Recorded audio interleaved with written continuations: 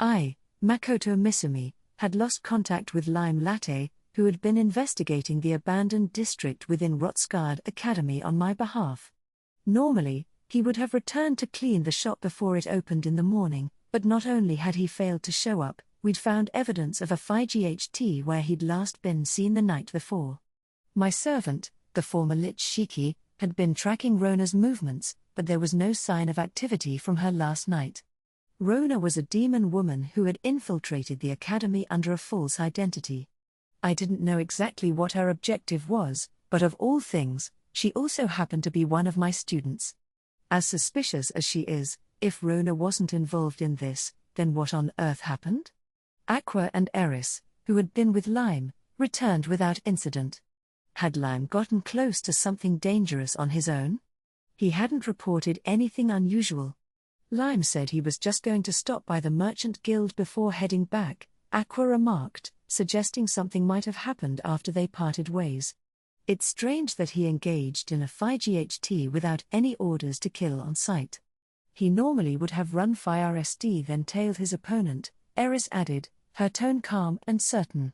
Eris, I've never once given a kill on sight order. Indeed, the place where we found signs of the battle and Lime's disappearance was along a road leading away from where he'd separated from Aqua and Eris to head to the Merchant Guild. But Lime wasn't the type to be easily overpowered, even if ambushed. He was skilled enough to escape while fighting and then, like Eris said, tail his attacker and report back to me. If that didn't happen, then the opponent must have been so powerful that he didn't even get the chance to run. Could someone that skilled have arrived in Rotsgard? It wasn't impossible to think that a merchant could have hired an adventurer of that caliber. The Forest Ogre sisters, Shiki, and I were discussing the situation on the shop's upper floor, leaving the dwarves to manage the store. But I couldn't expect them to solely keep running the place once things got busy, so I'd have to send Aqua and Eris back soon. If Lime had been captured or killed, then the two forest ogres would likely meet a similar fate if they ran into the same enemy. It made sense for Shiki and me to handle this ourselves. The only reason I could remain calm, even though Lime was in danger, was because Shiki had examined the traces of the battle and reassured me that Lime was likely still alive. Of course, I wasn't going to relax and take my time searching. I fully intended to rescue him as quickly as possible. Just because he hadn't died in the FIGHT didn't mean he was safe now. Still, since he had been abducted, I figured his captors must have a purpose, which hopefully gave us a bit of breathing room. Raidu-sama, it seems we may have been tricked, Shiki said. Rona hasn't made any moves, right? I asked. Indeed. However, the situation aligns with what we've heard before about interference with telepathy and the rings that suppress blessings. There's also a strange flow of power in the area. It's likely that Lime wasn't able to contact us. I suspect this sort of technique can only be wielded by demons. That again, huh? So, there are traces of this technique having been used? Do you think there could be more demons hiding among us, besides Rona, and they've decided to make their move? It's possible. Someone with Rona's abilities could pull off something like this no problem. I frowned. Any other clues about where Lime might be? I did detect an unusual magical signature at the scene. It was from Eva, the librarian at the academy. Eva? That was unexpected. I glanced around as I processed this. Eva, the librarian. It wasn't a time or place she should have been wandering around. We were somewhat acquainted, but in all the time I'd known her, she'd only ever shown me two sides, the quiet librarian and Lauria's sister who worked at the Ironclad Inn. She asked the occasional odd question, but it had always seemed to be within the limits of casual curiosity. Eva, huh? I mused aloud. I didn't think she was the type who could catch Lime off guard. If she got involved in this by pure curiosity, that would be pretty unfortunate. It did feel strange for even a whisper of someone as reserved and bookish as Eva to be involved in this, but I'd known similar people back in high school, the kind of people who always seemed to have their antennae up, and you just knew they'd get caught up in some kind of trouble eventually. Still, I can't shake the feeling that it doesn't add up.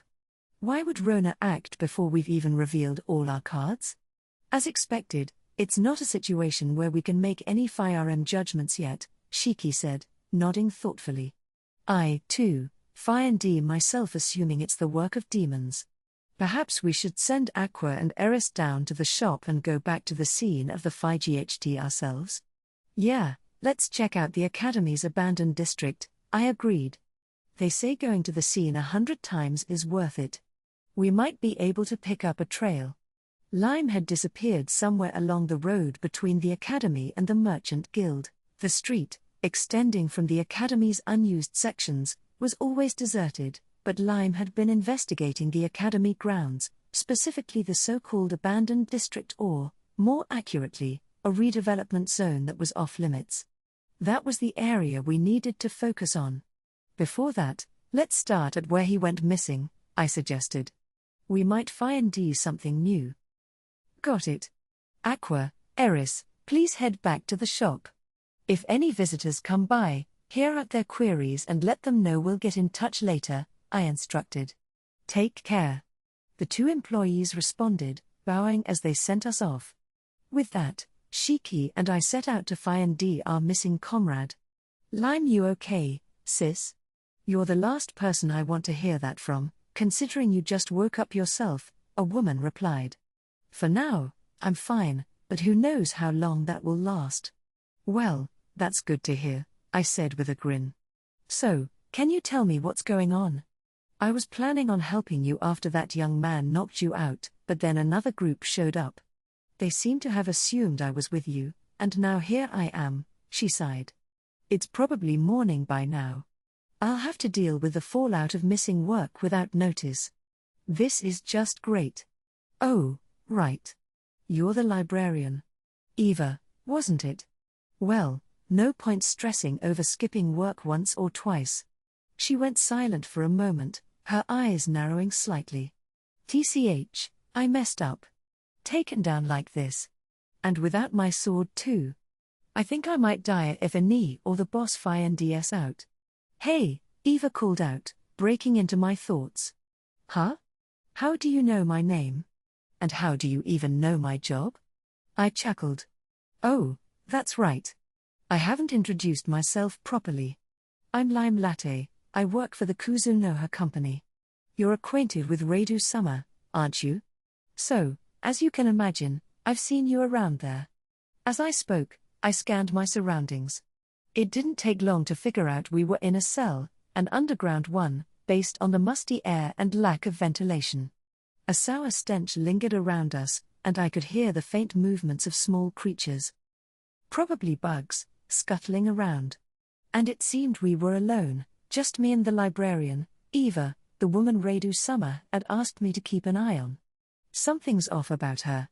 I still couldn't understand why she had been at that place last night. It wasn't the kind of spot you'd stumble across on a casual evening walk. I could tell she was trying hard to keep a calm face, but she wasn't as composed as she wanted me to believe.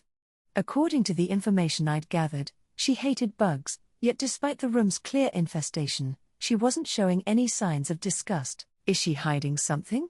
Or is she more involved in this than she's letting on? I checked myself over, no injuries, no restraints, but most of my weapons were missing. Worst of all, my sword was gone. Damn it. I need to get that back, no matter what. At least a few dwarven crafted items had slipped past our captor's notice. Maybe they thought they were just for decoration? Not that I blame them, these pieces don't look like much unless you know what you're looking for. Besides, I've concealed my magic power down to the bare minimum. Among the remaining items was the bangle on my right wrist, a secret weapon crafted by the dwarves. I whispered the activation phrase under my breath.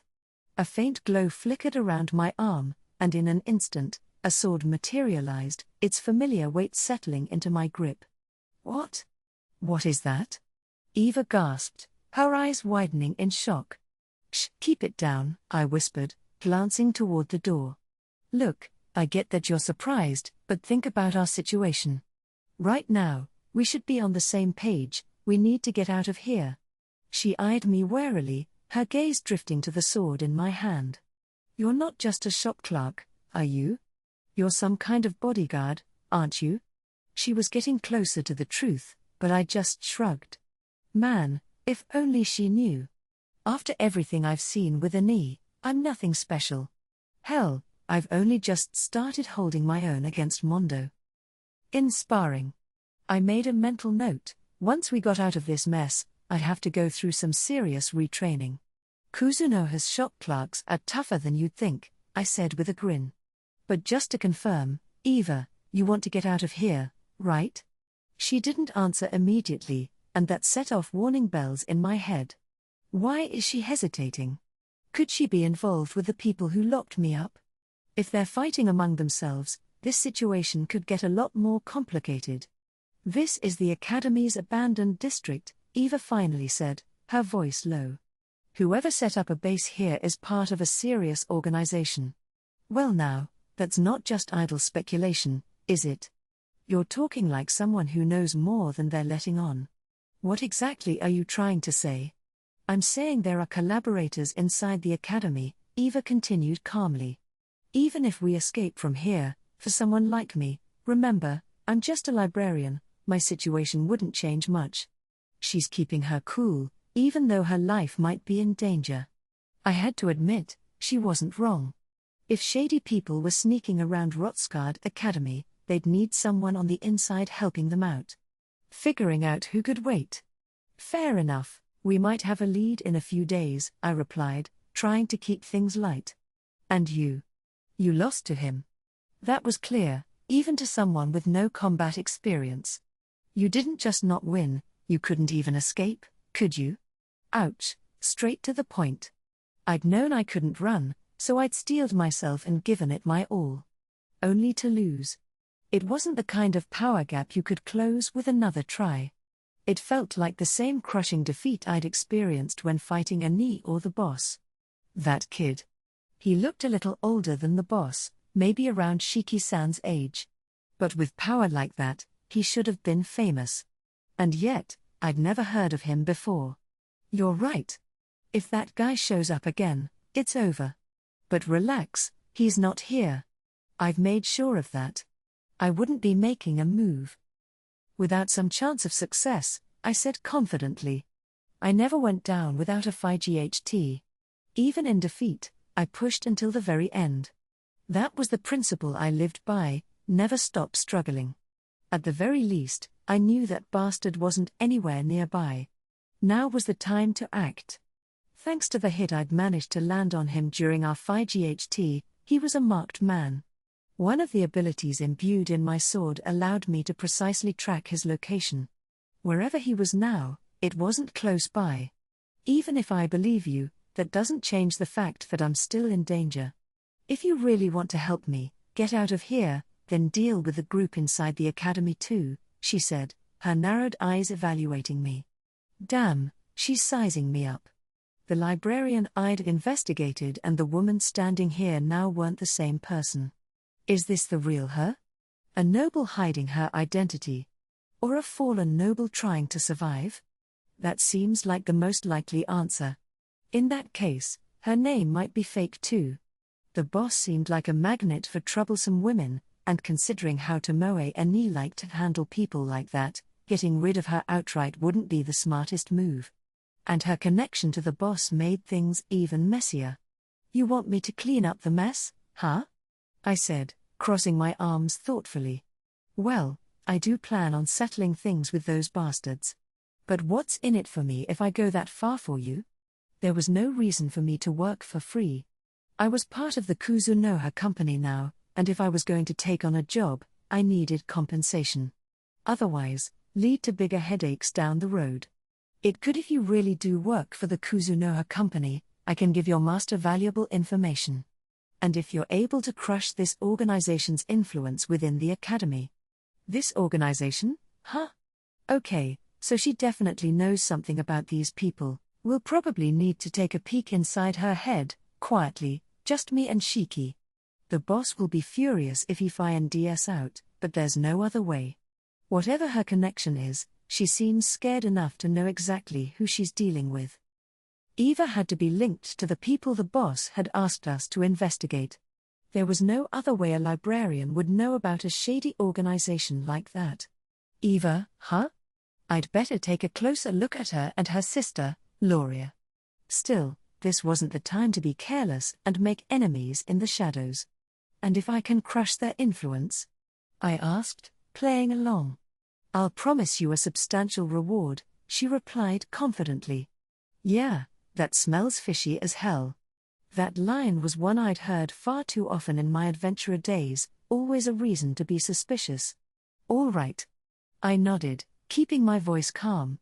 We'll talk about compensation later.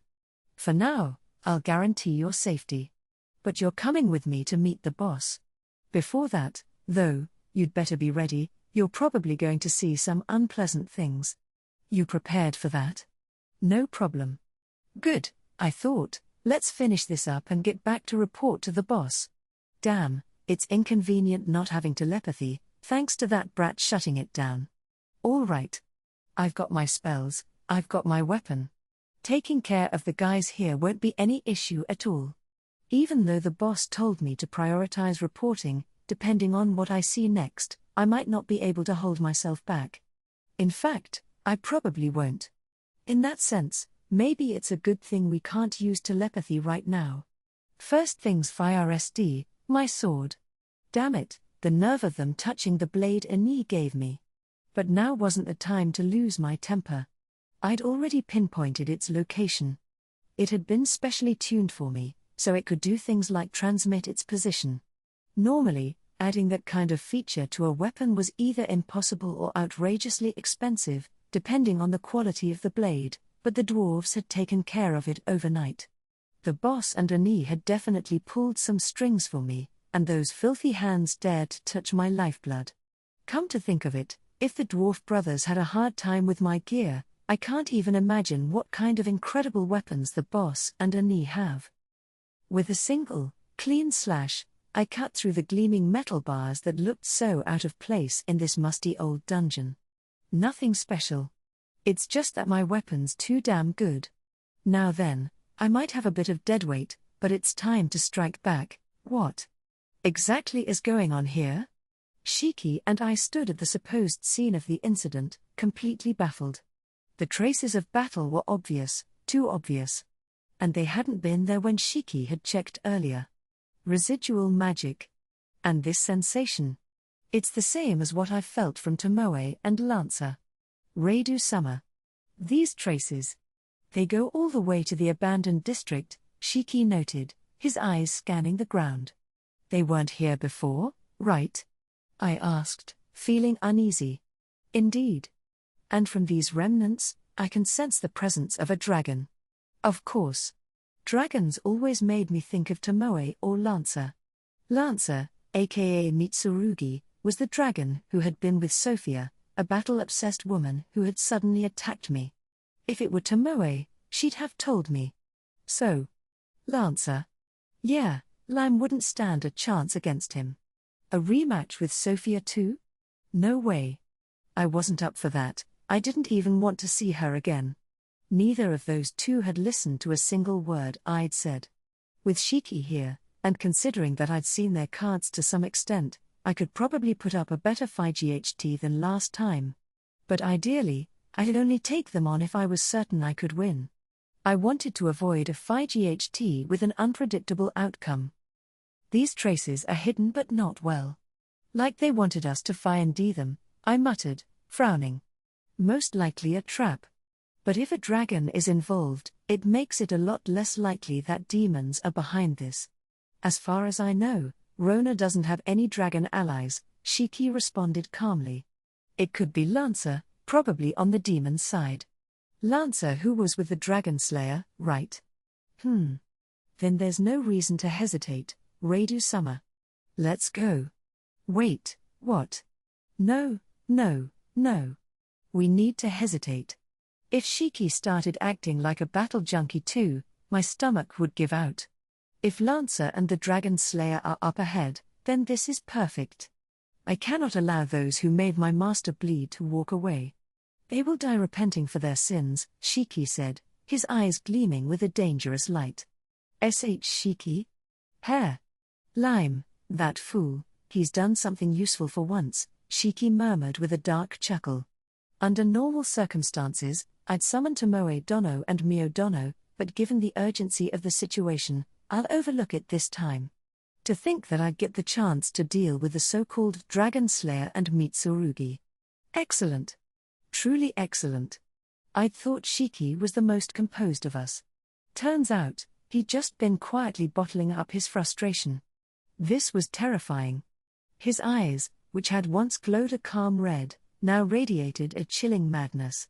His thin smile only made it worse. Hey, seriously, those guys are really strong, I said, trying to get through to him. Are you listening, Shiki? Of course, Radu-sama. That simply means we'll be able to go all out, correct? Worry not. I have no intention of holding back in the slightest. And if, by some chance, I fail to handle them, we'll simply summon Tomoe Dono and Mio Dono. And our opponent's despair will be bottomless. He's completely lost it. If we really ended up fighting Sophia again, I might not even need to get involved. Shiki was too far gone. I didn't think I could rein him in if I tried. And, if I was being honest, I didn't want to. It felt good knowing he was this angry on my behalf. All of that to say, I had no choice but to go with Shiki. I could handle things now. I wasn't the same as last time. A trap, huh? This could be interesting. Since he'd become my follower, I'd never actually seen Shiki go all out. Most of our training revolved around counter spells, neutralizing magic, not unleashing it, and he hadn't been part of the Forest Ogre's training. But this time, I'd finally see how he truly fought. In fact, it wasn't just Shiki, I hadn't even seen Tomoe or Mio go all out. With no idea what awaited us, Shiki and I headed for the abandoned district. Shiki was muttering under his breath, his form already cloaked in a violent, ominous aura of magic. He didn't look like someone I could just casually talk to anymore. Boss, I apologize for my earlier mistake. It's Lime, I'm back. I'm here with Eva, the librarian from the academy. We've just confirmed the nature of the facility you instructed us to investigate in the abandoned district. I've made sure Eva is safe, and we've disabled the facility and eliminated the enemy. Huh? Lime? I'd all but given up on hearing from him entirely, and here was a telepathic message from him out of nowhere. Thank goodness I'd left my reception channel open just in case. Lime, are you okay? Eva's with you? Wait, wasn't there a dragon there? I asked, confused.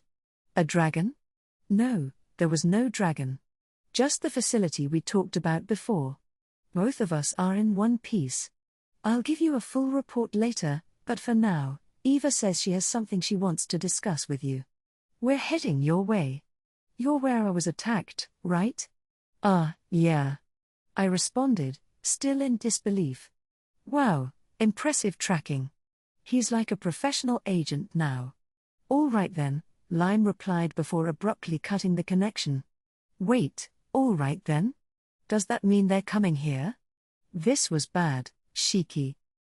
I needed to snap him out of it. It'll be a disaster if Eva sees him like this. Shiki. Lime's on his way back. It's already over. Hey, come on, snap out of it. Flick off that switch. Ditch the murderous aura. Smile. Just smile. Lime. That man, of all people. Shiki growled, still brimming with frustration. Can you hear me? Switch back to normal, I shouted, desperately trying to wrangle him back under control. How dare he say I'm back after winding me up this much? Couldn't he wait 10 more minutes? What the hell is wrong with him? No. There wasn't any dragon. It was all a misunderstanding. When Lime arrived, I had finally managed to calm Shiki down, getting him back into his usual academy mode. It had been one of the toughest missions I'd had in a while. Rona Radu, huh? I don't believe for a second that he's just a merchant. But even so, I didn't feel even the slightest hint of hatred toward demons from him. He's not like that dragon slayer, who joins forces with other people for some hidden agenda. No, He's just normal. Completely ordinary. That boy interacts with demons as if he were talking to high humans from another country. Rona, posing as the high human woman Karen Foles, lay quietly on the bed in her assigned room. Her eyes were closed, but her mind was actively sorting through the unexpected events of her recent outing. As a demon general, Rona's main role was the gathering and utilization of information. She also occasionally gave tactical and strategic advice. In terms of individual combat ability, she ranked third among the 4 demon generals, but she didn't concern herself with that. She believed that as long as each general served the demon king in their area of expertise, that was enough. So, whether she was feared or despised for her work, Rona remained unfazed. In fact, she took it as a sign of her commitment to the mission, something she was quietly proud of. Even among the Academy's most skilled instructors, Radu's power is on another level, Rona mused. From my perspective, he isn't just exceptional, he's something entirely different. If high humans adopt the combat style he's promoting, it'll become a serious problem. His style shares similarities with ours. If a bigger force were to start using the same techniques, we'd be at a severe disadvantage. Simply put, we need to eliminate him quickly. But the greater concern is the information he possesses. He even knows my name. And I can only say that about a select few demons. I need to eliminate the source of that information leak, wherever it came from. His neutrality surprised her. He chose neither the demon's side nor the high humans. If that was truly how he thought, then he could be incredibly useful. He seemed easy to handle, a perfect pawn. But Shiki was the real obstacle. Rona's instincts told her he was the one running their information network. He was the dangerous one, the one who knew her name. The ideal move? Eliminate Shiki, then bring Radu to our side. That would be the perfect outcome for the demons. By now, Rona had secretly instructed several of her agents to investigate the Kuzunoha company and Radu. In the planning stages of this mission for Rotsgard, they hadn't deemed it she'd brought weren't dangerous, particularly skilled. Now, with a shortage of skilled personnel, she regretted that decision. Subordinates so getting caught wouldn't just be futile, it could backfire. So, Rona issued strict orders to her subordinates to remain undetected. This approach risked compromising the quality of intelligence, but right now, gathering intel on her opponent took priority. Kuzunoha doesn't appear to be making any notable moves within the academy. I'll check their merchandise later, but being a general goods store, I doubt there's anything particularly remarkable about it. When I checked Radu's guild records, his classification was listed as a jack of all trades.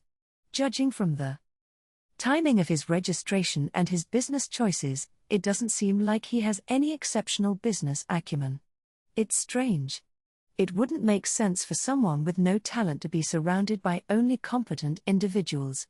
He must have some hidden ability. His combat skills were undeniably impressive. I nearly had to get serious myself. Then, there's his assistant, Shiki. He's probably formidable too. But could mere combat prowess really explain why so many capable people gravitate toward him? Rona's thoughts spiraled in circles without reaching any firm conclusions, leaving her increasingly frustrated. She couldn't bring herself to believe that they would pose no future threat. She had to act, but without a clear grasp of her opponent, or the extent of their information network, gauging her limits was impossible. For now, let's just watch them. My main objective is complete, so there's no need to take unnecessary risks. Besides, unless someone from the temple gets involved, there's little chance the high humans will leave this incident with a positive impression. The atrocities committed against the demi-humans will eventually be blamed on the high humans, and, considering I'm here, it could even improve the demon's standing. However it turns out, it won't harm our interests. If they ask for help, I can lend a hand personally, no harm in that. It could even lay the groundwork for me to disappear without raising suspicions. Given the circumstances, I'd say I handled this rather well. Rona slowly opened her eyes. So far, she had managed to respond to the unexpected developments, and the path ahead was becoming clearer. As she reached this conclusion, she noticed night had already fallen. She chuckled softly, realizing how much time she'd spent lost in thought. Before long, it was likely that another large-scale conflict would break out between the demons and high humans. Rona expected that she would also have to participate in that battle, and there was still a lot of work to be done before then. But Radu's presence had thrown everything off course. As for Stellar Fortress, with Io there, most contingencies are already covered. When it comes to battlefield strategy and combatability, few are as reliable as he is. Considering the scale of the conflict at this moment, Sophia is still the strongest force on the high human side. As long as she's kept under control, the high human's attacks will be limited. All that's left is to uncover the true nature and abilities of the Wicked One, and everything will be solid. This phase is progressing exactly as our king envisioned. Of course, if Radu turns out to be the Wicked One, then this could be resolved easily, but that seems a bit too convenient. There are too many uncertainties, like the timing of the battles, the scale of the magic used, and even the limited physical descriptions we've gathered. The only commonality with Radu is the blue coat-like armor. Ugh, doubting someone just because they wear a blue coat, my instincts aren't what they used to be. And, honestly, when the eyewitness reports from the battlefield only mention red and blue figures, it's hard to trust the reliability of that information. I've fallen victim to the Academy's peaceful thought I hadn't atmosphere, but maybe I have. Oh well, I'll just rest for the night. It would be a while yet before Rona realized that the two people giving her so much trouble, Radu and the Wicked One, were, in fact, the same person. Lime's interim report on Rotsgard Academy redevelopment area investigation. During the investigation of the specified area, I encountered an unknown individual. Height around 5'7", slender build, silver hair, and black eyes. Presumably male. His unnervingly perfect face was constantly adorned with a smile. His appearance resembled that of a high human, but I suspect otherwise. He possessed overwhelming combatability. I attempted to flee but failed, so I sought an opportunity to escape during the FIGHT. However, the individual activated a ring-like device that blocked telepathy. The extent of its other effects are unclear. I was unable to gauge the full extent of his power and was ultimately defeated, but managed to land a strike and mark him. Additional note, during the battle, I heard a woman's scream, which I later confirmed to be from the Academy librarian Eva. After losing consciousness, I awoke to find myself restrained in the basement of a building within the abandoned district, the very area I had been investigating. Eva was similarly restrained. After assessing the situation, I decided on escape. I verified her willingness to be protected and brought her along. There is a possibility that Eva is of noble descent, based on her behavior and speech. Within the building, I confirmed that the target was a medium to large-scale organization. I discovered the true nature of their experiments, which we had been investigating. As suspected, their methods were inhumane, and none of the subjects were found in recoverable conditions. Most were demi-humans, though I observed a few high humans as well. The experiments matched the details in the intelligence provided by the demon Rona, pure high human experimentation. The primary focus was drug trials and chimera research, all aimed at enhancing combatability and magical power. All test subjects had been abductees, both high human and demi-human. After confirming that my earlier mark showed no reaction, I determined that the boy I'd fought previously was absent and proceeded with targets' combat capabilities and the risk they posed. Immediate action was unnecessary. We concluded that the best course of action was the total destruction of the facility, ensuring it could never be restored. Telepathic communication unavailable, the mission. Given that during the operation, there was no sign of the boy nor any sign of reinforcements.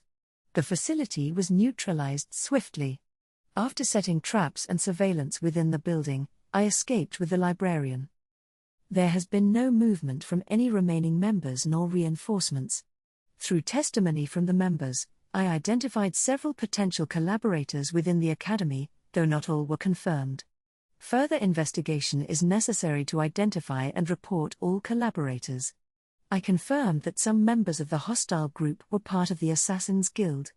It seemed that some sort of cooperative arrangement had been established through contracts. That is all. Additional note: apologies for any shortcomings in this report. I'm not used to writing these things in a hurry. Lime, what's with that last part, Lime? And his signature, it was unusually neat. I should probably get used to writing my own signature too. There was always some contract or delivery form that needed it. Still, this report feels incomplete. It's a strange mix of formal documentation and personal reflection, like he skimmed over the real details. Lime would normally never flee an enemy that he could handle on his own. It felt off that he couldn't use his telepathy, and hadn't Eva been with him. Something about this whole thing just didn't add up. Who was the boy who had whooped Lime like an infant at the start? If it were Lancer, he would have drawn his sword and attacked, something Lime would have mentioned. It was also strange that the boy hadn't appeared again after that. Could it be connected to the same organization? And the fact that Lime returned unharmed, that stood out to me. What was the purpose of that 5GHT? Unconscious. If Lime and Eva had been kidnapped, while if it had been me attacking, I would have disarmed them fire ST, then patted them down for other weapons and restrained them to make sure they couldn't resist. So, had Lime's sword been taken? He always said that sword meant more to him than his life, so no way he would have let that slide. Would he have stopped at just getting it back, especially considering how angry he had been when I told him about Rona's suspicions? His report hadn't mentioned his sword being taken. It also lacked detailed information about the experiments. All he had written was that none of the subjects were in any state to be saved or had already died. As he said at the end, he had written the report in a hurry, so it was a pretty rough summary. I thought I should probably call Lime in later and have him fill in the gaps verbally. There was no need to make him rewrite it. Maybe there were parts he didn't think should be written down in the report. Lime was quite considerate like that. He might have left things out on purpose, to spare me from unnecessary worry. Radu-sama, Eva would like to speak with you, Shiki informed me. Eva, huh? I had been quietly reading the report, but I looked up upon hearing Shiki's words. Eva was waiting in the next room. For the time being, I planned to let her stay here until Lime could identify the Academy's collaborators and other involved parties. It would weigh on me if she ended up dead on my watch. Besides, I needed to ask her what she had been doing in that place. According to Lime, she had been with him after their capture, but for someone who had seen him eliminate the targets, she seemed far too calm. For a librarian supposedly buried in books all day, her composure was unnerving. If she was ready to talk, I should go meet her in person. Having her come here didn't feel right. Oh, and I couldn't leave Shiki idle. The situation had taken an unexpected turn, but we had made progress. Bringing Rona into this might speed things up. Shiki, I'm going to talk to Eva, I said. Could you head to Rona and ask her to help Lime and the others identify the Academy's collaborators starting tomorrow? Fill her in on what's happened so far, use your discretion on how much to share. As you wish. I'll be sure to give Rona a good push. Shiki and Rona really seemed to get along well. I couldn't help but wonder what kind of relationship they'd had in the past. I watched Shiki as he left, then knocked on the door to the next room. Almost immediately, I heard her say, "Come in." Stepping into the room, I found that the familiar librarian looked worn out, though something about her gaze had changed. She no longer looked at me as a casual acquaintance, her eyes held a quiet evaluation, as if weighing my worth. It wasn't overt, but the tension was there. Thanks to Lime, I managed to survive. Thank you, Radu-sensei. He's an employee of your trading company, right? He's quite strong, isn't he? She asked, her eyes showing a mixture of relief and curiosity. I raised my hand slightly, and a speech bubble appeared in front of me, with the text floating in the air. He used to be an adventurer before joining us. I was surprised when I heard the report. I'm just glad you're safe. And Shiki, as well. Is it some kind of rule that one has to be strong to join your company? She continued, her tone probing. She's still trying to assess us, huh? Not at all. It's just coincidence that you've encountered those individuals. Now, you mentioned you had something to discuss with me. In reality, nearly everyone who worked with me could fight GHT. But that was best left unsaid. Yes. You might have heard this from Lime already, but it's about information and compensation. From Lime? Well, he was quite exhausted and is resting now. Information and compensation, you say? That was a lie. Lime had already told me about the information and compensation she mentioned. I didn't mind the compensation, I'd gladly accept it, but what intrigued me more was the information. Yes. I made a promise to Lime when he saved me. As for the compensation, that will come after we've dealt with the threat that looms over me, which I'll tell you about now, she said, her tone becoming more serious. Please, go ahead, I wrote. Yes, it's about the 2 portraits you showed me before, she began, her voice steady but her eyes flickering with some hesitation. What? My heart skipped a beat. I'm sorry. I lied to you. Those portraits of the man and woman you asked me about. I did recognize them. The portraits of my parents. They were the ones Rignon had drawn for me.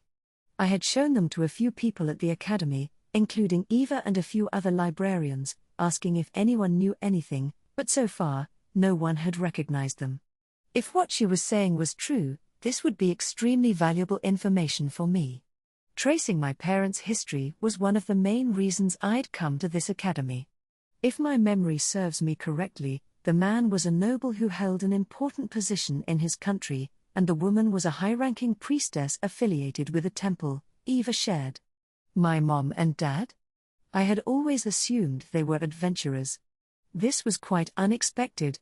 Especially the part about my mother being a priestess, it didn't match the image I had of her at all.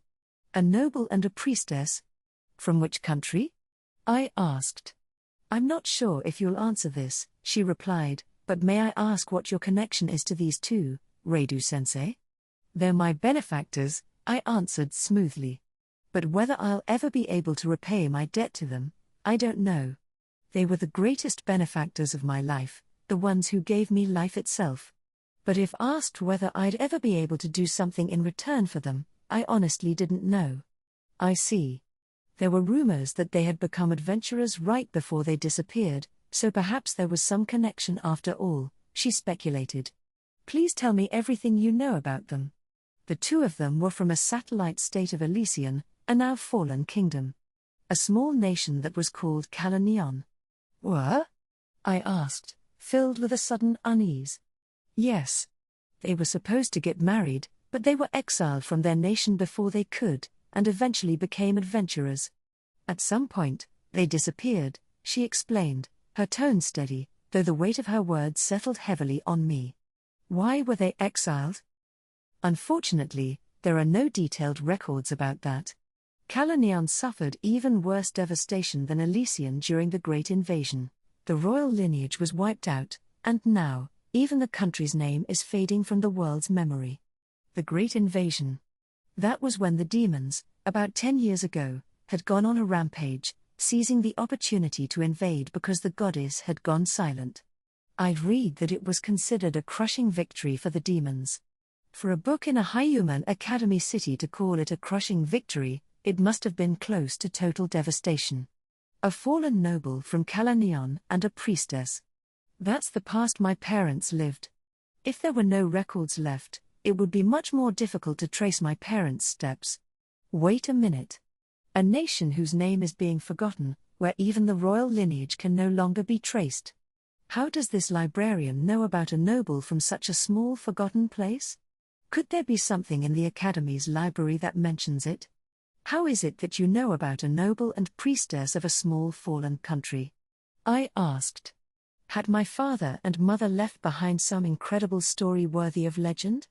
Maybe, just as I first suspected, they had achieved something significant and ended up transported to another world. There are a few volumes in the library that mention Calenion, Eva answered. A few volumes? In a library that holds an overwhelming number of books, too many to read in a lifetime, there were only a handful of volumes about it. Well, I knew that Elysian was one of the 5 great kingdoms destroyed by the demons, but as for the smaller surrounding states, I didn't even know their names. In fact, Calanion was completely new to me. A few volumes, huh? As expected of you, Eva-san. Negation. You know the library's collection very well. No. While it's true there are a few books that mention Calanion, none of them contain any information about the 2 people you asked about. My knowledge of them comes from a different source. Another source? May I ask what that is? You're aware that Loria and I are sisters, but I've never told you our family name, have I? She asked, her voice growing quieter. No, you haven't. But it's not uncommon for people to not have family names, so I didn't find it strange that you hadn't mentioned one. We did have a family name. But now, we're no longer in a position to use it, she said with a hint of bitterness. That doesn't sound like a peaceful story. Our parents chose to flee rather than fight in the war against the demons. In the end, Loria and I were the only ones who survived. Even worse, we were branded as cowards, nobles who survived while our nation burned, she explained, her tone heavy with the weight of that memory. So, Eva was once a noble. Or at least considered herself one. In this world, nobles were responsible for defending their territories. During peaceful times, they simply collected taxes and managed their lands, building their reputation in high society. If they handled these responsibilities well, no one complained. In fact, they were often praised. When a threat approached, they had to lead an army to defend their lands. If their territory was burned, a noble was expected to fall with it, going down honorably. If a lord didn't act recklessly in peacetime and protected their land during wartime, responsibilities. Even the infamous, foolish nobles of the Kingdom of Limia openly claimed they would defend their lands with their lives. Of course, since they hadn't had to face the flames of war, their reliability remained to be seen. They were fulfilling then so, nobles who have turned their backs on the enemy and fled likely face severe condemnation in this world. I could imagine fleeing from a hopeless battle, but maybe that's just my peace-loving Japanese mindset. I'd better not share that opinion, though. So, you were the daughters of nobles? I asked. Yes. And we shamefully survived, Eva replied, her voice laced with bitterness. Even now, when people hear our story, they look at us with contempt and sometimes harass us. It's only natural. Why didn't we fight bravely and die with honor? I asked. My now late parents the same thing countless times, but they had no answer. Loria and I even thought about taking our own lives, but it's no use. I noticed a dark, unsettling glint in Eva's eyes. It felt like a topic best left alone. No use? Even if we were to take our own lives, the stigma wouldn't disappear, she replied quietly. The dead citizens won't come back, and neither will the land that was burned. That's true. Even if they committed suicide, the disgrace wouldn't be erased. But how does this connect to my parents? Isn't the conversation drifting off course? That's why, before I die, I decided to reclaim it. Eva's voice took on a resolute tone. The land of Calanion, or at the very least, Ansland. Calanion. So, Eva and Loria are from the same country as my parents. Ansland must be their family name. But that's absurd. With no allies, what could 2 sisters hope to accomplish? It was hard to imagine this plan ending in anything but their unnecessary deaths. Even if they asked for my help and managed to reclaim the land surrounded by demon territory, it would only be taken back again immediately. That's quite an ambitious goal. So, Calanion was your homeland, Eva-san. I see, I understand now. Thank you for sharing such valuable information. No, there's more. Please listen, she continued, a tense pause lingering between us. Is she really trying to get me to cooperate with such an impossible plan? If she had more information to offer, I supposed there was no harm in hearing her out. And so, the tale of Eva, a noble of a fallen nation, continued. Later on, in the quiet of the night, I found myself alone in my room. The things Eva told me, Lime's report, and the information and request from the demon general Rona, everything was tangled together in my mind. With the sudden surge of information and the rapid developments, everything felt overwhelming.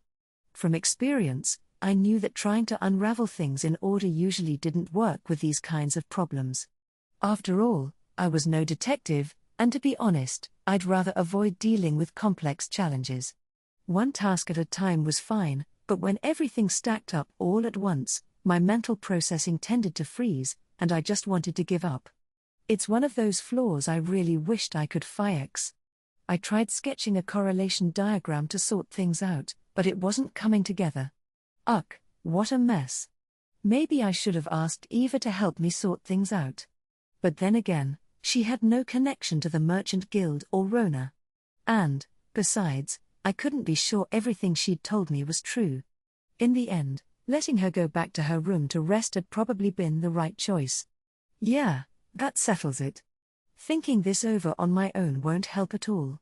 I might as well wait until Shiki gets back, and we'll talk it over together, even if it means sacrificing some sleep. In the meantime, I'll gather what I know so far. Eva is from a small high-human kingdom called Kalanion, which invasion was destroyed during the demon race's massive. Surprisingly, it's the same nation my parents come from. My father was a noble holding an important position in Kalanion, and my mother was a priestess at a temple that worshipped the goddess. I don't really know what counts as small for a nation, but seeing that my father held a prominent role, I suppose he came from a distinguished family. If things had turned out differently, I might have been born into a noble household myself.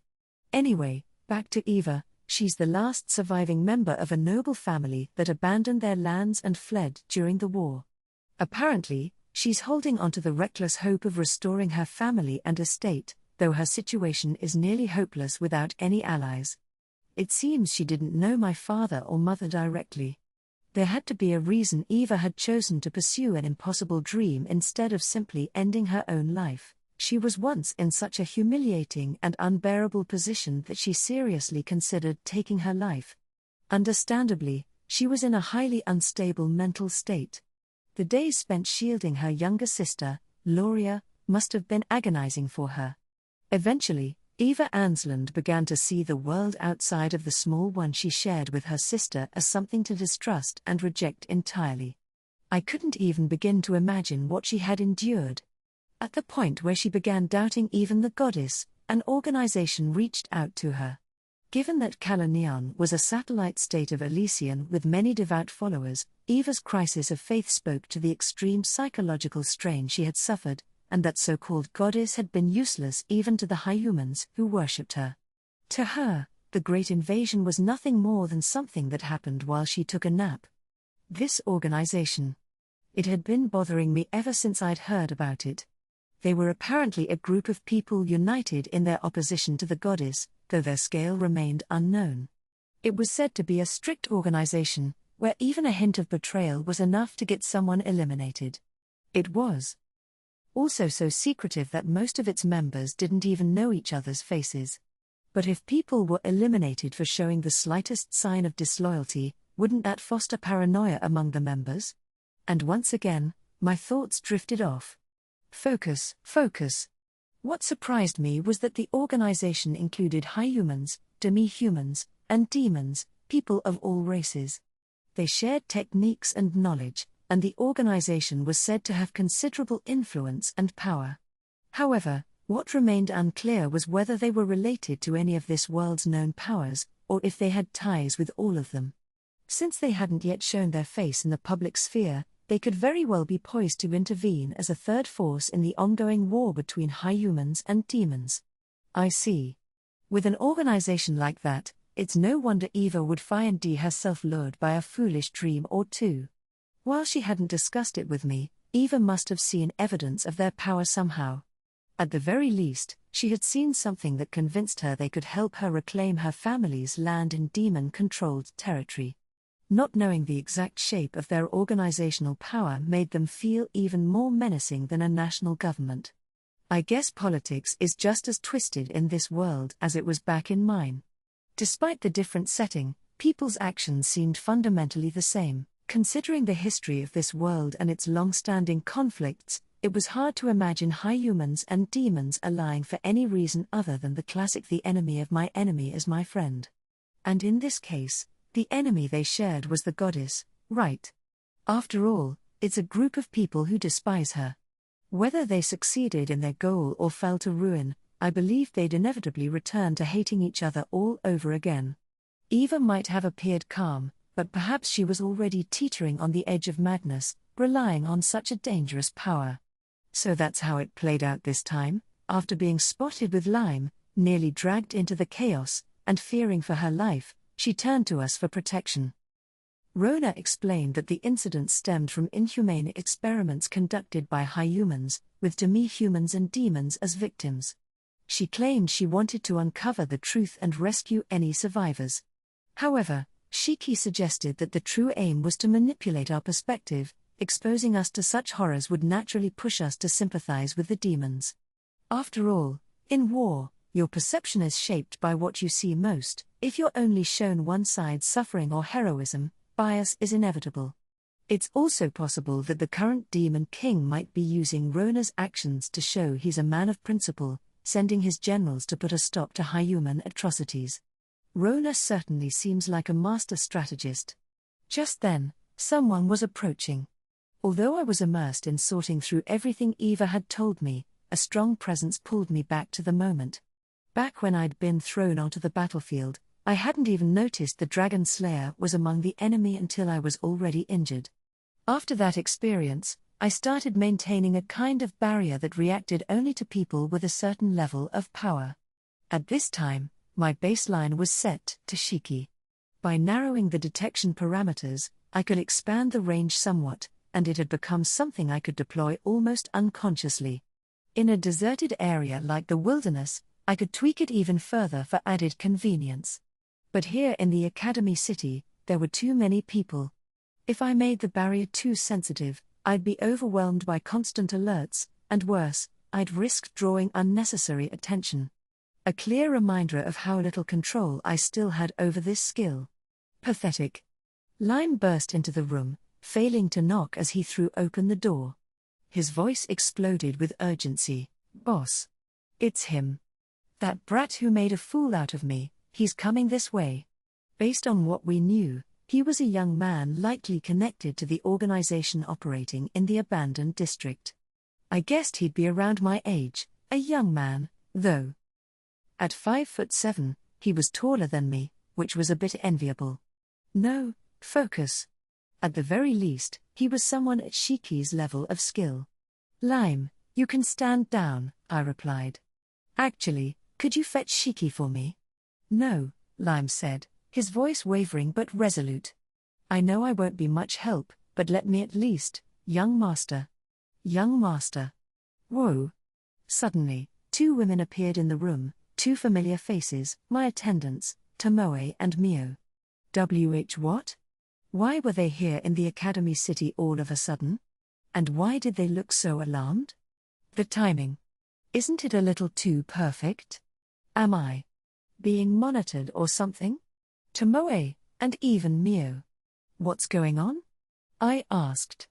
You're safe. That's a relief, at least, Tomoe replied, her voice tinged with obvious relief. Thank goodness, Mio echoed, her expression visibly easing as well. Could the person approaching be the reason for their reaction? He was already close, but there hadn't been any sign of an attack. No sign of magic being prepared either. Is it because of the person heading this way? I asked. Yes. We don't know why he's coming, but he's a troublesome opponent, Tomoe replied gravely. For Tomoe to call someone troublesome, that was a first. No wonder Lime had been outmatched. Wait, does Tomoe know this person? Lime, step back, Mio commanded sharply. That's a bit harsh, Mio-nichan, Lime protested. Lime, everyone has a role they're suited for. You'd only get in the way here, Mio retorted bluntly. If that bothers you, then make sure you've grown stronger by the next time. For now, stand down. Oni-san. Lime muttered, clearly struggling to accept her words. With these two here, you can rest easy, Lime, I reassured him. Besides, We don't know for sure if this will turn into a FIGHT. Understood, boss. Take care, he said quietly, biting his lip in frustration. Lime was someone who rarely let his feelings show, so getting dismissed by Tomoe must have stung deeply. With his talent and natural instincts, he was already far beyond me. This would likely push him to become even stronger. As for the problematic person, was he waiting at the store entrance? Why? After a moment, he started moving again. Ding-dong. A sharp sound echoed through the shop. We had an emergency call button installed outside for urgent assistance after hours. Of course, if anyone ever used it as a prank, I made sure they got a well-deserved lecture, and our opponent had just pressed it. I was expecting him to just barge in, so. What's going on here? I wondered aloud. What should I do? He couldn't possibly have come just to buy some medicine, right? Young master, don't let your guard down, Tomoe cautioned, her eyes still sharp with vigilance. Whoever this person was, they seemed to carry some serious weight. Well, there was no helping it. I have to go see for myself. Tomoe, Mio. Come with me, I said. They both nodded solemnly. Descending from the second floor to the entrance, I opened the door. Just as Lime had reported, there stood a silver-haired young man. He looked about my age, maybe a bit older. His height, about 5'7", was on the smaller side for this world. Once again, it reminded me of my own stature here. What even was I in this world, really? If his apparent age matched his real age, he probably still had plenty of room to grow. He wore a loose white shirt, paired with what looked like denim pants. The shirt had several buttons undone, exposing the pale, almost unhealthy-looking skin on his chest. I decided to address him directly. May I ask why you're here so late? Nice to meet you. I'm the guild master of the Adventurers Guild, he replied smoothly. I did something rather disrespectful to Lime Latte, and I understand he works with you, so I came to apologize. May I come in?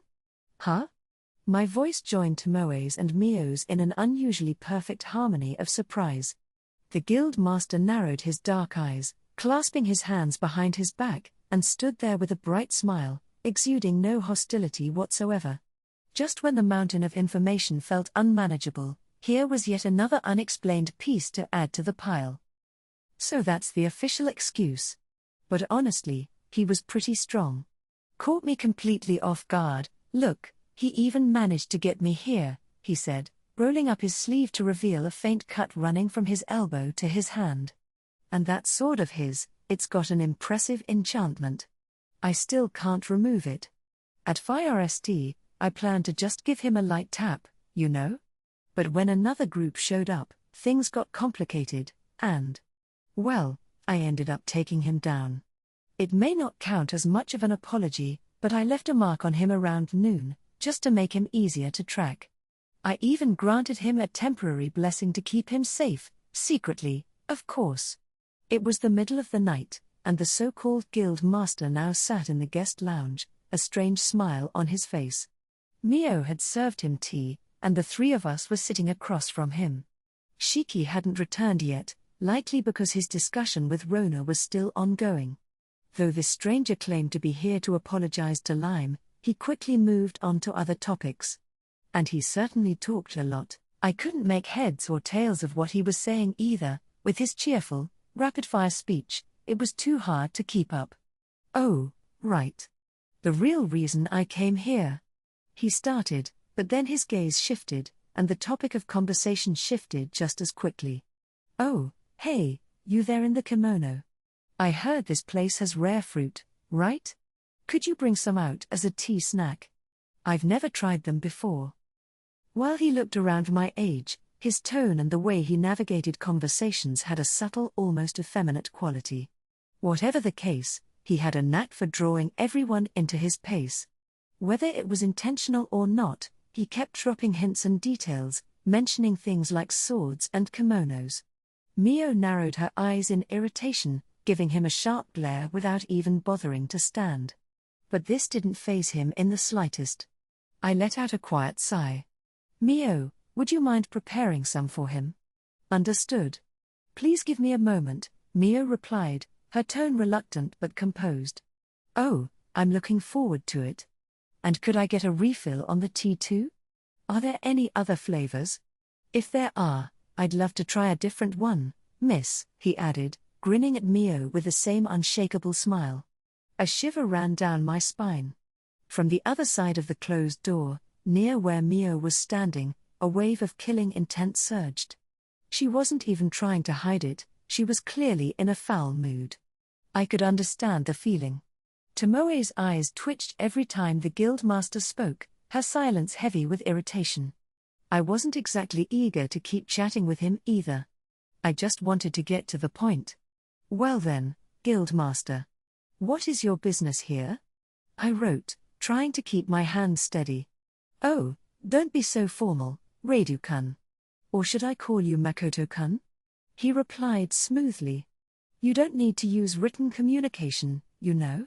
After all, I'm not human. Wait, what? I'm afraid I don't quite understand what you're getting at, I responded, forcing myself to remain calm. Ha ha ha. How cute, Makoto-kun. Your writing's a little shaky, you know. You're more flustered than I thought. Just speak normally, won't you? I know you can.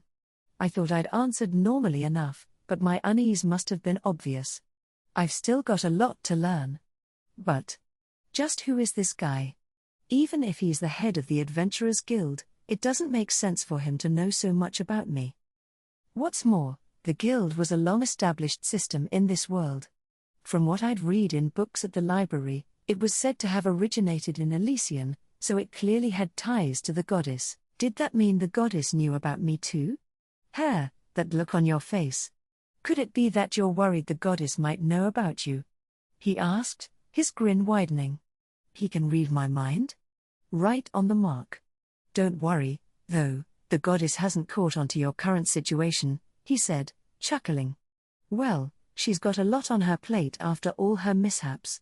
She doesn't have the resources to spare at the moment. And by the looks of things, it'll be a while before she can turn her attention this way. Who are you? I asked, my voice low, each word edged with caution. So that's what Makoto-kun's voice sounds like, he exclaimed with a delighted expression. I like it.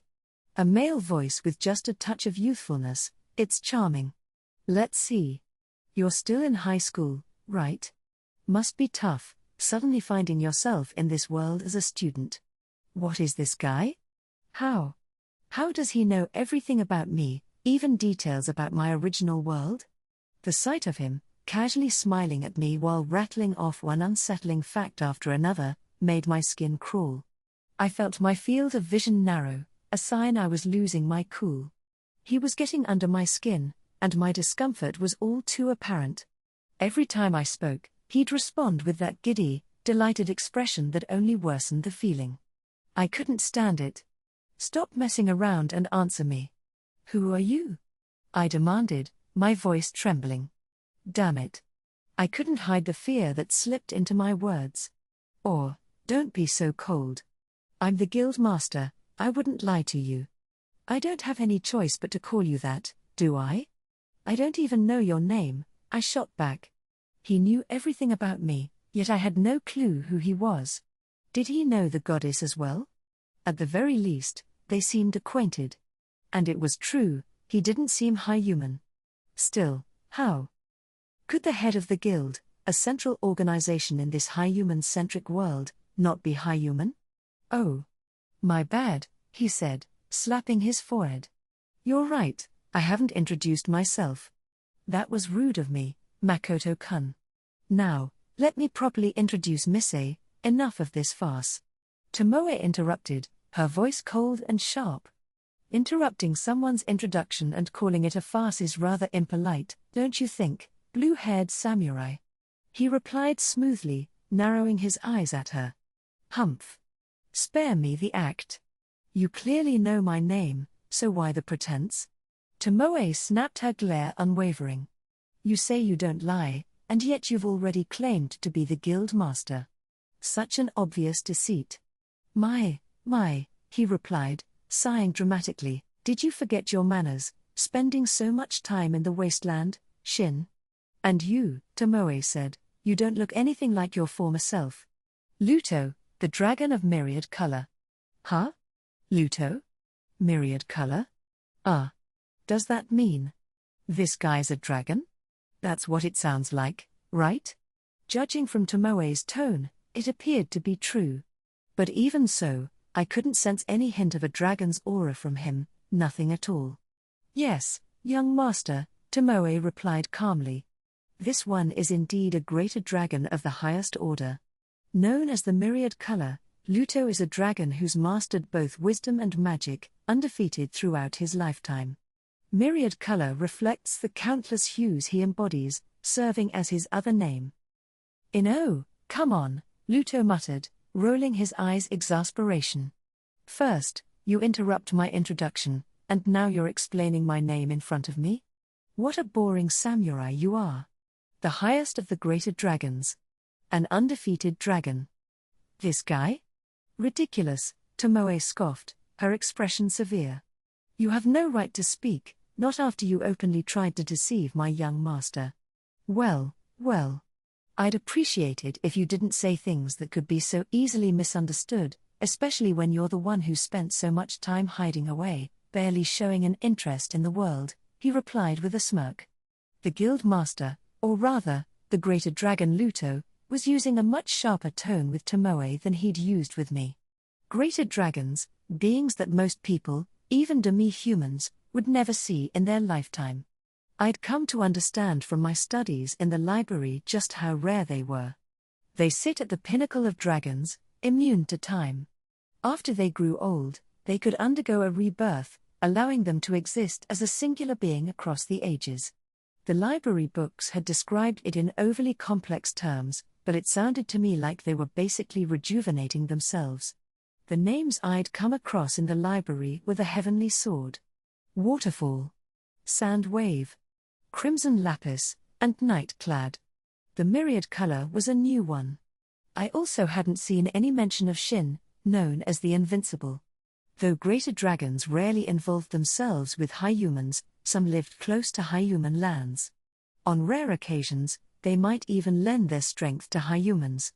If they lent aid indirectly, it was referred to as receiving a dragon's blessing.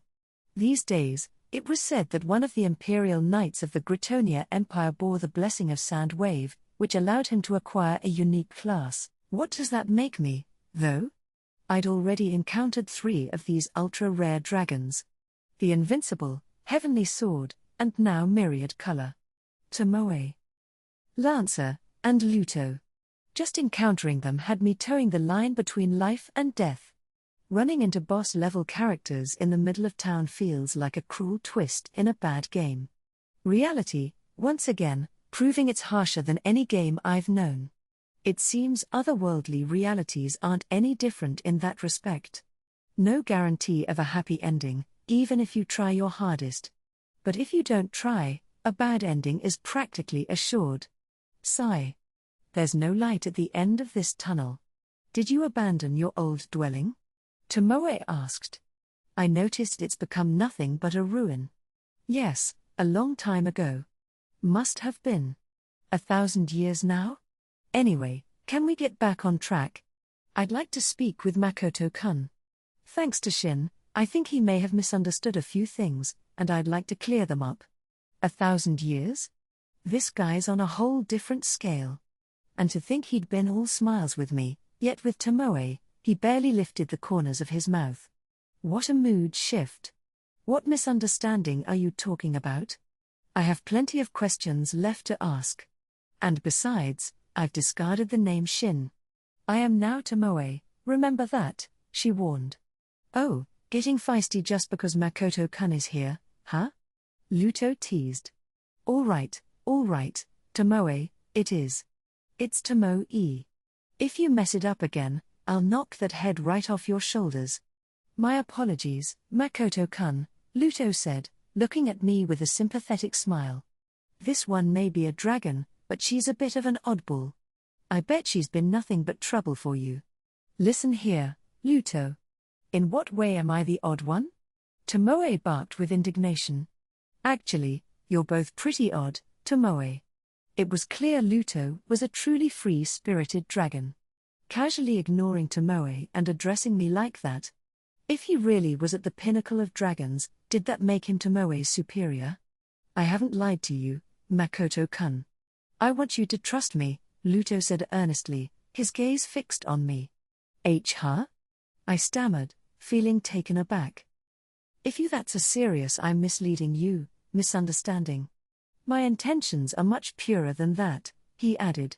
Feel just as he finished his statement, a sharp, gleaming blade slid into the space between us, aimed straight at Luto's face. Tomoe, you're using your short sword.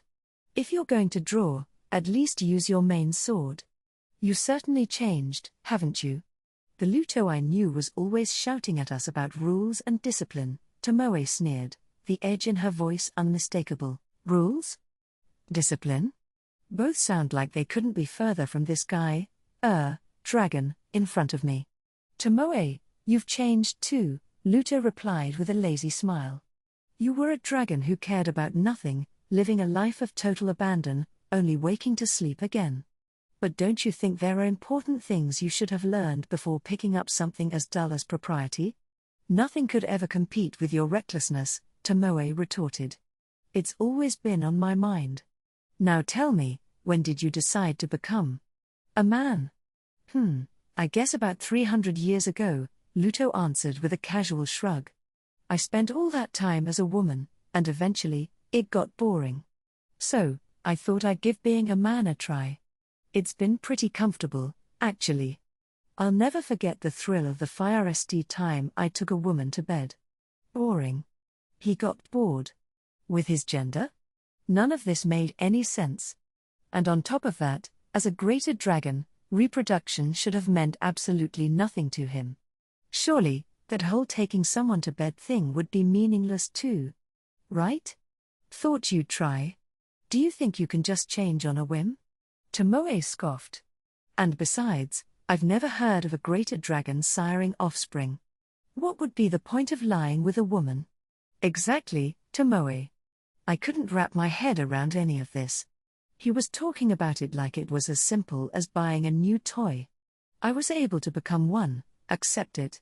Besides, I've decided to stop reincarnating too. I've slowed my aging to a crawl so I can enjoy this life to the fullest. But, when it comes to pure pleasure, being a woman is definitely better.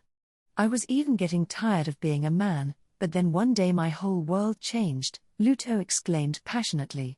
Why is he even bringing up pleasure? So that's how it is, huh? Apparently, it feels better as a woman than as a man. Not exactly useful information. If I think about it, why does that even matter? Honestly, he's talking about it like he's some sort of sports enthusiast, and I don't know how to respond. I don't care about your shifting values. Tomoe muttered, clearly exasperated. Same here, Tomoe. It was hard to find the words to respond, but I completely agreed. I was absolutely put off. There was this one time when I just happened to be with another man, and how do I even put it? It was like an emotional fulfillment, a spiritual drug. I felt this indescribable euphoria rising from deep within me. Oh, I tried going back to being a woman afterward and had relationships with other women, too, but nothing could compare to that time. Luto's excitement grew as he rambled on about things I couldn't remotely understand. Men, women.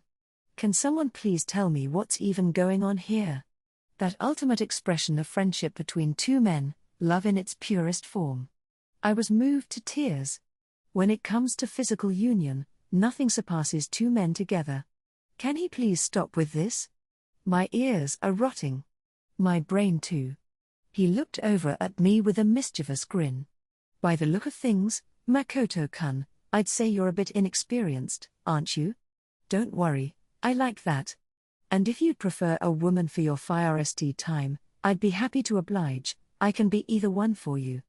I guarantee you won't regret it. What the hell is he talking about? His pale skin was starting to go red, and his manner grew intense. This makes no sense.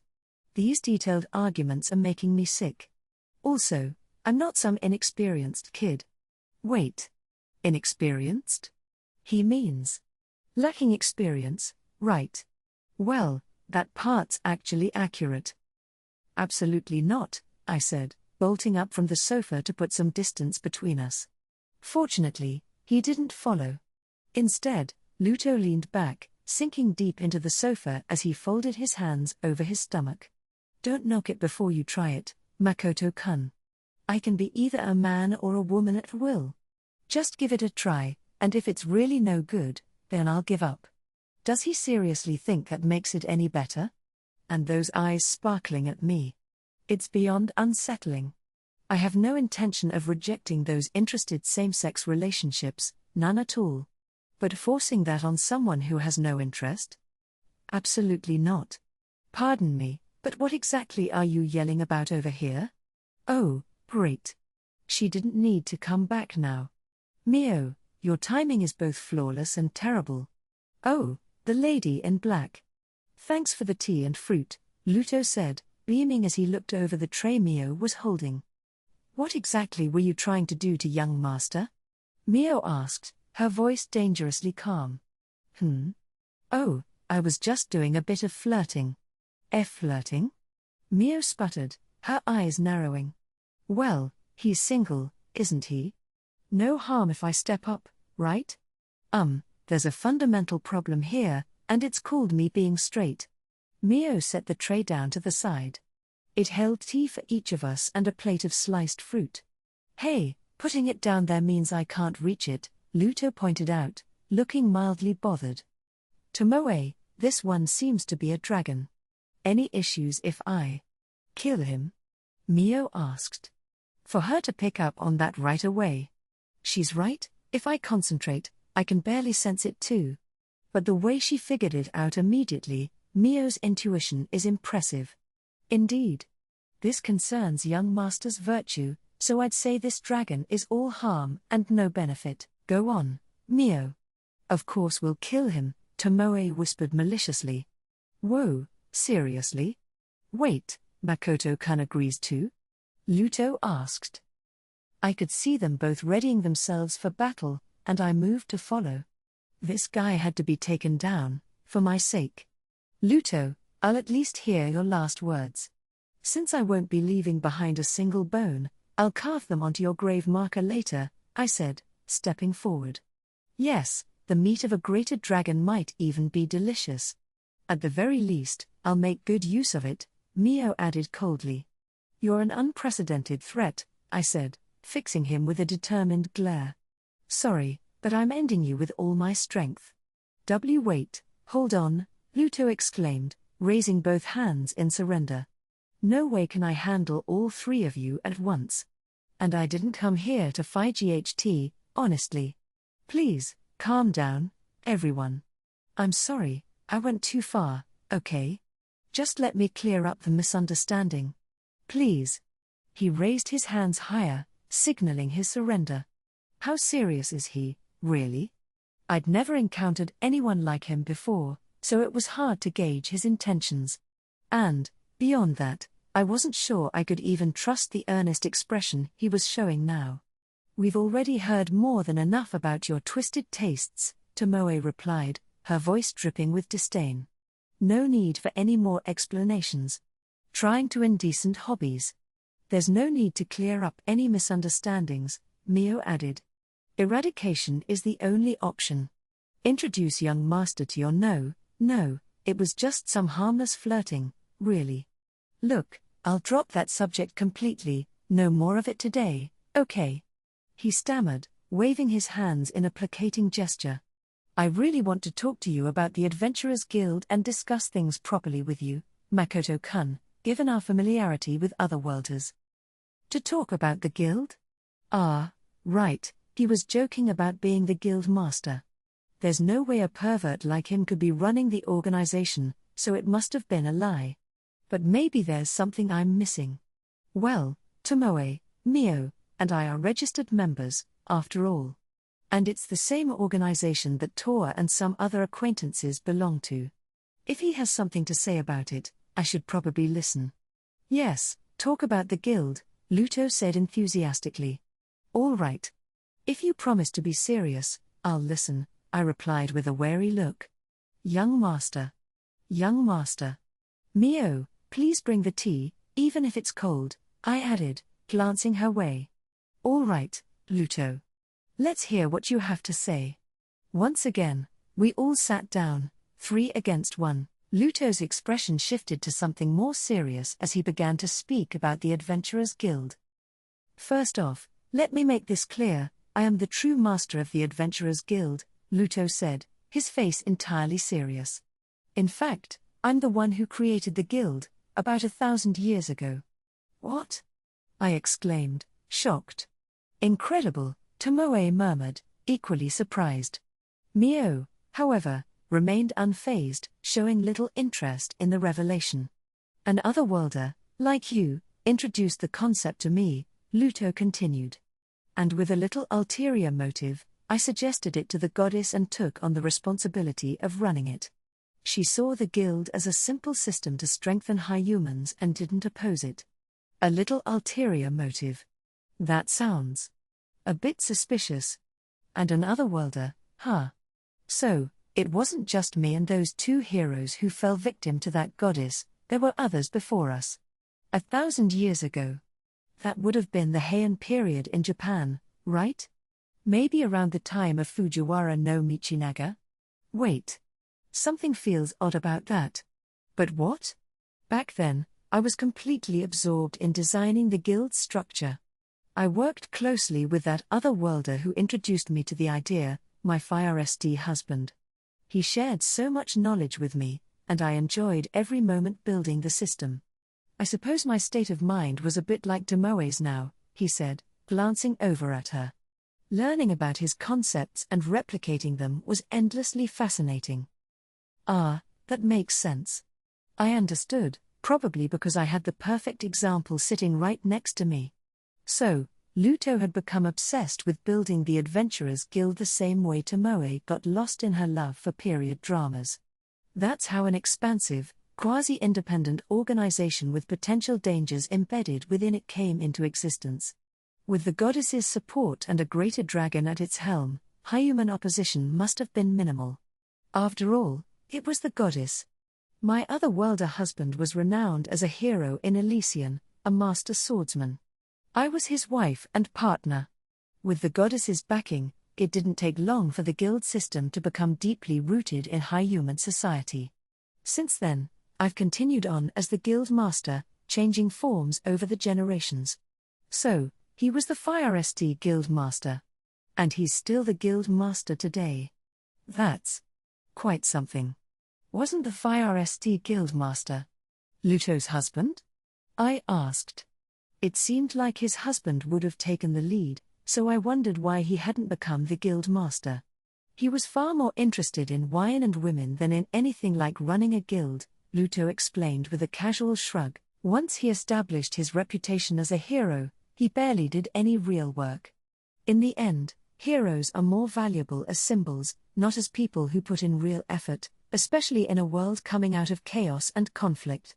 So, heroes aren't needed in times of peace? Thinking about it, I realized that even the history I learned back on Earth didn't talk much about what happened to heroes after the wars. I could probably find out if I investigated it, but it wasn't something we were taught. To those who seek power after a war, a hero who draws the admiration of the people would just be an obstacle. As for Luto, it sounded like he'd been just as free-spirited about relationships even back then. He didn't seem to mind that his husband had been with other women. Wait. Could it be that having multiple partners was the norm back then? If I asked, he'd probably give me some completely bizarre answer. I decided to keep quiet and just let him continue. A global presence, solving community issues and giving members a card with multiple functions like displaying their levels. Now, Makoto-kun, doesn't that strike you as strange? Luto asked, tilting his head with a curious smile. Huh? A guild card with capabilities beyond most magic tools, complete with concepts like levels. These are things from games in your world, aren't they? Why were you able to accept an organization like that so easily? Well, That's. I started. It was true that I found this world very game-like, but even before that, I'd already been exposed to things like magic, levels, and professions. With those things as a foundation, I'd somehow just accepted the guild as a natural part of the world. Looking back, I realized how strange that reasoning actually was. You just thought, it's another world, didn't you? Luto continued, his expression confident. And so, when you saw something completely out of place, like a skyscraper in the middle of a wooden village, you just nodded along because it was called the Adventurers Guild. Yeah. That's the funny thing. For some reason, people from other worlds like you, Makoto-kun, accept the guild's existence without much question. Even though an organization like that wouldn't exist in your world at all. I find it fascinating. Luto nodded repeatedly, a look of intrigue on his face. MHM. I don't understand, Tomoe interjected, her brow furrowed. From what I'm hearing, you based the guild's system on information you gathered from other worlders, but it doesn't seem like you wanted to manage the guild, nor does it sound like you had any interest in becoming an adventurer. For something to do just out of boredom, the whole Adventurers Guild system is far too elaborate, don't you think? Good point. Now that she mentioned it, Luto hadn't once said he wanted to shape the guild a certain way or become an adventurer himself. It would be overkill to create something so intricate as a pastime. No, most of it was simply for fun, a way to pass the time, Luto replied smoothly. I'm a perfectionist, you see. Testing each part to see how it would make the guild work was a highly enjoyable experience in itself. He has ridiculous specs like Tomoe. Only a perfectionist would pull something like that off to kill time. I wish I had that kind of drive. You also mentioned ulterior motives earlier, Tomoe pressed. What did you mean by that? Your ears are sharp, aren't they? Luto replied with a sly grin. I'd rather not say, in case it makes Makoto-kun dislike me. There's something shady about this. Despite claiming he didn't want to discuss it, he looked more than ready to spill the beans. In fact, he appeared eager to see my reaction.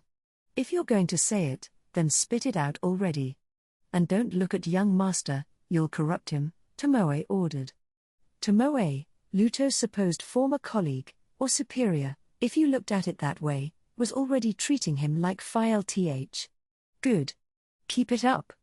Yes, Luto sighed, finally relenting. Well, it's not that complicated. The goddess has always adored high humans.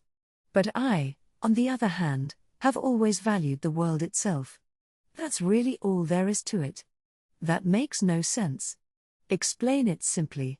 You've always spoken in riddles, but they're not needed here, Tomoe said. Reaching an understanding through contemplation during a conversation is a deeply valuable process, you know, Luto muttered, a bit sulky. Fine. The point is, because of the goddess's favoritism toward high humans, it was easy to foresee a future where their population would explode, their arrogance growing with it, upsetting the balance of the world. So, I created the guild as a form of counterbalance. Though, admittedly, most of it was just a personal hobby. A counterbalance, I asked, confused.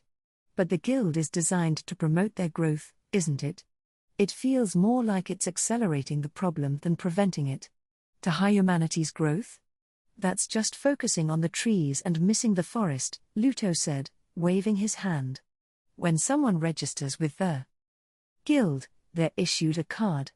That card displays their level and rank. Now, those numbers may simply reflect their current state, but high humans tend to aim higher once they're shown ranks or numbers. They're a desire-driven race, maybe not as much as humanity, but still quite ambitious. Sorry for being so desire-driven, I guess. When their level goes up, they become stronger. Of course, even without knowing their numbers, if they're fighting monsters or waging wars, they're improving and motivated to see their stats grow, Luto continued. To boost that motivation, I made a few tweaks to this world's system. I arranged it so that people who register with the guild grow faster. They absorb the strength they take from others more efficiently. Put simply, Makoto-kun, you could think of it as a multiplier on experience points. Having a tangible number was motivating, I couldn't deny that. A big reason people gave up was because they couldn't see the results of their efforts, and that made them lose heart. But what Luto was describing seemed more like supporting high human growth than imposing any form of restriction. Where was the counterbalance in that? Ah, I see, Tomoe said, nodding. That's the point. Quite a roundabout way to go about it. Did she get it? Is it a human-dragon thing? By doing this, high humans naturally become more fixated on their levels and ranks, Luto continued, looking pleased with himself. Levels signify personal strength, and ranks determine the rewards the guild offers individuals. Naturally, some levels and make a name for adventurers achieve high themselves, which draws in more young people to register with the guild. Some of those who grew stronger became knights or even kings, building prosperous kingdoms. It sounded like a good story, one of effort and success. I even thought about raising my rank to unlock more guild card features. But since I hadn't leveled up even once, I'd lost interest and started focusing on my business instead. You're a straightforward guy, Makoto-kun, Luto said with a half-smile. It makes me feel a little embarrassed about my slyness. You have this look on your face that says, success from hard work is a good thing. What's wrong with that? Everyone thinks that way, don't they? I asked. Well, I'll keep going then, he replied, chuckling. With all this encouragement to pursue fame and ambition, people aspire to rise in rank, seeing adventuring as a low-barrier way to achieve it. All they need are physical skills to start. The more powerful they are, the higher they can rise, and the wealthier they become. Without the Adventurers Guild, these people would probably become, at best, jacks of all trades.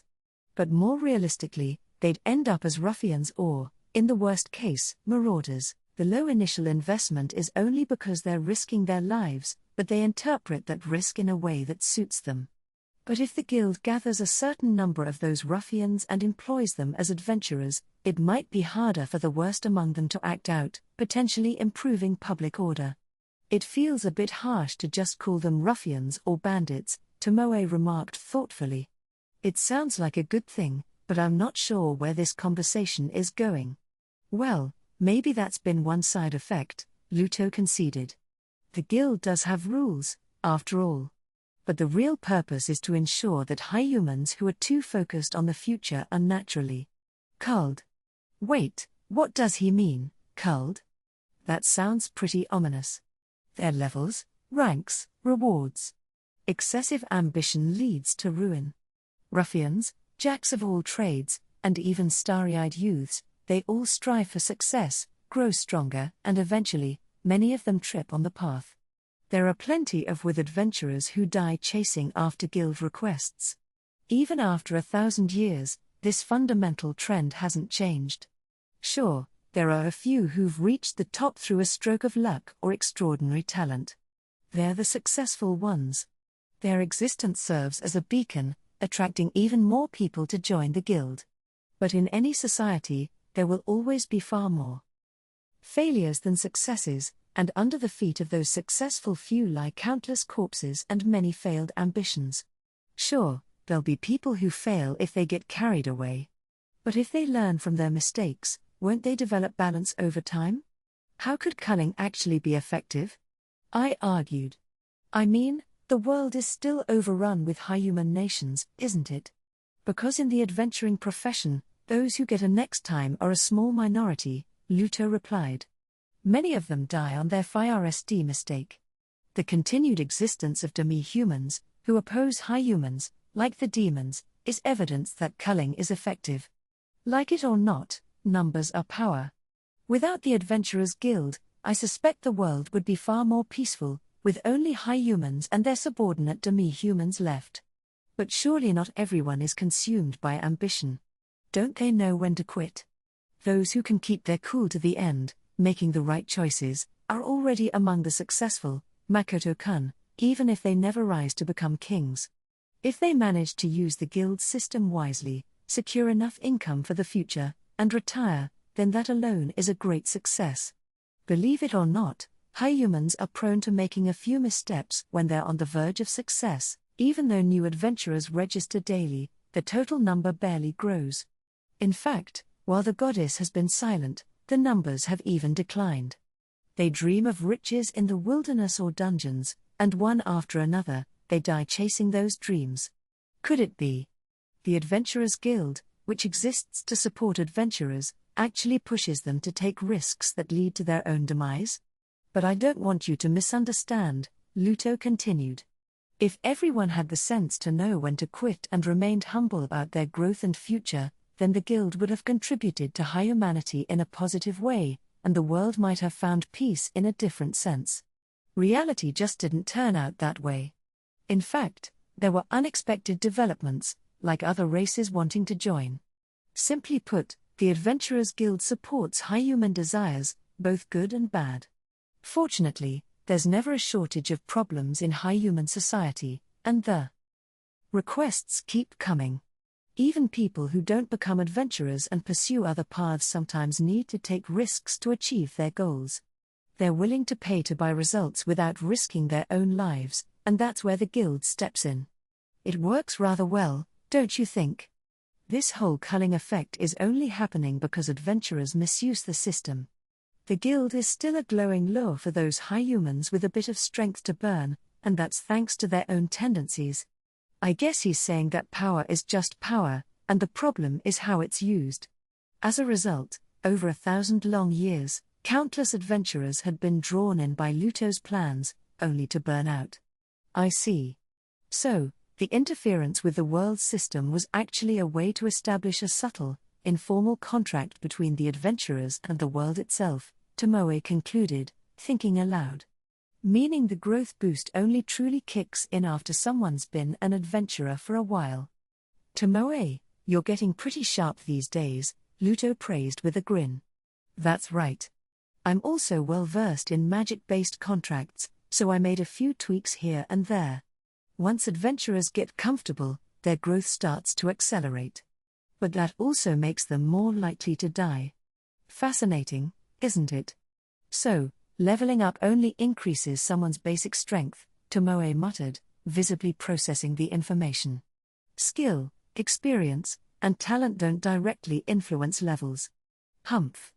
It bothers me that I'm losing to someone like Mio, but if that's all leveling up does, then it's not something I need to bother raising through effort, and, strictly speaking, leveling up isn't even essential, is it?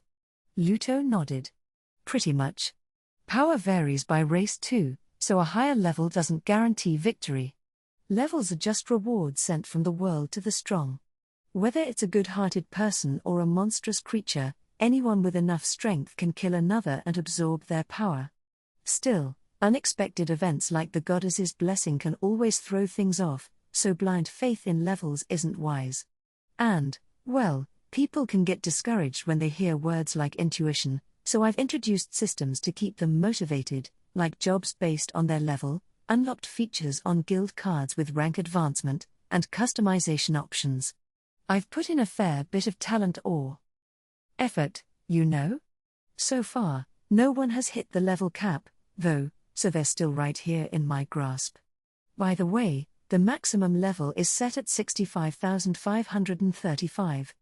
My husband was going on about romance or something, so I decided to go with that. Romance, huh? Husband. Also, that's literally the kind of number you'd see in a game. Whether I fully agreed or not, I could mostly understand what Luto was doing and saying. He was still debating with Tomoe, throwing around some incomprehensible technical terms, though I only caught bits and pieces of it. If one could practice restraint, the Adventurers Guild served as a genuine support for adventurers. But for those who followed their desires blindly, unless they were exceptionally lucky or talented, the guild was a guide to the grave. That seemed to be the gist of it. Now that I thought about it, for those impulsive types, the wasteland was a graveyard. Strange as it was, what he said made a lot of sense. The Adventurers Guild appeared to fit seamlessly into this world's culture and had lasted 1,000 years, longer than most nations. I couldn't think of any organization in Japan that had existed since the Heian period, so imagining the guild as a monumental institution wasn't far off. Although, in terms of sheer longevity, I'd heard of some family-owned construction companies in Japan that had been around forever. Were they the temple carpenters? For job placement, there was a historical counterpart in Japan called the Kushaya, organizations that samurai families used for job brokerage, though they were fundamentally different from the Adventurers Guild. A skyscraper in a wooden village, huh? That's oddly fitting. For instance, the Merchant Guild's communication network, improved, couldn't come close to while constantly being matching the speed of the Adventurers Guild. I remembered reading that the Merchant Guild had been formed by a merchant inspired by the Adventurers Guild, aiming to create a mutual aid network for themselves. Nevertheless, with all the influence from cities, governments, and powerful figures, the Merchant Guild felt more like a human-made organization. On the other hand, the Adventurers Guild, its information network was unnaturally fast. I suspected they had some kind of magical email system. If it hadn't been for us being in a remote outpost, Tomoe and Mio's arrival would have spread across the world within days. At the Guild in Tsige, Rembrandt had gone out of his way to control the flow of information for us, even though he'd had his hands full with issues involving his wife and daughters. I was genuinely grateful for that. Since then, Tomoe and Mio had worked hard on assignments, even taking on dangerous wasteland requests, which significantly boosted the branch head's reputation. Because of their importance, the Guild had kept its promise to keep our information tightly under wraps. Still, I was pretty sure that this dragon in front of me knew Tomoe and Mio's levels, and probably mine too. He talked as if he were familiar with information from my world. Just how many other worlders has he met over the years? Wait, what? That's it. That's the part that didn't add up earlier. Luto, I shouted, my eyes fixed on him. What is it, Makoto-kun? Did you finally decide you wanted a contract with me? I'm thrilled. In bed, don't hesitate to be as selfish as you like, I'll do anything. No, that's not it. It's about your FIRST husband. You said it was 1,000 years ago, right? Oh, that? Yeah, that's right. Why? He replied casually. Then how did someone from that far back even know about an Adventurers Guild? Forget games, there wouldn't have even been stories with that kind of concept back then. How did I miss that? I was thinking about the Heian period and Fujiwara no Michinaga and still didn't make the connection. Is that what's bothering you? Luto asked, tapping his chin thoughtfully. I could explain, but it might be easier if you just thought of it like an Urashima Taro situation. Like Urashima Taro? No way. This is important to me, so give me the details. Luto, Tomoe interjected firmly, young master has made a request. If you're willing, explain it properly from the beginning. This was a critical moment. One of the possibilities I'd been holding on to might disappear depending on his answer. There was no way I'd just accept a vague explanation about something like an Urashima Taro situation. If you're that insistent, Luto sighed, eyeing Tomoe. Tomoe, since you offered, could you bring out something like a chalkboard? You know what that is, right? Do not insult me, she scoffed. I assume you mean a board we can write on with some kind of tool? Just a minute. Thanks. Now, as long as one of you stays awake to the end, I'll behave. But if you both drop off, I'm afraid I'll have to pounce on Makoto-kun here. It's a promise, okay? Luto smiled. What a terrifying thing to say. But he's underestimating the team. We might have a secret weapon here with Mio, our intuition specialist and third genius. Oh, she was asleep. Of course, that explained why she hadn't said a word in a while. I sighed, watching her sleep peacefully, her breath soft. One down already.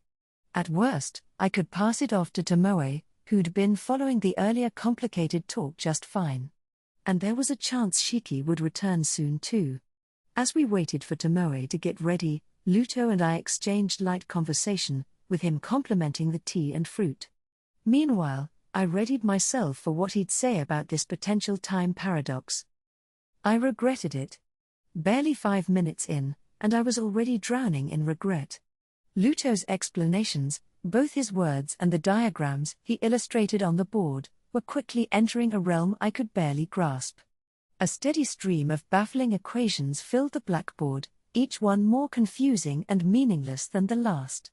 And so, if people start slipping out of existence from this world, it's typically because of this particular process, Luto continued, circling parts of what he'd written as he dived even deeper. Maybe Tomoe is still keeping up with him. Please let her be following this. Then, if components A and D sync up, the phenomenon of transference between two separate worlds can theoretically be achieved, he went on. When the gods intentionally seek this outcome, they FIRST initiate a temporal partitioning. The lecture just kept going. And going. I was starting to lose track of even the words I did understand. Over the past few minutes, gods and transference, which still seemed to mean what I thought they meant. Probably.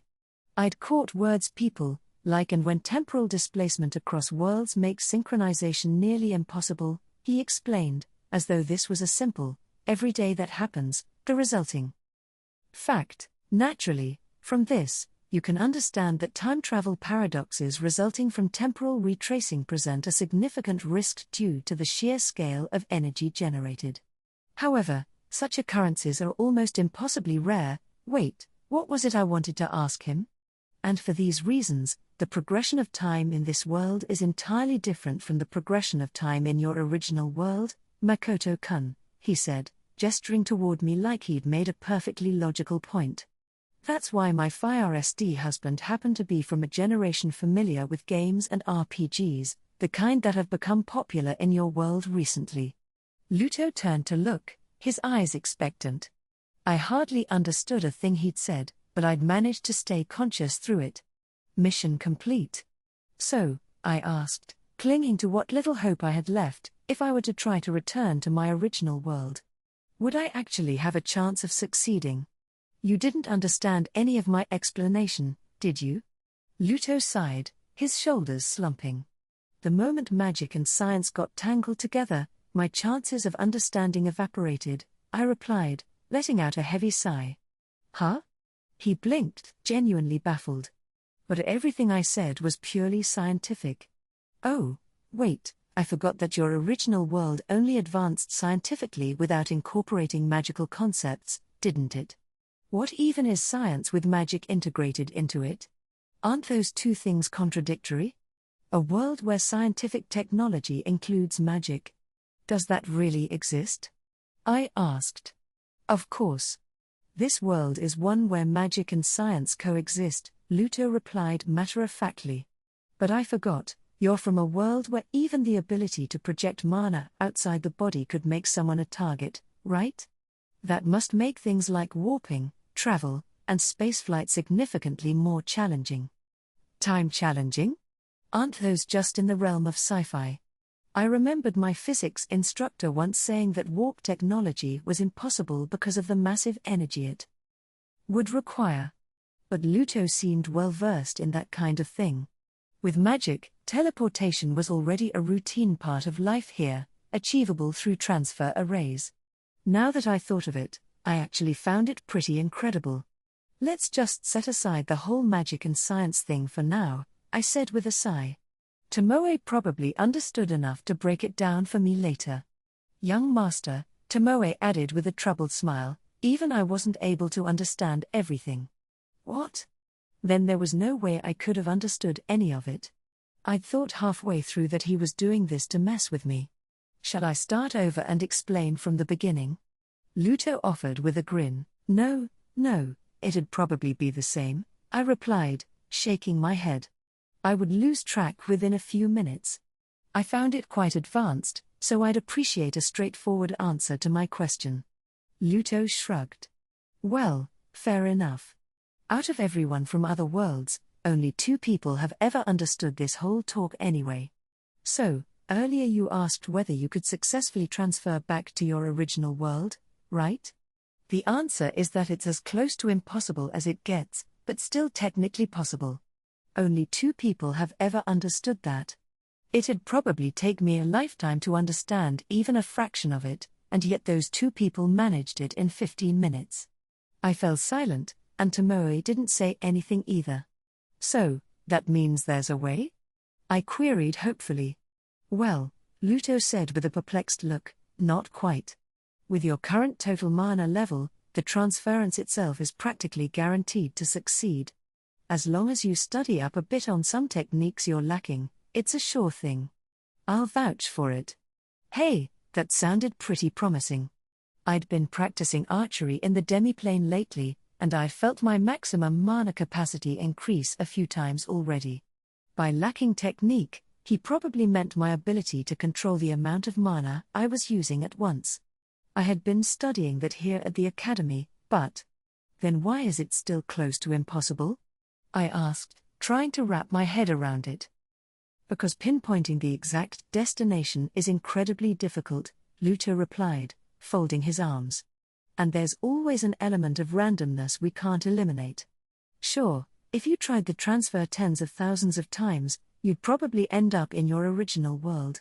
But even if you got there, there's no guarantee it would be the same original world you left. In the most optimistic case, the odds of returning to your exact time and place are 1 in tens of millions. I fell silent as that sunk in. Which is exactly what I was trying to explain just now, Luto continued with a smirk. That said, if you increase the number of transfers you can attempt in a day and carefully control all the conditions, your success rate could improve, though how long it'd take to reach that level, well, I can't say. So, there was a chance. But it was just this side of impossible. I sighed. I get it. In other words, it's really difficult. Probably not something I should be focusing on right now. Exactly. For now, I think it'd be best if you just go around and see what this world has to offer, he replied. I'll make sure you can reach me anytime, so feel free to call if you need someone to talk to, ideally when you're alone. Today, I learned that genius and eccentricity could coexist. I also learned I probably wouldn't be contacting him, or her, alone, if I could help it. Honestly, I should have just gone with my pretend to understand approach from the start and only asked Luto for answers to my questions. I was absolutely exhausted. A moment of silence fell after Luto's last words. Then, without warning, he stood up. Well, with greetings out of the way, I think it's about time I took my leave. I'll see you later, Makoto-kun, he said, turning toward the door. Tomoe rose to see him off. Come to think of it, this might have been a good conversation for Shiki. He was always interested in finding a way to cross between worlds. I would have to ask Tomoe later if she could pass on what Luto said to Shiki, as much as she could understand. I draped a blanket over Mio, who was soundly asleep, her breath soft and steady. Then, careful not to wake her, I quietly left the sitting room. I'd think about it a bit in my room. About what I wanted to do. Oh no. Oh no. I completely interference with telepathy. I groaned, rubbing my forehead. The whole guild thing was such a shock that it totally slipped my mind. To ask about forgot, did he dodge the question on purpose, or did he just not answer because I didn't actually ask? Damn it. Looked like I still had a long way to go. On the way back from the Kuzunoha company to the Adventurers Guild, Luto and Tomoe walked side by side. You know, you lot are certainly an amusing bunch, Luto remarked, a smirk forming on his lips.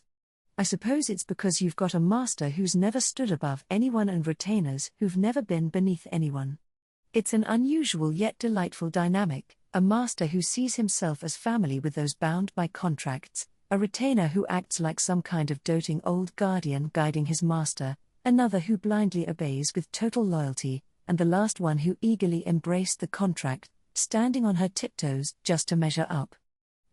Not a single one of you follows the master-servant relationship that usually comes with a binding contract. Strange. And fascinating. Luto kept chattering, but unlike when he had spoken with Makoto, there was no warmth in his tone as he spoke about how interesting they all were. His words were clinical, like the observations of a detached researcher reviewing his findings. Tomoe offered no particular reaction, simply following behind him. What's wrong? Luto asked, glancing back at her. If there's something you'd like to ask, go ahead. So, You noticed, she replied. Of course I did. Here I was, thinking I'd get to talk with Makoto all night, but your insistent gaze was so bothersome I had to come out here. And besides, what was that I didn't understand everything nonsense? Tomoe, you understood all of it, didn't you? Space is your specialty, after all, so I'd expect you to follow along. If that weren't the case, I wouldn't have gone through the entire explanation. Tomoe's voice was heavy, her tone hard as she spoke. I thought as much. There are a few things I really need to ask. For all the times you've called others deceivers and liars. You're not exactly honest with your own master, are you? Well, as a fellow dragon, why don't you tell me the truth? Those who come from another world, the original world. Do they really only live about 100 years? She asked, her voice quiet but fire. Luto paused before he replied, yes. They die, all right. In fact, it's rare for one to live a full 100 years. They can extend their lives to some degree with magic, but at best, they'll last maybe 200 years, and even that is something I wouldn't recommend. A trace of anguish flickered in Luto's voice as he finished, his expression momentarily pained. I see. It's short, so very short, Tomoe murmured, turning over the word in her mouth as if trying to absorb its meaning. 100 years was a brief flicker in the eyes of a dragon, like a single month from a human's perspective. That's something we can't do anything about. I've met and parted with maybe a dozen humans over the ages. They were all exceptional in their own way, and each farewell was deeply painful. Luto's gaze drifted off into the distance, his eyes filled with memories. Since I've known you for so long, I'll swallow my pride and admit it, Tomoe said, her tone uncharacteristically vulnerable. It's unbearable, Luto. This dazzling world. If Makoto-sama were to die, it would grow dull and empty once again, wouldn't it? Undoubtedly, Luto replied. When lost my Fire St companion, I was overwhelmed by the sheer magnitude of the loss. Even the world I thought I cherished above all else seemed worthless for a time. Makoto-sama means everything to me now. I can't even imagine a world without him in it. I get it. I think he's remarkable too.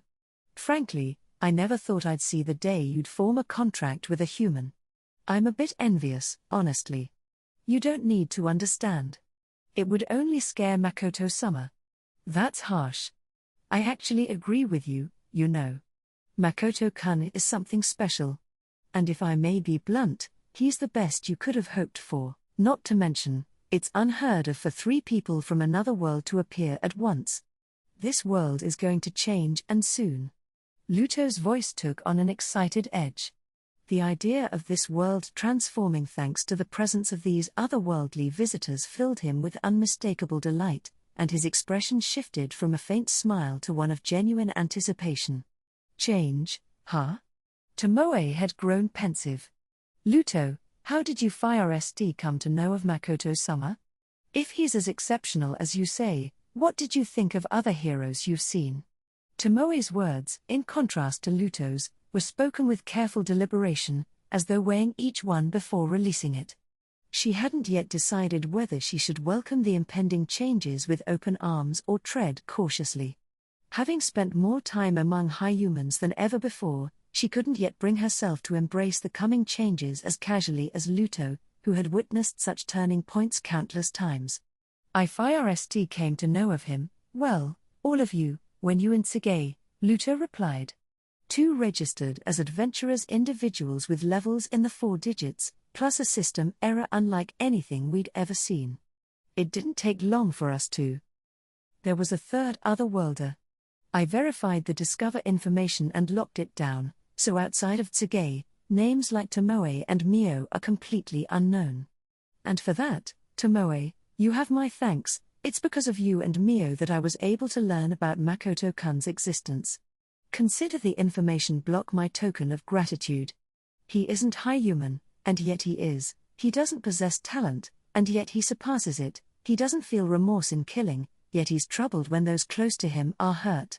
He's unusually opaque, ambiguous, his thoughts and judgments aligned with that of an ordinary man, yet he chooses a path wholly different from them. I've never been this fascinated by an otherworlder. Truly, he's captivating. Luto, why are you so drawn to Makoto-sama? Tomoe asked, her eyes narrowing slightly. It doesn't seem like it's just because he's from another world. To repeat what you yourself just said, otherworlders generally only live about 100 years. But listen carefully now. Luto's voice dropped, taking on a serious edge. We might not be able to have children with humans, but we can with otherworlders. What? Tomoe's eyes widened in shock. They may die, yes. But through them, we can preserve an emotional bond, one that lives on through their descendants. That's impossible. We're singular beings, made up of aspects that were carved from the world itself. Even if the other party is human, bearing children should be unthinkable. It's possible, Luto insisted. I've never fathered a child with a woman, but I did conceive one through a male partner once. That's why, as both a man and a woman, I want to be loved by Makoto-kun and to love him in return.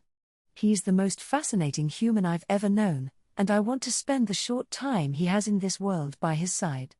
And with his descendants too, in time. I'd even be happy to form a contract with him. Though, as a guild master, my public position limits how closely I can attach myself to him. I've met the Empire's hero myself. He was also a boy of considerable strength. This had been during her investigation on Makoto's behalf. Tomoe recalled that, in terms of strength alone, he certainly deserved the title of hero.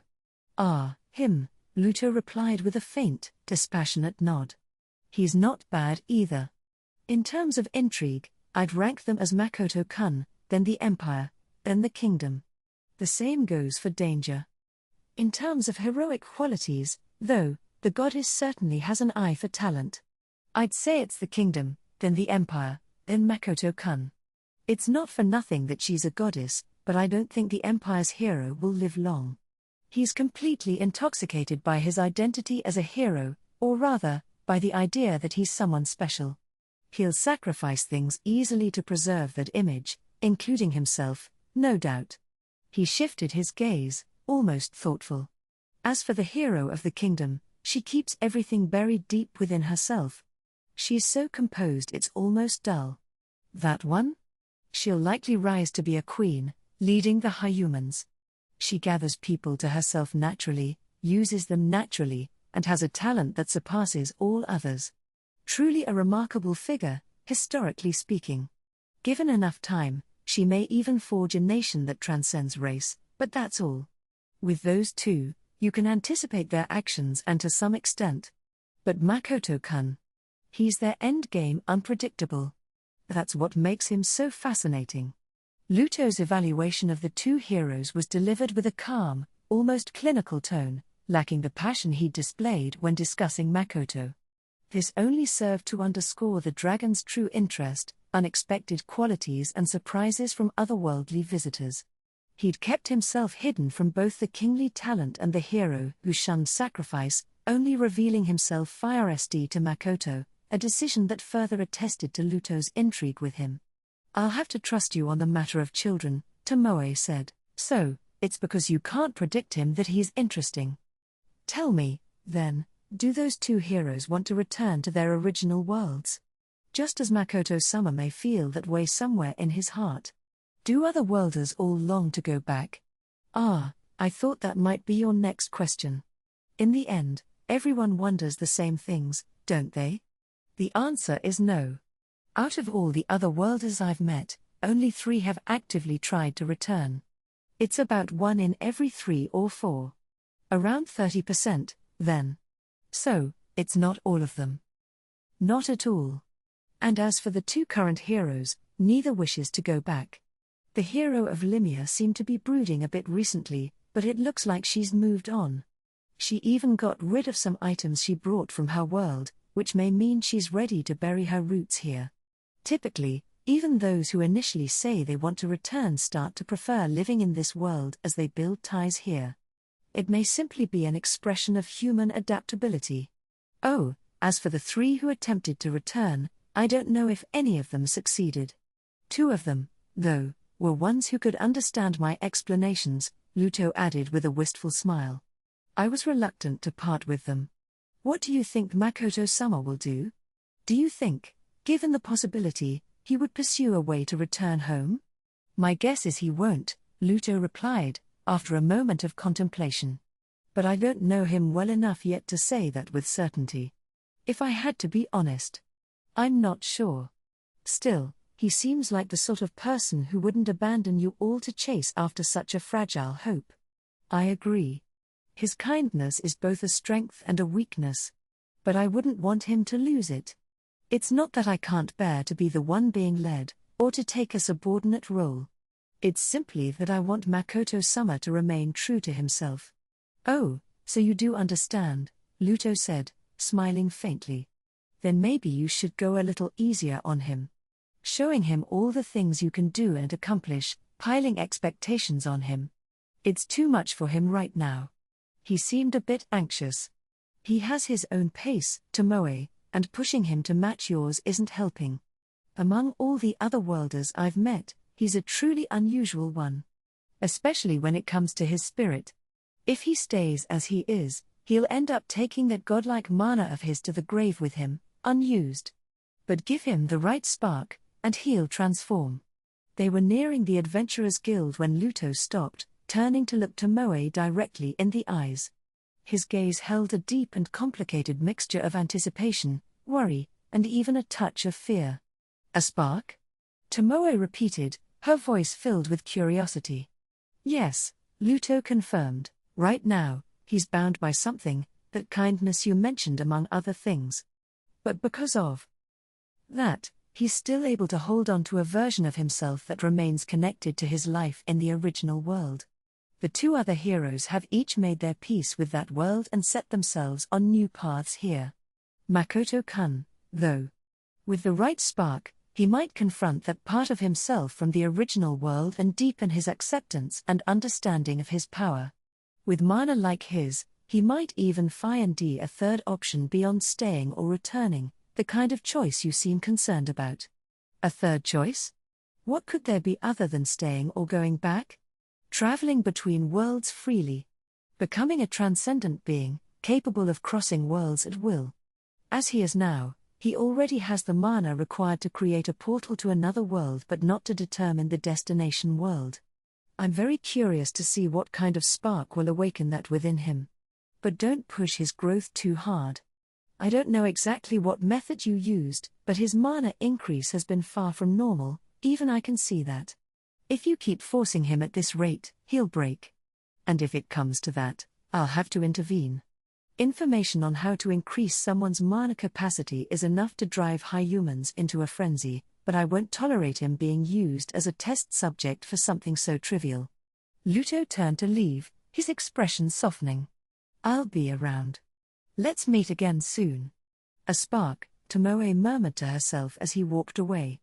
If it could prevent a future where Makoto-sama just goes back to his original world, then maybe. Tomoe was beginning to realize just how dependent she had become on the time she shared with him. It wasn't exactly him she was dependent on, but the life she'd built since making her contract with him, the time spent with Makoto, Mio, Shiki, and the inhabitants of the demiplane. She had grown attached to this comfortable existence, these moments filled with meaning. Everything was enjoyable, each day held something new, and she could lose herself in one pursuit after another. Just as Luto had said, the depth of each day was something she'd never known before. She didn't want to think that this joyous time could end in only 100 years. If it were like a festival, that might be different. If she waited, it might come around again someday. But the time spent with Makoto was a unique, unrepeatable journey, one that would never return once it was gone. The more enjoyable things became, the more the fear of losing them threatened to well up within her. Tomoe never let it show, but that was the core of her anxiety. If this one time, precious happiness with Makoto could somehow be extended by bearing his child, as Luto had suggested, then maybe. Yet, Tomoe felt that this wasn't quite what she herself wanted. Luto had his own reasons and perspective, and his suggestion came from that, so she decided not to dwell on it too deeply. If Makoto were to genuinely wish to return home and ask for her help, Tomoe knew she'd aid him with all her strength, contract or no contract. The desire to help him was her truest feeling. Now, Luto had revealed a new option. A choice that might allow Makoto to remain as he was, fulfilling both his wishes and her own. A spark. The word echoed in Tomoe's mind as she walked along the quiet, night-shrouded street. Tomoe? The empty street, devoid of other people, fell silent as she stopped, reacting to a familiar voice calling her name. "Did you just finish seeing off that pervert?" Mio asked matter-of-factly. "Ah, yes, I did," Tomoe replied, her eyes narrowing. "But what in the world are you wearing? A blanket? Don't tell me you walked all the way here like that." "Yeah. Got a problem with that?" Tomoe sighed. "It may be nighttime, but you should have more sense. We won't be staying in this town for long, so it's not a major concern, but still, you don't want strange rumors about young master circulating, do you?" "Anyone who sees me will just have to forget," Mio replied firmly. "There's no way I'd discard young master's love over a trivial matter like that." Mio seemed to have mulled over the same thought Tomoe had mentioned about potential rumors concerning Makoto, then had ultimately decided to stay wrapped in her blanket and deal with any witnesses as necessary. Tomoe's previously serious expression softened into a faint smile. "You're a troublesome one, you know that." Tomoe chuckled. "And I'd say the same for you, Tomoe," Mio replied with a smirk. "Oh? Even you, Tomoe. If you were ever to lose your senses and do anything to young master, One of the two sets of footsteps came to a halt as Mio stopped a short distance behind Tomoe. "That would never happen," Tomoe replied with quiet conviction. "But if I were to lose my senses, I'd want you to slap me back into them. Roughly, if need be." "Very well," Mio said with a nod, "I'd be happy to do so." "Good," Tomoe replied softly. "Mio." "Thank you," Tomoe murmured her words of gratitude without turning around, and though Mio gave no verbal reply, an understanding passed between them. The two continued on in silence, saying nothing more until they reached the trading company. The demon general Rona was expert in espionage and magic. Her reputation didn't disappoint. In just a few days, Rona, along with Lime, Aqua, Eris, and Shiki, had efficiently gathered intelligence both inside and outside the academy. I couldn't tell exactly how far Rona had gone in demonstrating her espionage skills, but judging by the intensity of the reports, she'd shown quite a bit, particularly in areas where one might hesitate to probe. At FIRST, only Shiki held any animosity toward Rona. But by the final report, all three of the others had developed not just a sense of animosity but a genuine dislike for her. Part of me was curious to know why, but another part wasn't so sure I wanted to find out. It's a shame, really. They could have bonded over something as simple as a love for hot pot. Then again, Shiki's enthusiasm for it borders on obsession, so that's a bit of a concern. "I'm not one for rushed work, you know," Lime muttered, clearly disgruntled. "I've come to see that incompetence is sometimes more appealing than ruthlessness," Aqua added, her voice full of distaste. "This unpleasantness calls for a banana," Eris declared, rubbing her temples as though the fruit alone might restore her mood. Her competence was as sharp as ever, but her approach was far too forceful, Shiki said with a heavy sigh. There wasn't a single positive remark among them. "If a single banana could make up for what they'd endured over the last few days, I'd gladly supply a whole bunch." Apparently, Rona's involved investigative anything and everything: intimidation, deceit, drugs, seduction, and, if needed, killing. Her style seemed to be whatever it took, with little regard for repercussions. She didn't even appear to care if anyone found out. Tactics had her more subtle, behind-the-scenes espionage skills, though. I guess she hadn't used those this time around.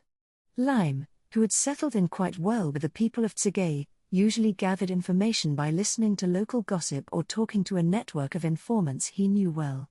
Naturally, Rona's blunt, heavy-handed methods rubbed him the wrong way.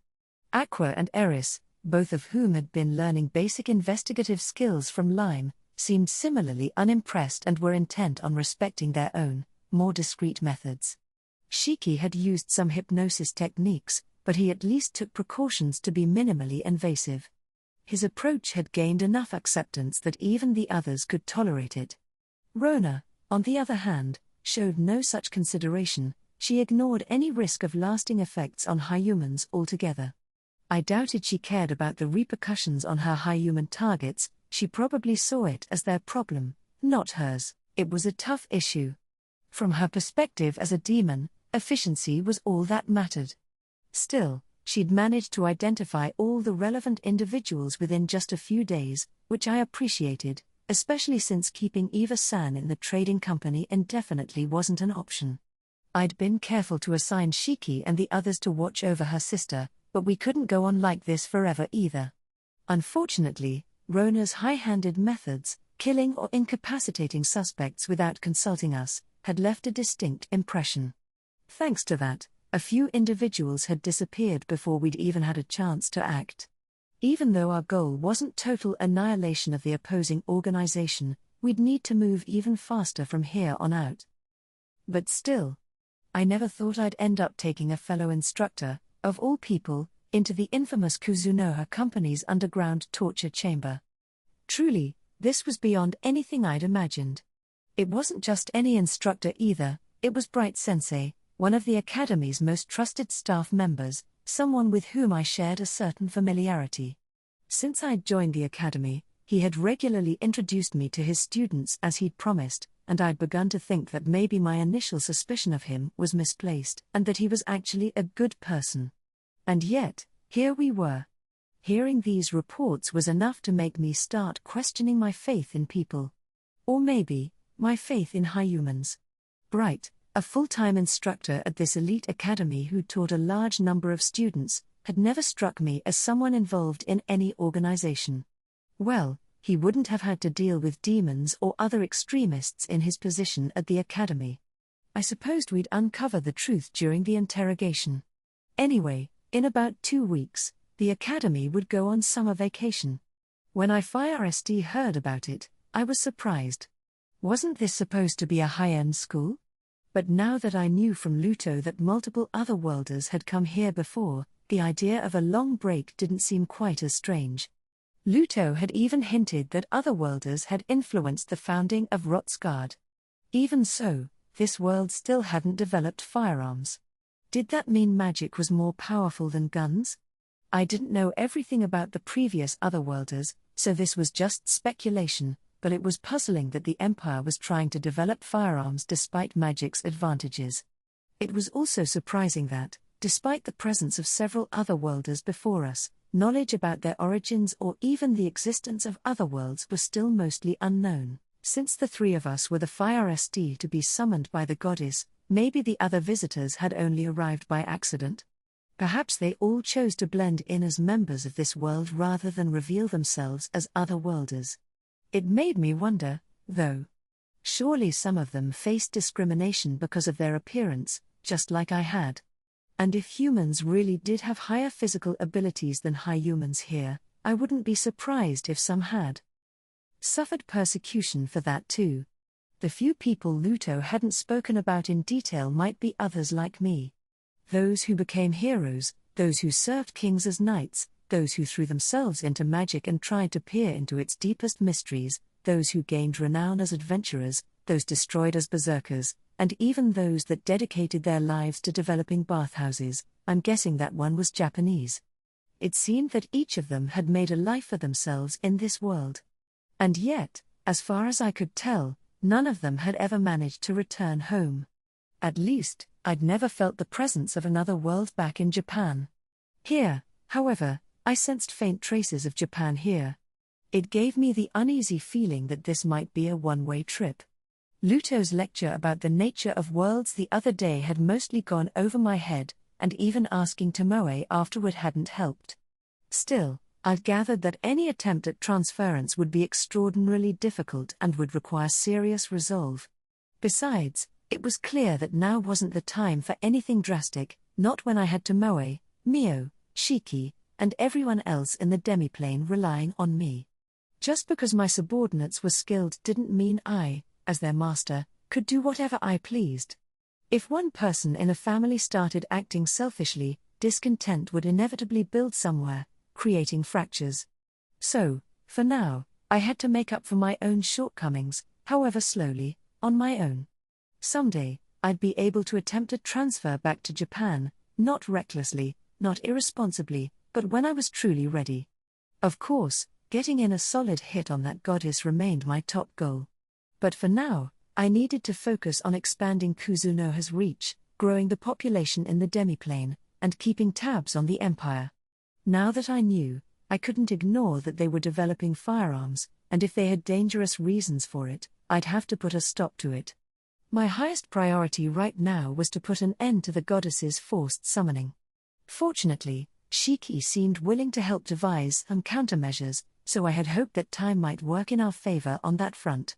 It frustrated me, though, that there was so little I could do myself. More than anything, I needed to figure out how to approach things with more confidence. I couldn't shake the feeling of inadequacy compared to everyone around me. Having talented people by my side was something I was truly grateful for.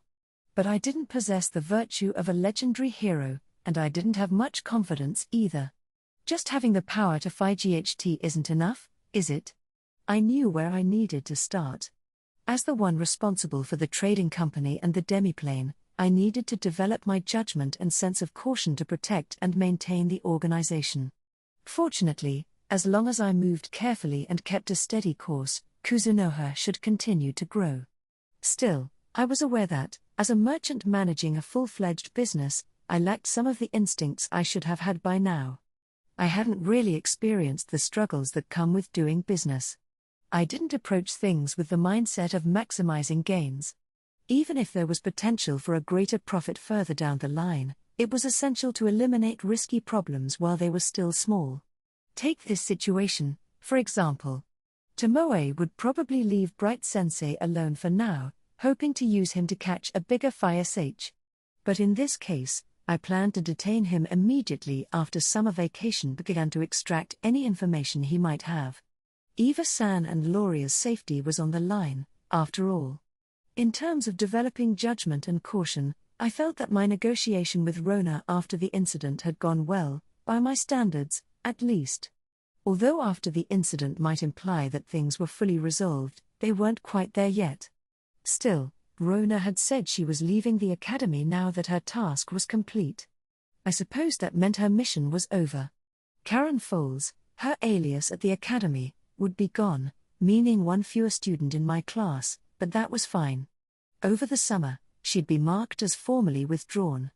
Karen had been deceased to begin with, so Rona intended to have her declared dead. But thinking of the remaining students, I'd asked her to remove any mention of death in the records. Rona didn't seem particularly attached to that detail and agreed to submit the paperwork as I'd requested. It would be a bit excessive to have to tell students that a classmate died in some mysterious accident over the summer break. Then again, maybe that sort of thing isn't so rare in this world? That's fine, I don't have any issues with that. In the records of the Kingdom of Husk, though, she'll be marked as deceased. Otherwise, people might start asking questions, but since I'm here, could we chat a bit? Though her words implied it was no big deal, it was obvious she was doing me a favor. A little conversation couldn't hurt, and her charm and drug tricks wouldn't work on me anyway, so I nodded in agreement. These past few days, I've been working with your intel agents, you know? She began. They're a polished group, I'll give them that. They're skilled, but they're not putting their abilities to full use. Prioritizing morals is usually an admirable trait, a valuable perspective, but the purpose of espionage is to collect information and achieve objectives discreetly. In that world, morals and ethics often become obstacles. In the future, if it benefits the trading company, be prepared to allow them to use any methods necessary, even the ruthless ones. Thank you for the advice, I replied politely, though her words made me feel like the trading company was becoming a full-blown underground operation, clearing obstacles at any cost. Espionage wasn't exactly my thing. I just wanted information gathering. One more thing, Rona continued. It seems true that you don't discriminate against other races. Neither your shop staff nor your intelligence agents have hang-ups about working with other races. A fact I still find almost impossible to believe. You're the finest high human I've ever encountered. I've never once held any fondness for high humans, but I find myself genuinely liking you. If you wanted, I might even consider arranging an audience with the Demon King himself for you. To think I'd have the honor of meeting the illustrious Demon King. I'd certainly like that one day, I replied with a faint smile. Rona's eyes narrowed slightly. Then, let me offer you a piece of personal advice, stepping away from my official position. Those two dark-skinned demi-humans and your subordinate, Shiki, they're dangerous to you. Cut ties with them as soon as possible. Aqua, Eris, and Shiki. They've all served me well. Cut ties? What kind of advice is this? I couldn't tell if she was trying to give genuine counsel or just sow seeds of suspicion among my people. You probably don't know this, but those two girls are members of a violent demi-human race known as forest ogres, Rona explained. Their combat skills are so fearsome that some within the Demon King's army suggested recruiting them. But as it turns out, their kind can't bear being under anyone's command. Talks fell apart spectacularly. Most likely, they slipped into Tsuge and sought out the Kuzunoha company on their own. Trust me, one day, they'll betray you, and as for Shiki, well, while I can see that he's a loyal retainer in your eyes, he's currently under possession. Under possession? By a forest ogre? Ah, so that's it. She must have pieced together enough to figure out Shiki's true nature, though she'd ended up misunderstanding a few crucial details. I'm not sure of its name, she went on, but he's possessed by a lich who sides with neither high humans nor demons. Typically, liches can't perform possession, but this one's an exception. He latches onto individuals at whim, performing all manner of sadistic experiments under the guise of research. Among the demons, he's known as Lava. Honestly, it didn't make sense that even the mighty information network of the Kuzunoha company would know so much about me. But it would make perfect sense if Lava were involved. I've encountered him a few times, both as an ally and as an enemy. If there's one thing I can say for certain, it's that he's utterly untrustworthy. The only reason he's obeying you now is because it serves his interests. Anyone he possesses, or even those around them, always suffer in the end. Sometimes, he'll leave massacres in his wake. Radu, I admire your open-minded attitude toward other races, as do many of us demons. But, please, be cautious around them. And if you ever find yourself needing assistance, even if it requires the strength of demons, reach out. You can use this, there's a special telepathy incantation on it that'll put you directly in touch with me. I promise I'll help you personally, should the need arise. She handed me a piece of paper, the text on it already translated neatly into a language I could easily decipher. It held an unusual telepathy chant written in careful script. When I first saw it, I nearly let out a gasp of surprise, but I managed to keep my composure, quietly tucking the paper away. Rona smiled with satisfaction as she left the room. I doubted I'd see her again in the Academy City, but she'd assured me she'd handle everything with Bright Sensei. This incantation. Could the one Tomoe was investigating? If I asked Tomoe, Mio, and Shiki to take a closer look, they might be able to tell me more. It'd be Rona had planted seeds of doubt about the forest ogres and Shiki, all while trying to make me more receptive to the demons. If that was her intent, she's a dangerous and cunning person. Since she'd misunderstood Shiki's nature, I wasn't at risk of buying into her claims this time. But in other situations, her words could easily sound convincing. She'd mixed elements of truth about the forest ogres and Shiki into a story that served her purposes. I'd have to remain cautious in any future dealings with her. Anyway, unlike the full-time instructors, I wasn't bound to the academy during summer vacation. As I thought about how to spend the upcoming break, I busied myself with an inventory check of the store. Night time. I was in the basement of the store, a space that we had added after buying the building. Here, I faced a man who had become almost unrecognizable. He was tied to a chair, his body covered in wounds, glaring at intensity that betrayed not a trace of the me with an approachable, kind aura he'd exuded at the academy. It seems my subordinates were a bit heavy-handed. My apologies. I didn't mean that one bit. He had, after all, done plenty to deserve it. I assumed he'd accepted his fate long before now. I underestimated you, he muttered, his voice a hoarse rasp. I'm not much on my own, but I'm fortunate to be surrounded by a lot of capable people, I wrote, shrugging in what I hoped looked like modesty. He narrowed his eyes, studying me. You investigated everything about us so quickly. And then detained me. I take it you know exactly who I am? Of course. Others like me are everywhere, he said, as if that would still sway me. Yes, I hear a few have disappeared recently, I replied smoothly.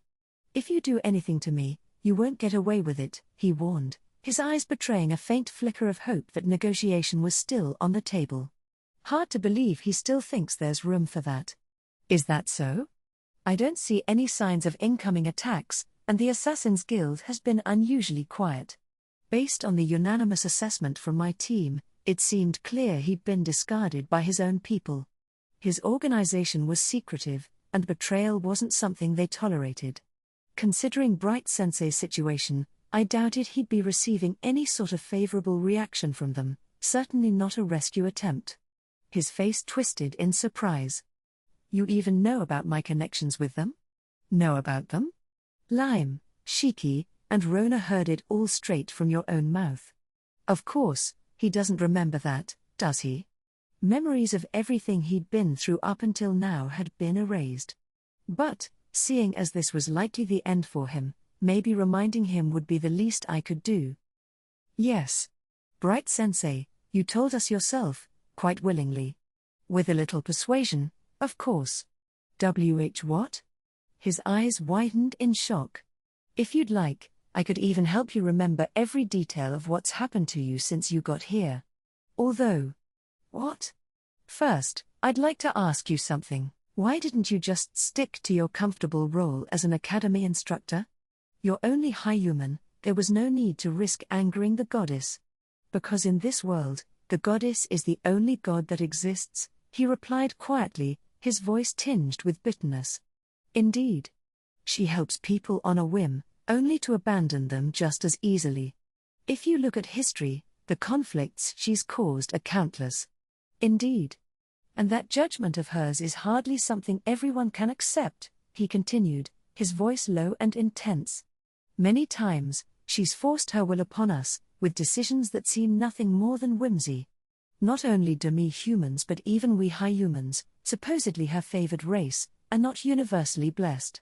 It's inevitable that some of us would rise against her. You're saying you don't approve of the goddess? Surprisingly, I might have something in common with people like him. Exactly. It's only natural for those who believe that the goddess has no right to rule over this world to gather and stand together.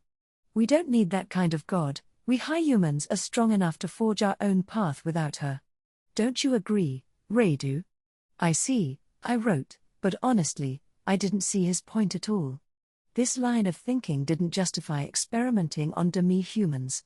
If they didn't like the goddess, they should have trained to challenge her directly. The students who attend the academy live their lives grounded in faith in the goddess, rarely questioning it. They revere her as a god and accept her position above them as a matter of course. Don't you find that revolting, Radu? I see. Don't you feel outrage, Radu, at the thought of all those people, victims buried and erased from history, who had to swallow their resentment and hatred, forced to resign themselves simply because their oppressor was a god? So, because you hate the goddess, you also hurt demi-humans? Their sacrifices are the foundation for a future without gods, he declared, his face twisted with fervor. That's quite enough. I'll help you remember everything you've endured so far. And goodbye, Bright Sensei. This is the end for you, I wrote. Even without Rona's input, we'd already decided on Bright Sensei's fate. His eyes widened, and he started shouting, thrashing his leg so violently that his chair toppled over. His words devolved into incomprehensible rambling, a man on the edge of sanity. I watched him for a moment, then gave him my parting words. Bright Sensei might have been abandoned, but leaving him alone wasn't an option. We would see this through. This was the conclusion reached by Shiki, Lime, and the others in the Kuzunoha company involved in the matter, myself included. Lime, Aqua, and Eris would handle the final measures, and by tomorrow, he'd be gone from here for good. Despite our shared enmity toward the goddess, none of Bright's words had resonated with me. Was it because I had power? What if I had no power, and no one around me?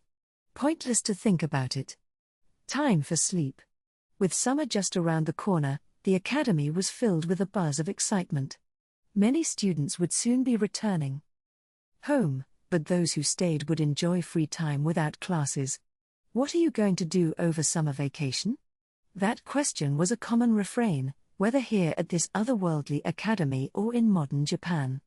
The long break was a chance to spend time with friends, travel, help out at home, or focus on self-improvement. For students, the importance of how to spend a long break was a universal concern. Nobles and merchants' children often returned to their families to make appearances in society or meet important clients, so many of them would head home. Naturally, the aristocratic and upper-class dorms were bustling during this season. Yet, amid the lively chaos, 2 students walked down the hallway with remarkable calm. While other students and staff hurried around them, these 2 made their way gracefully toward the library. So many people are heading home for the vacation. There's such a rush. Thankfully, we're in the clear this year, one of them remarked casually. Papa was practically in tears, her sister replied with a wry smile. Why won't you come home right away? He kept asking. The 2 sisters chatting were none other than Shifu and Yuno Rembrandt, daughters of Tsuge's renowned merchant family, who had recently resumed their studies at Rotsgard Academy. Unlike most students, they weren't planning to head straight home after the term ended. As they walked down the hallway, making small talk, other students moved aside for them. The other students' faces were taut with apprehension, like startled prey animals trying to avoid drawing the attention of terrifying predators. The Rembrandt sisters might have looked beautiful, not particularly intimidating, but there was a reason for the fear they inspired. Before taking their hiatus from school, the sisters had been the worst kind of students.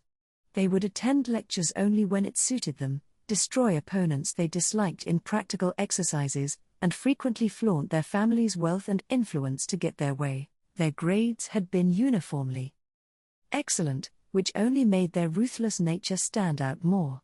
Anyone who caught their eye never knew what might happen to them. After all, rumor had it that their father had even bought a noble title from the Aeon Kingdom just to secure a place for his daughters in the most prestigious noble dorm. It wasn't surprising that the sisters were seen as untouchable, even immune to common sense. Yet, since their return to the academy, they seemed like entirely different people, as though their bodies had been possessed. They approached their studies with genuine dedication, were warmly received by their instructors, and this left most students thoroughly perplexed.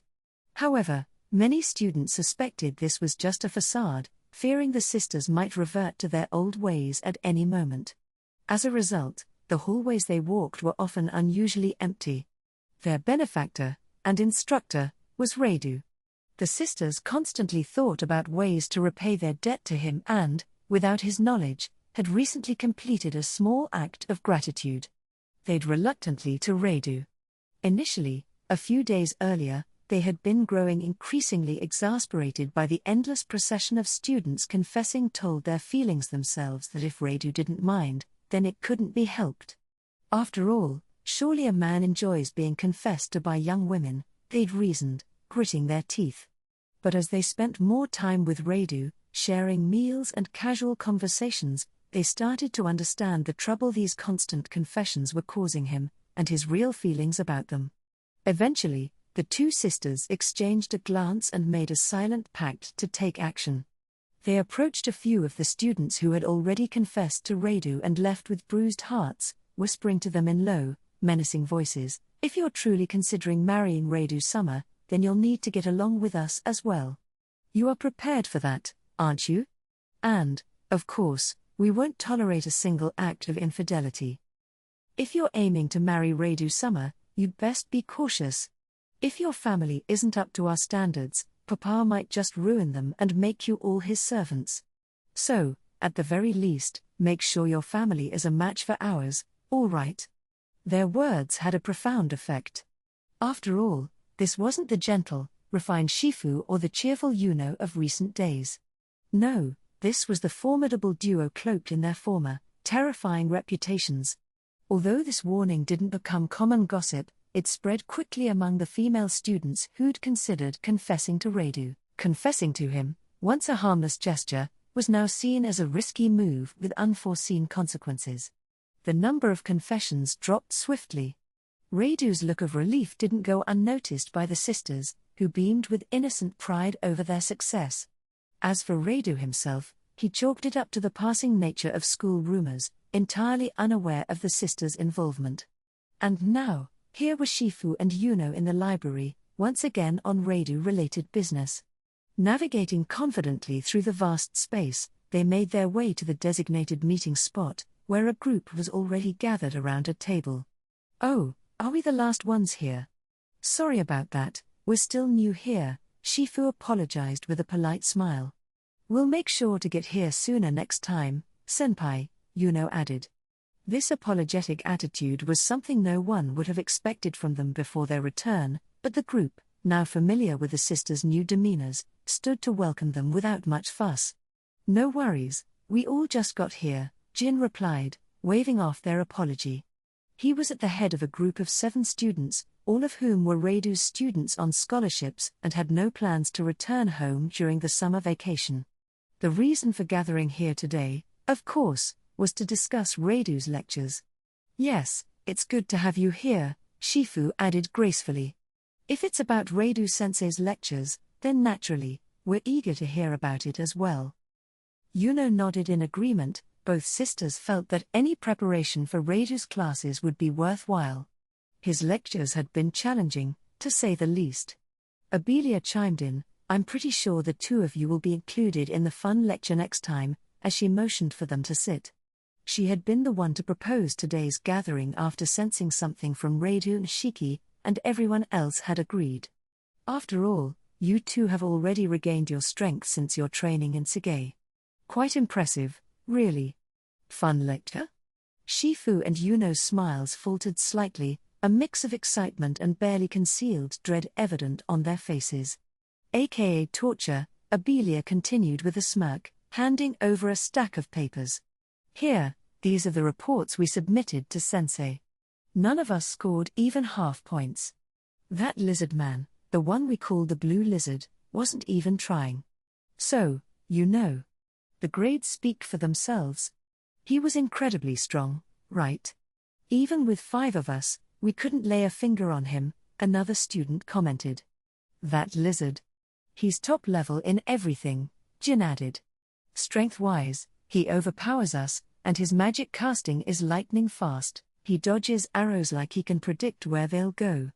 Dana, a male student specializing in close combat and status-inflicting spells, sighed as he raised his hands in surrender. He was also the only married student in the group. Plus, his unique movement, he even used his tail, and his weapon skills make him a nightmare to fight against. Nearly all our attacks missed. Right now, the only way we might stand a chance is if Jin, Dana, and I coordinate our attacks perfectly. The analysis continued, led quietly by Mithra, a swordsman specializing in defense and support magic. Jin was also a swordsman, but Mithra's style made his sword more like a shield, specifically, a spiked shield. Where Jin could be described as a sharp blade, Mithra's style was grounded in defensive, stabilizing techniques. "I'd say he's using a mix of water and wind elements," noted Izumo, the sole dedicated mage in the group. "I've never heard of a lizard man wielding 2 elements, but he clearly used both water and wind spells in our FIGHT. He doesn't seem to use any healing or support spells, though that could just be because we haven't pressured him enough to make him need them." Izumo, a mage specialized in wind magic, had started to see the value in handling multiple elements since taking Reidu's classes. Despite the lectures being mage-oriented, Reidu's teachings resonated with those who viewed magic as a secondary skill. Part of the appeal lay in Reidu's approach, which was unlike anything the mages at the academy were accustomed to. The main reason, however, was that Reidu, even though a mage, expected his students to develop agility almost on par with warriors. Izumo had taken countless classes at the academy, but it was only in Reidu's that he was told to practice dodging attacks while casting. Typically, a mage relied on barriers for protection while finishing a spell, but Reidu advocated training to dodge, shield, or counter while casting. It was challenging, but Reidu had a way of demonstrating these techniques himself, adjusting his level just enough so that even Izumo could start to grasp them. The experience was a humbling blow to Izumo's pride, but he clung to Reidu's lessons with newfound determination. Jin, Obelia, Dana, Mithra, and Izumo, each of them had begun to grow in their own ways under Reidu's guidance. Water and wind. That means I'll probably need to join the Phi-GHT as a source of firepower, Obelia mused. With 3 of us on the front line, I guess I'll stick to the bow, Dana added thoughtfully. Jin nodded. That's what we thought at Phi-RST too. But if you're mid or backline, you'll each have to dodge blue lizard attacks on your own, so maybe we should have Dana or Mithra drop back to support the mage. Their battle analysis and strategy discussions went on, becoming so animated that a few instructors paused nearby, smiling warmly at the sight. Just as expected from the scholarship students, they thought. After what felt like countless rounds of strategizing, the 7 finally reached a conclusion. Well, that about covers it, Jin summarized. Let's go over the basics one more time. No matter what, avoid getting wiped out. Figure out a way to land hits, both with weapons and magic. Let's give it everything we've got. Got it. The others replied in unison. Satisfied with the thoroughness of their preparations, each of them wore a look of determination, confident they'd readied themselves for the infamous fun lecture that lay ahead. Right, then.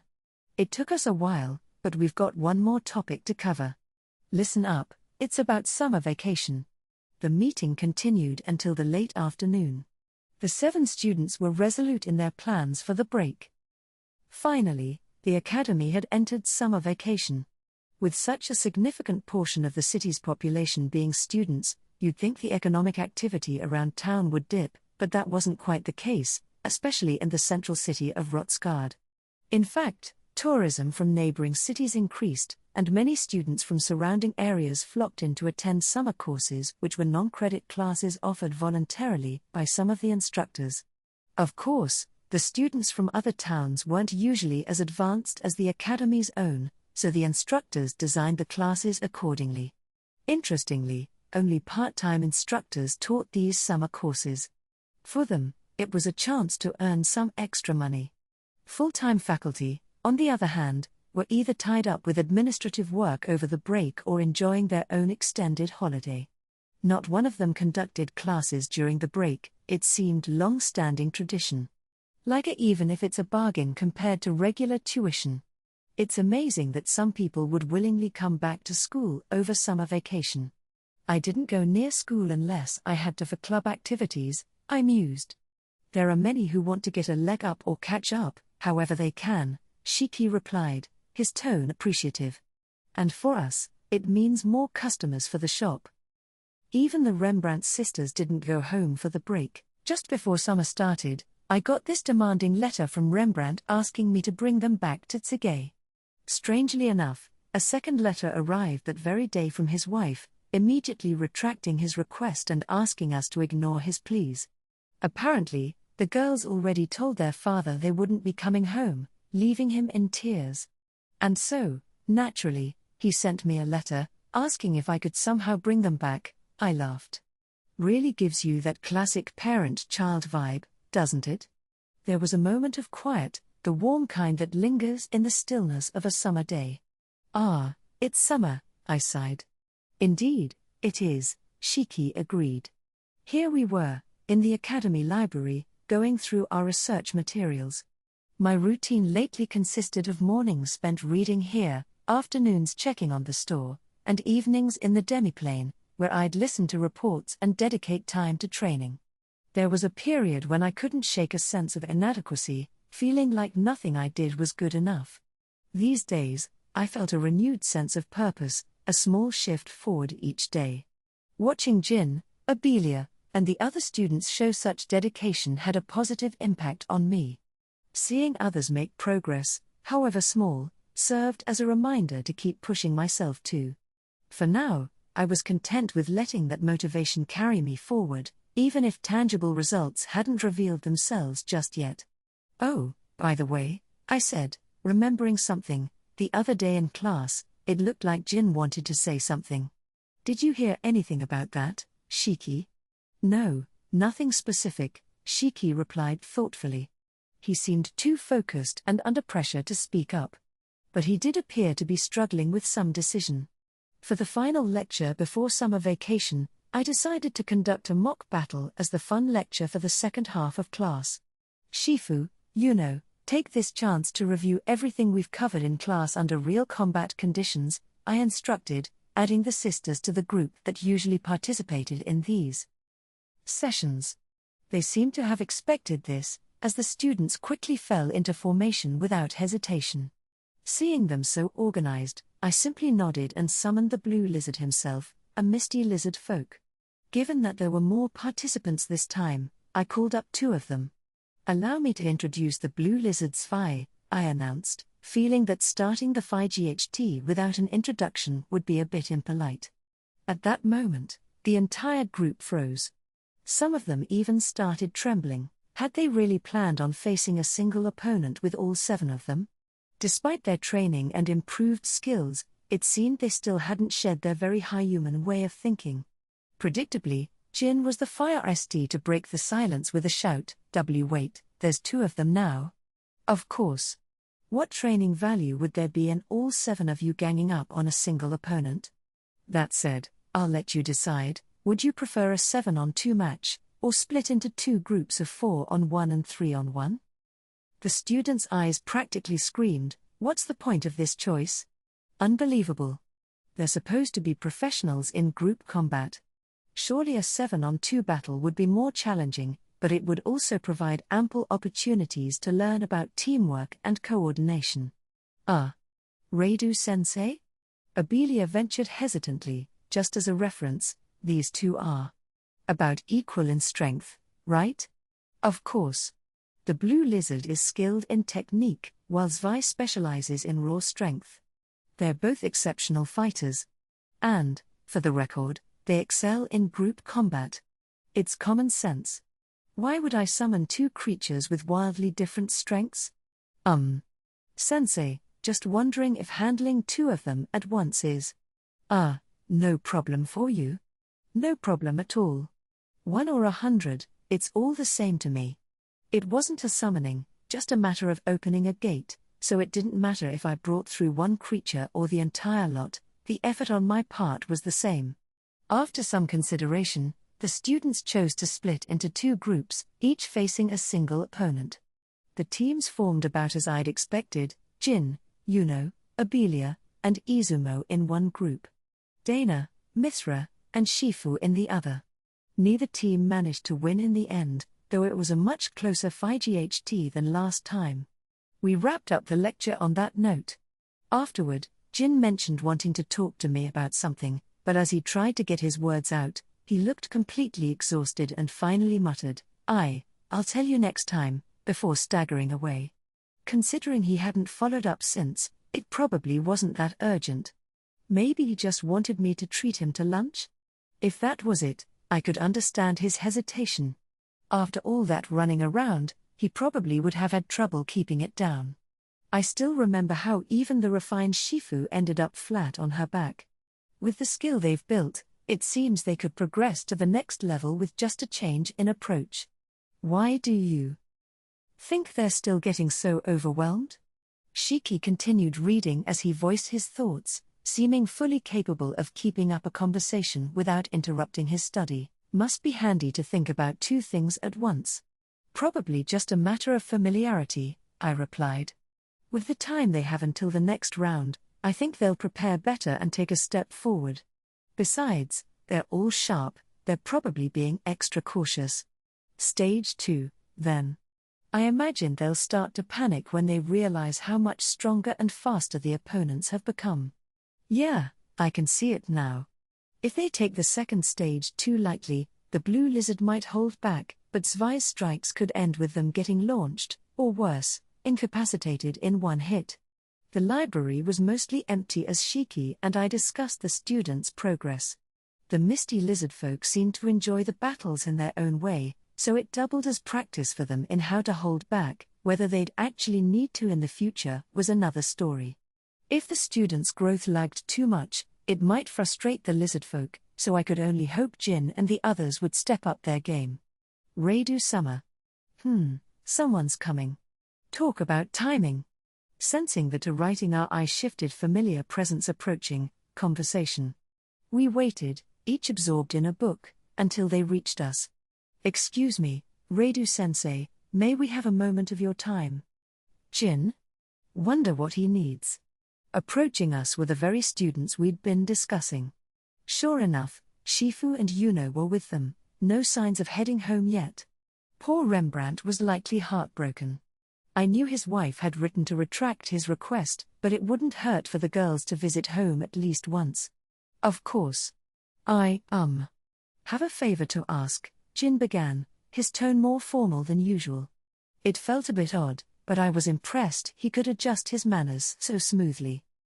Let's hear it, I wrote. Actually, during summer vacation. We'd like to ask if you could train us whenever you have time. We know you aren't holding lectures for the visiting students, and we're prepared to compensate you fairly for each session, quite the dedication for a long break.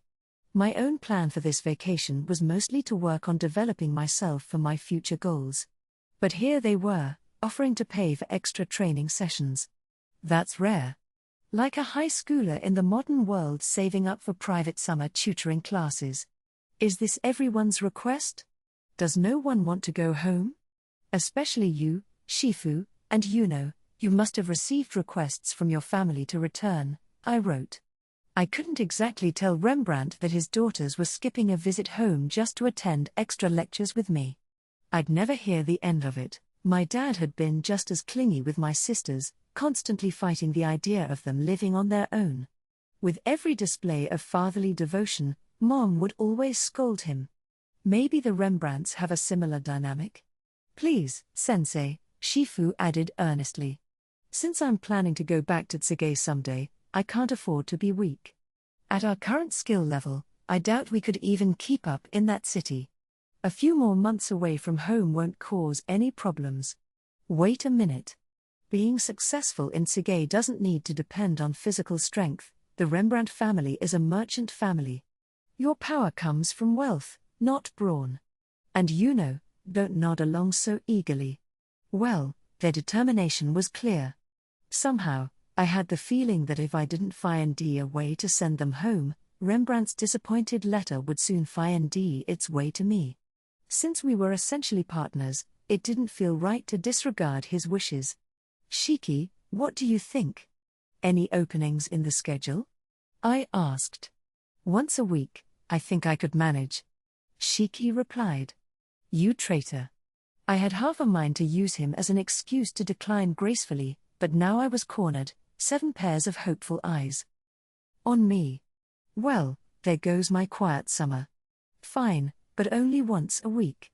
And Shifu, you'll go home during the second half of the break. That's non-negotiable, I wrote. What? My sister and I have to miss the later sessions? Yuno protested. Redu-sensei. Can't we come all through the break, just like the others? Shifu chimed in. No. Your father specifically requested it. Besides, you're still recovering, so let him have some peace of mind and go home for at least a little while. Despite 2 sets of sulking eyes directed my way, most of the students thanked me, relieved. Oh, well. We'll keep things basic with training drills and a bit of blue lizard summoning. I left the planning to Shiki, figuring that if I paced things right, I could still have a productive summer. While Radu was being persuaded by his students to hold extra lectures over the break, one woman worked quietly within the academy's library. In a restricted section, closed off to general access, was Eva, the head librarian. Since being assured that the academy was safe, she had swiftly resumed her duties. Despite the long holiday, scholars, researchers, lecturers, and even regular patrons continued to visit the library.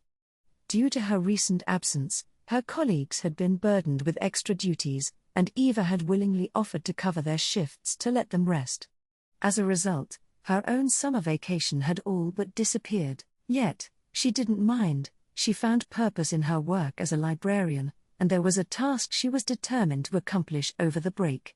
At the moment, Eva was in search of a particular academic paper, one she thought Radu might appreciate.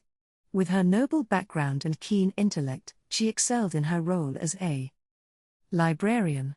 Paying attention to Radu's visits, she had memorized the books he'd checked out, observing his reading patterns and discerning topics that seemed to pique his interest. His reading habits covered a surprisingly broad spectrum, yet Eva had identified several consistent themes.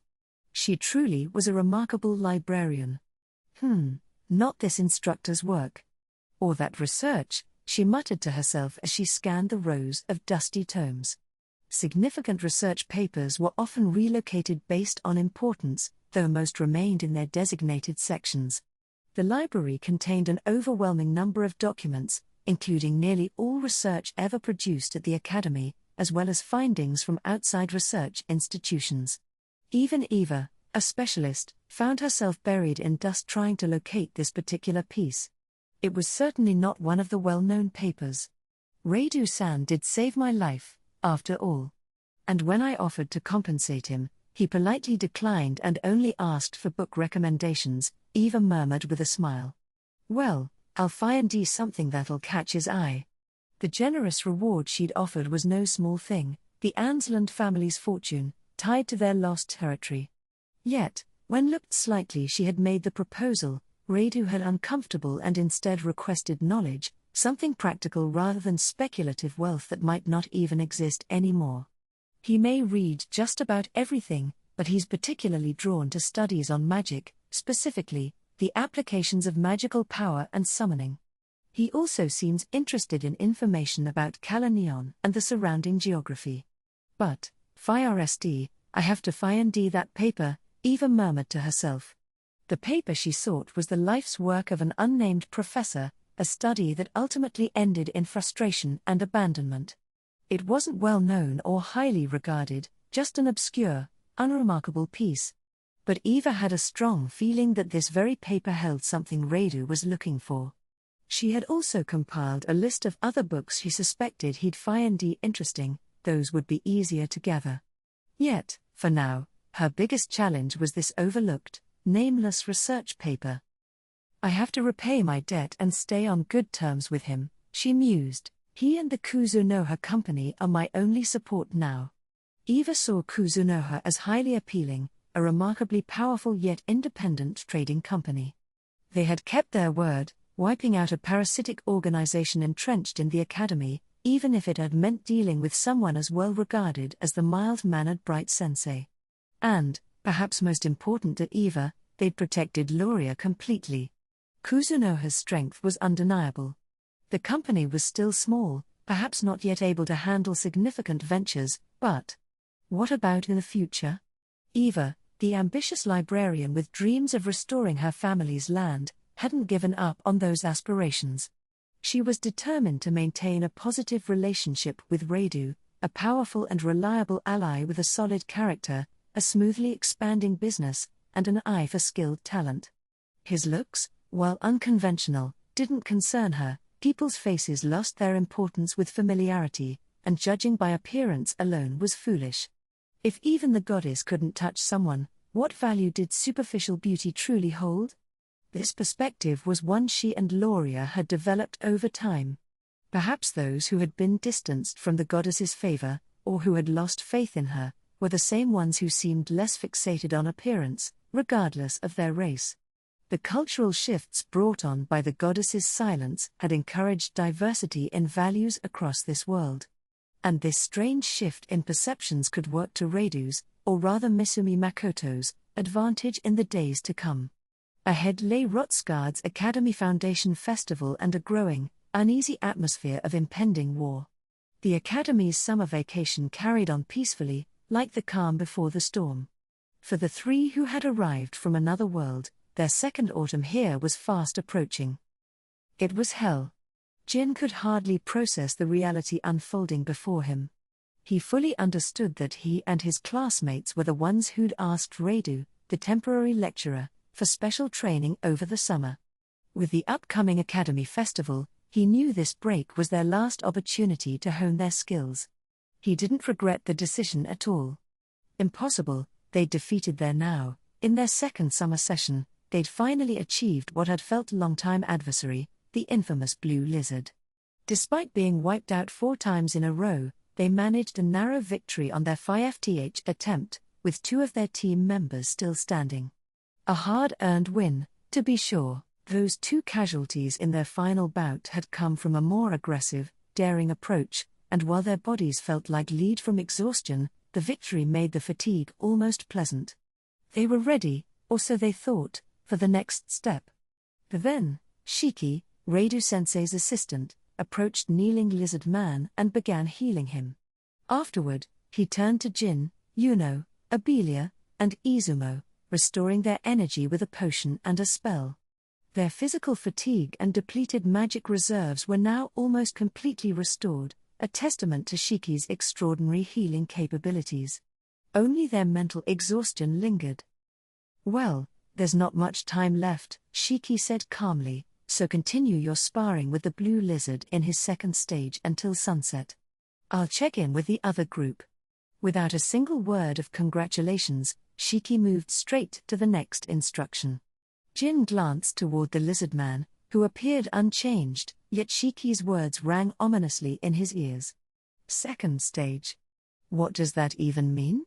Then, just as Jin was readying himself, something caught his eye.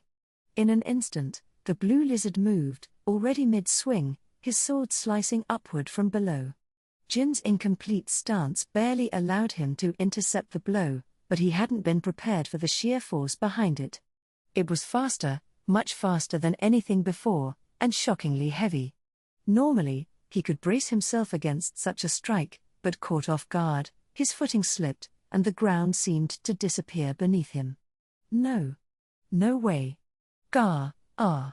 He felt himself lift off the ground, his eyes wide in disbelief. Before he could react, the lizard man's tail struck, sending him hurtling back toward Abelia and Izumo, with a force easily more than double what they'd experienced before. The power and speed were entirely different. Though the lizard man's techniques remained the same, the amplified force and swifter strikes sharpened his movements to a near-deadly edge. If they couldn't adapt to these basic changes, their entire strategy would collapse. "Jin, move. There's an ice arrow coming your way," Abelia called out. "Izumo, put up a barrier. Yuno, over here." "Got it. Okay." Abelia barely had a moment to process the shock of Jin being flung toward them. Yet, she knew that freezing up now would leave them wide open. She noted the glow leaking from Blue Lizard's shielded hand and swiftly gave her orders. They even had a contingency plan for switching command if Jin was too injured to lead, but... Wait. Something's off. This isn't the usual arrow spell, is it? The magic. It's spreading through the area. Is this Karen's spell? Karen? If it's an ice spell, then... Could it be that? "Everyone, scatter," Yuno's warning went unheeded. In a flash, all 4 of them were encased in a massive block of ice, frozen solid in place. A single shattering blow would mean the end, but the lizard man didn't move. He understood this was training, not real combat.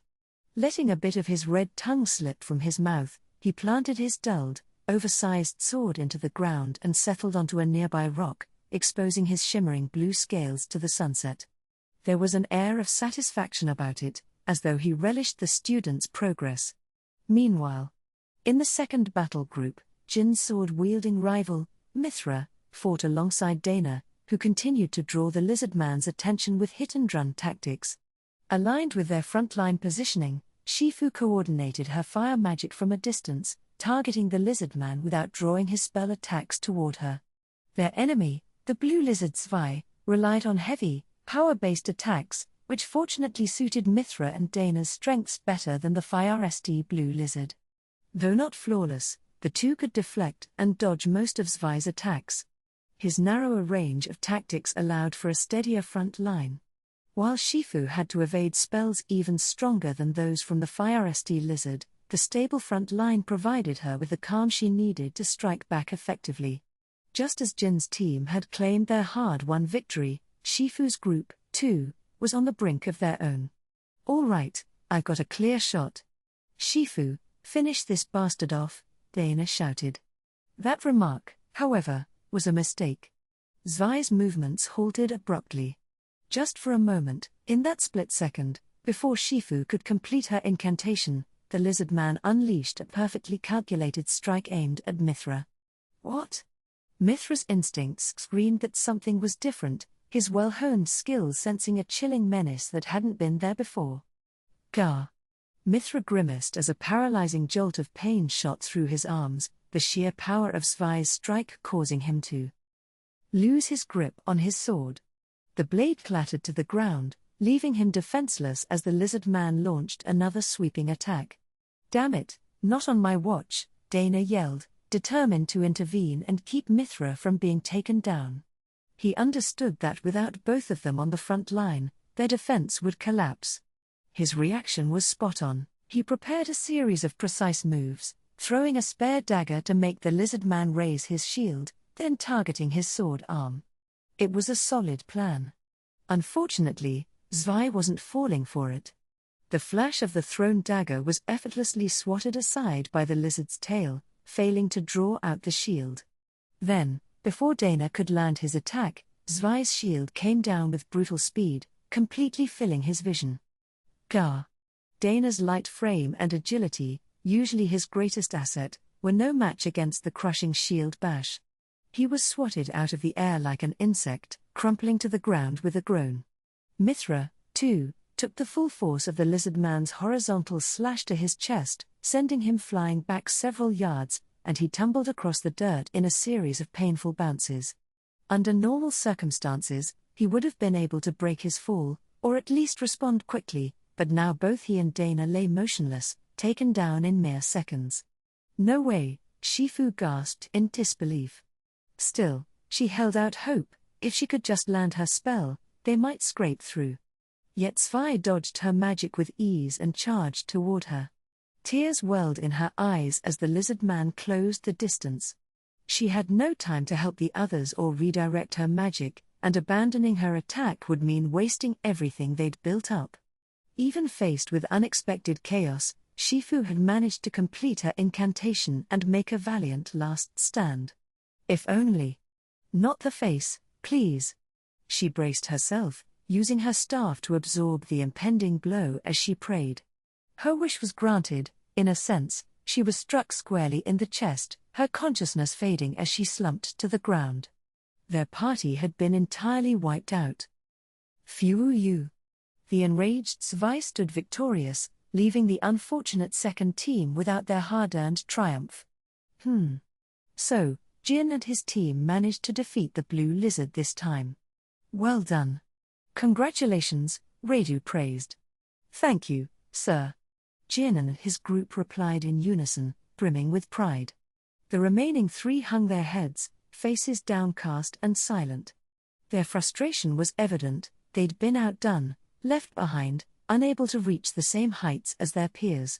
Words escaped their stewed disappointment. "Them as stewing there, they and the rest of the time will be spent on review and foundational training," Radu directed. "Shiki, keep an eye on them." "As you wish." "The four of you, this way," Shiki said, gesturing for the victors to follow him. Radu, or rather Makoto, watched them walk off for a moment before turning back to the three somber students. "Now, as for you three, I apologize. I realize the sudden strength spike in your opponent during the latter half must have thrown you off. That was my oversight," he wrote, bowing his head in a gesture of genuine apology. The three looked up, startled.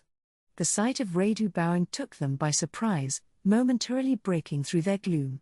"Oh, there's no need to apologize, really," Shifu replied, her curiosity winning over her frustration.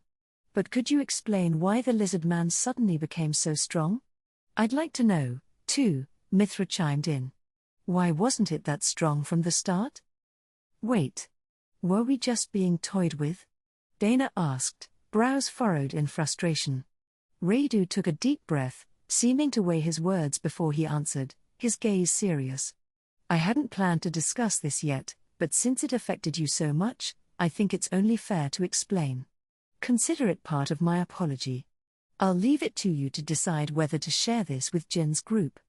The truth is, these blue lizards you've been sparring with are, at full power, stronger than most lesser dragons." "What?" "I've weakened them repeatedly to match your skill levels and given them intentionally worn-out equipment," Radu explained. "The two you fought today weren't even using a tenth of their true strength." A tenth?" Shifu stammered. "Then, was that final attack their real strength?" Mithra asked, wide-eyed. Ignoring the students' shocked expressions, Radu continued his explanation. Over in the distance, Shiki was likely filling Jin and his group in on the concept of the second stage in simpler terms. For Shifu, Mithra, and Dana, however, this revelation was entirely unexpected. "No, that wasn't their full strength either," Radu replied, shaking his head. "The second stage you encountered today was prepared specifically because I thought you might actually defeat the FIRST stage." "Wait. So that wasn't even their full power," Shifu muttered. "But then, why did you unleash the second stage before we'd even beaten the FIRST? "That was my error, and I apologize deeply," Radu wrote with a bow. "Zwei, come here." At Radu's call, the smaller of the two lizard men trotted over, stopping before him and lowering his head respectfully. There was an almost regal grace in the gesture, one that held the student's gaze. "The truth is," Radu wrote, turning back to the three with a solemn expression, "calling this one blue lizard Zwei was misleading on my part. You see, Zwei here. Well, she's female." "What?" they gasped in unison. "So, it seems calling her things like bastard or brute struck a nerve," Radu continued, rubbing the back of his neck. "From now on, please call her Zwei-san. I didn't mean to offend her, and I apologize for the lack of sensitivity on my part." An awkward silence settled over them. "Anyway, don't let this discourage you from challenging her again sometime," Radu encouraged, about to wrap up, when Shifu suddenly cut in. "Radu-sensei," she said firmly, surprising him. "Yes, Shifu. There's still time left. Please let us challenge Zwei-san again. But it's already quite late. If you start now, it'll end up being very late, please." All three of them chorused, their voices carrying an unexpected force. Radu glanced instinctively at the lizard woman. She looked back at him, nodding with what might have been a gentle, encouraging smile, a bit of femininity he realized he might have overlooked. "Guess I'll end up joining these three late at Ironclad," he thought, resigned. "It's going to be all sweet scents and chatter by the time we get there. But since I started this whole mess by misjudging Zwei, I suppose I owe them." The night was beginning to settle in earnest, shadows thickening as Radu contacted Shiki, asking him to take the other four students ahead to Ironclad, while he stayed to oversee this unexpected rematch. "Sensei, thank you for the meal. We'll be visiting the library again, so please continue to guide us." "Thank you so much." "Take care on your way back," Radu replied. "Make sure to head straight back, everyone," Shiki added. The students bowed politely, an unusual sight in a city where the student body usually held sway. But tonight, they made an exception for Radu, their instructor. With a final nod, the seven disappeared together down the night streets, heading back to their dorms. Since all the dorms were in the same direction, Radu let down his guard but set a minimal field around them as a precaution, allowing him to relax with a faint sense of protectiveness that reminded him of looking out for his junior. It was a bit teammates back overprotective, but he couldn't help seeing a little of them in his students. In his club days. Maybe well then, let's head back to Shiki. Yes, young master. Lime and the others are at the Merchant Guild's dinner tonight, along with some neighboring shop employees, so their return time is uncertain. Shall we head straight to the demiplane? Radu paused, considering Shiki's proposal instead of immediately agreeing. The truth was, ever since Eva had given him a particular academic paper, his training had become more focused and enjoyable, and with that new motivation, he found himself savoring each session. Usually, he'd have agreed to head to the demiplane right away, and Shiki had assumed he would do just that. But Radu's hesitation caught him off guard. You know. No, tonight, let's head back to the shop. Oh, Shiki, by the way, did you say anything specific to Jin and the others before I joined up with them? Shiki's reaction was unmistakable, even without an answer. Radu didn't need one to realize that Shiki had indeed shared some words of advice with the students. They looked ready for anything, that's for sure. Especially Jin. He even mentioned visiting the library again, but I'm guessing he's planning to head somewhere else. It's odd to hear that kind of comment from him, he's usually more direct. So, what did you tell them? Shiki hesitated briefly before responding. They were, well, quite disheartened after facing the misty lizardfolk's second stage. I might have given a bit of unsolicited advice. Since they seem to have enough resources for a teleportation spell, I suggested they focus on leveling up. In fact, Rotsgard students are generally encouraged to increase their levels. But since attending your class, they haven't had many opportunities to gain levels. True, Radu agreed with a wry smile. I didn't include dungeon crawling or field work in the curriculum. To level up, they'd need to face monsters. Looks like they've fallen behind on leveling while focusing so hard on my lessons, Radu chuckled, realizing that his method, prioritizing skill over level, might have set his students on a different path than the Academy's typical approach. Rotsgard students were required to register with the Adventurers Guild, though most did so on their own for the convenience. Recently, he discovered that his students were given guild cards for quick access and communication, something he hadn't initially noticed since he'd only skimmed the student handbooks. With the boost from the demiplane's resources, their abilities have grown, but leveling up would add another layer to their skill set, Shiki noted. Radu glanced over at Shiki with a knowing look. But I get the feeling you're aiming to help them build confidence more than raw strength, right? I'm sure they'll be surprised by their own abilities when they take on monsters somewhere new. You've seen through it, as always, young master, Shiki replied, impressed. Radu shrugged, smiling faintly. It's only because I recognize the signs. They're on a path I've walked myself, after all. In my estimation, they could all probably reach around level 70 if they put in a solid 3 days of work, but that might be overly optimistic. No, that sounds reasonable. They'll probably want another go at the misty lizard folk if they feel a boost in their levels.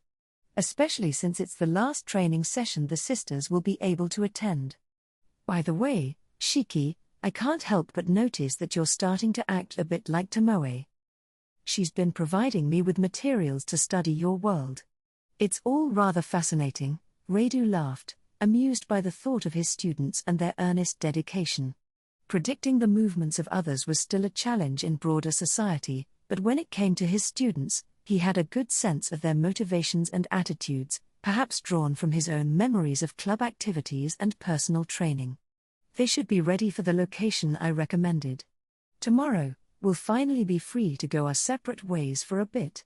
Shiki's tone was bright, reflecting the sense of relief he felt in parting from his recent student chaperone duties. Just in case something goes awry, though. Maybe we could send Eris to watch over them. I'm sure she'd be thrilled, especially if we throw in a little bonus for her. As you wish.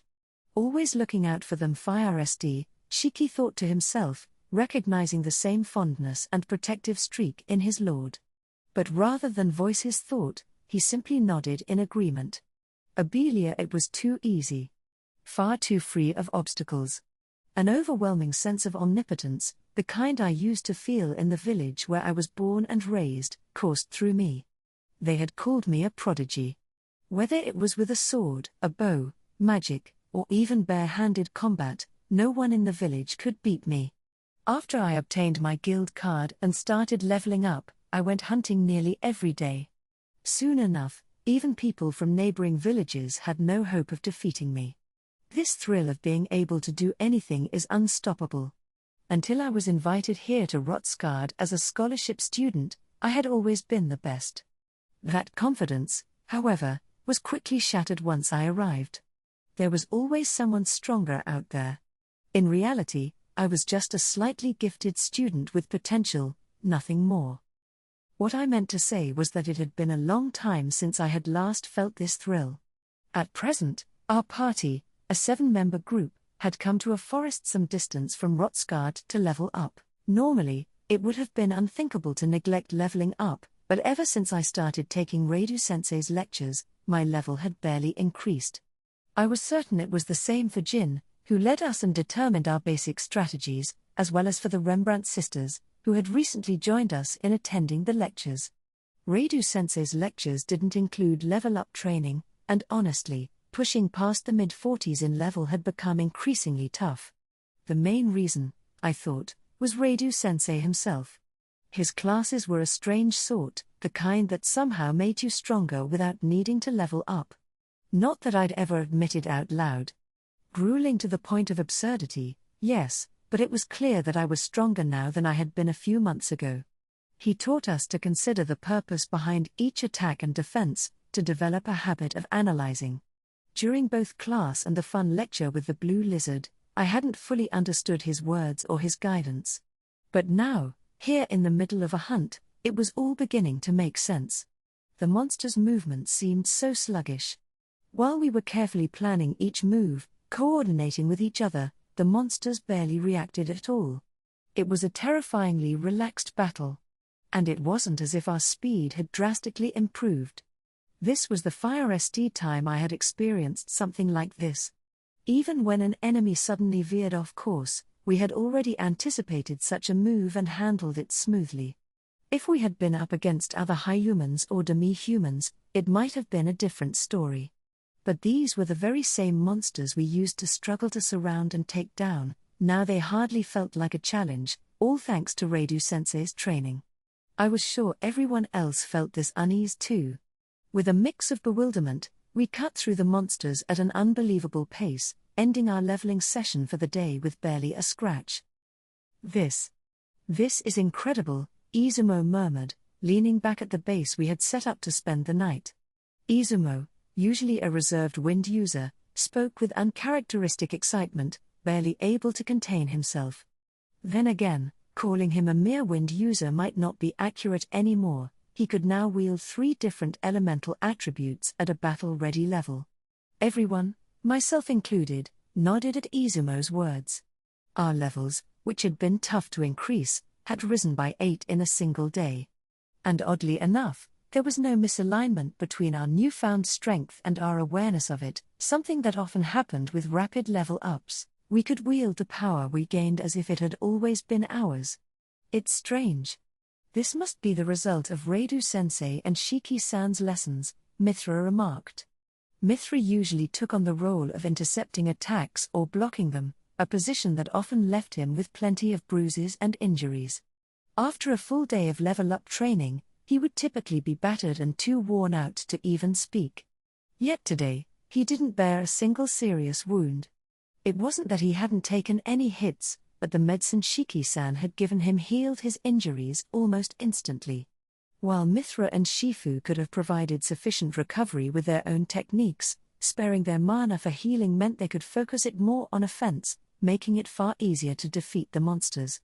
It's like a completely different world. Yes, Shiki-san. He's truly amazing. He's guiding us to the next level. Without him, we'd probably have been left broken by Reiju-sensei's lessons. I consider myself pretty determined, but that teacher has a knack for hitting you with comments that are almost impossible to recover from. I heard he's about the same age as us, but who knows if that's true? It's Shiki-san who manages to keep Reiju-sensei's intense training within the limits of what I can endure. To be honest, I really like Shiki-san. He's my ideal type. Kind and understanding, with a gentle strength. And that serene smile fits his beautiful features perfectly. He's effortlessly knowledgeable without a hint of arrogance. According to Redu-sensei. Judgment, but negative people admiration can easily cloud shouldn't undermine it with unnecessary criticism. Besides, whatever fixation Redu-sensei has on the Rembrandt sisters is far more. Anyway, I'll let that go. I wondered if Shiki-san was married. At the very least, there was no way he didn't have someone special. I wouldn't have minded being his second or even third choice. Though at this time, I admired him so much that I couldn't imagine standing by his side. Thinking through our 5GHTS really changes everything, one of the others said. It felt like I'd gotten so much faster. Diving in headfirst always earned me a harsh scolding from Blue Lizard. Definitely. As the night progressed, it was hard to calm my excited mind enough to actually get some rest. The battles on the following day went without any issues. We had moved deeper into the forest, farther than we'd ever been, and even when we encountered monsters we'd never fought before, we handled them smoothly. Having two skilled mages who could handle almost every elemental type was likely one of the reasons. For now, I could only use magic with modest power, not quite enough to call it offensive firepower, but I was determined to work on it seriously once we returned to the academy. Broadening your tactical options, that was another piece of advice from Redu-sensei, and I hadn't realized how much it would improve our advantage in battle. I could imagine that Izumo and Shifu were thinking the exact same thing. I'd initially been hesitant to connect as friends with Shifu, given the notorious reputation surrounding the Rembrandt family.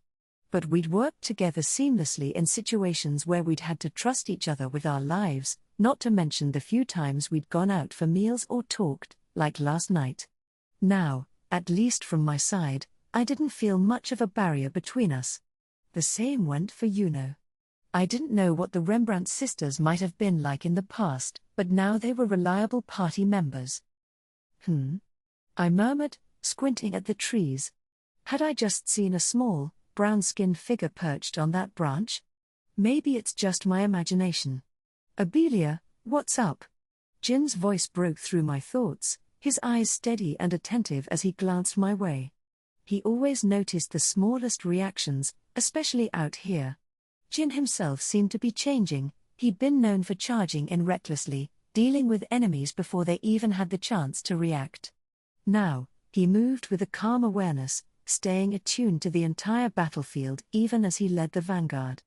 Reaching so naturally, without overthinking, showed a natural talent that made me quietly envious. Stance that it's frustrating, but he's a scholarship student for a reason. I still haven't fully developed that level of awareness. That's something for me to work on. Oh, nothing, I replied, shrugging. I thought I saw the branches moving strangely, but it doesn't seem to be an issue. Jin nodded, his gaze shifting to the path ahead. Got it. Looks like we'll make it to the lakeshore by the end of the day. Let's set up camp there tonight, he said, his tone steady as he planned out our evening. We all agreed with Jin's plan. Deep in the forest, there lay a small lake. The water there fetched a high price due to its unique quality. The location was deep within a monster-infested forest, and transporting the water itself was a hassle, especially with containers taking up so much space. The lake area was also rumored to have rare medicinal herbs, which could be easier to sell if we decided to go that route. Oh, that's right, I said suddenly, a thought sparking in my mind. I turned to Jin with a slight grin. Hey, Jin, since we've come all this way, why don't we gather some of those lakeshore herbs as souvenirs for Sensei and Shiki-san? Not a bad idea, if I say so myself. Since we'd made it this far, it only seemed right to bring back something to thank those who'd helped us. Good call. Water's a hassle, so let's just bring back some herbs, Dana agreed with a nod. His unnecessary movements had greatly decreased, allowing him to overcome his old flaw of running out of stamina before evening. Now he moved lightly and effortlessly across the battlefield, his energy boundless. That grueling fun lecture had improved our skills, adding real strength to our abilities. It wasn't just torture, after all. I'm so glad we put our trust in Shiki-san. All right, let's keep moving. I leveled up a lot, so I'm overflowing with power, Yuno exclaimed, her voice brimming with excitement as she ran alongside Jin, her spear at the ready. Through the training, she had developed a style of switching between spear and bow during battle, a surprising level of skill for a noble merchant family's daughter. Dana and Mithra followed a little behind, while I brought up the rear, ensuring a path for Izumo and Shifu. Even though my endurance had improved since starting Reidu-sensei's classes, sprinting through a forest was still a tall order for a mage. Maybe someday it'll be possible, but for now, sticking to easier paths to keep up with the party is the best I can manage. Still, considering how quickly we were moving, everyone was doing remarkably well. With a little smile at the enthusiasm of our vanguard, I finally arrived at the lakeshore where the others were waiting ahead of me. And there it was. A dragon. It wasn't a joke. There was an actual dragon at the lake. This must have been the one using the lake as its watering hole. We hadn't been told anything about a dragon being here. Oh no. My calmness began to evaporate, leaving me with only mounting anxiety. No, stop. Don't panic. Think. Form a plan. Attack or defend. Or flee. My first priority should be assessing my own options. Stay calm, stay calm. Ahead of us, at a fair distance, was a crescent-shaped lake. We stood at the bottom curve, while the dragon was closer to the middle, where the land jutted out into the water. It had been drinking but now stopped, and stared directly at us. Like a lizard, yet unmistakably not one. A single sharp horn jutted straight out from its forehead. Its skin was grey, covered in scales, and it was around 12 or 15 feet long. Its body was half upright, almost. Jin. Mithra's voice came out hoarse. I understood how he felt, but he'd made it this far almost entirely unscathed, so I trusted he was thinking things through. Abelia, got any intel on that thing? Jin asked, slowly drawing his sword, preparing for combat. He had likely judged that avoiding a fight entirely was no longer an option. I nodded solemnly in response to his question. Right now, my greatest asset in this party might just be my knowledge. Yes, it's a type of low-ranking lesser dragon, I said, thinking back to what I'd learned. I can't remember the exact name, but I do recall that it's solitary and vulnerable to ice. Ideally, it should be dealt with from a distance, using concentrated attacks. For combat, a party of at least 10 with levels above 90 is considered the safe minimum. What's our current level? Jin asked, glancing around. I'm at 75, Jin added. Same here, I replied. I'm 74, said Dana. Same here, 74, Shifu confirmed. I'm 77, Yuno chimed in. 77 as well, Mithra said. I'm 73, Izumo added, looking uneasy. Our number and levels were far from enough. In other words, escaping was our best option. However, the unfortunate reality was that we'd already been locked onto as the dragon's prey. If we had spotted it before it noticed us, fleeing might have been realistic. Worse, its weakness was ice, but wind would have been ideal, followed by fire or earth. If we could unleash powerful magic, we might still stand a chance. I'll cover the rear, Jin said firmly, his gaze unwavering. Izumo, use wind support to boost everyone's movement speed, even if just a bit. Jin's words urged us to flee. It was the correct decision, perhaps. But that would mean leaving Jin. My thoughts cut off. The dragon, which had been slowly turning to face us, opened its mouth, and in that instant, an ear-splitting roar tore through the air. The sheer volume erased all distance, as if it had been bellowed directly into my ear. More than a sound, it felt like a shock wave slamming into my entire body. An intimidating roar. Nearly every type of dragon uses this paralyzing cry to lock down their prey. Of course, how could I forget about this? I hadn't recalled such crucial information at this critical moment. Regret bubbled up, flooding my mind, but my body wouldn't respond at all. I was completely frozen. It was the first time I'd been struck by this roar, and the effect was staggering. The dragon surged forward on two legs, covering the ground with shocking speed given its size. The terror of its bellow still held me captive. In fact, as the ground trembled beneath its massive form, I felt the vibrations reinforce my paralysis, locking me in place even tighter. Even if it was extremely low-ranked, this was clearly not an opponent we could handle. Someone, anyone, if you can move, run. I scanned our party with what little movement my paralyzed body allowed, but everyone was trembling, their faces twisted with strain. Jin, isn't this the moment you're supposed to let out a battle cry and inspire us all to move? Are we just going to stand here and wait to be eaten? My frustrated thoughts went unanswered as the dragon rapidly closed the distance. One brief lapse. Just a single moment of carelessness. To end like this? Obu, Zeruno, Juna. Chanting? Where? Above? In the tree branches? There, sitting casually on a branch, was a small figure in an unfamiliar white hood, holding some kind of yellow fruit. Are they eating? There's a dragon here, and they're eating. My mind spiraled into confusion. I tried to recall Reiju-sensei's teachings, but my thoughts refused to settle.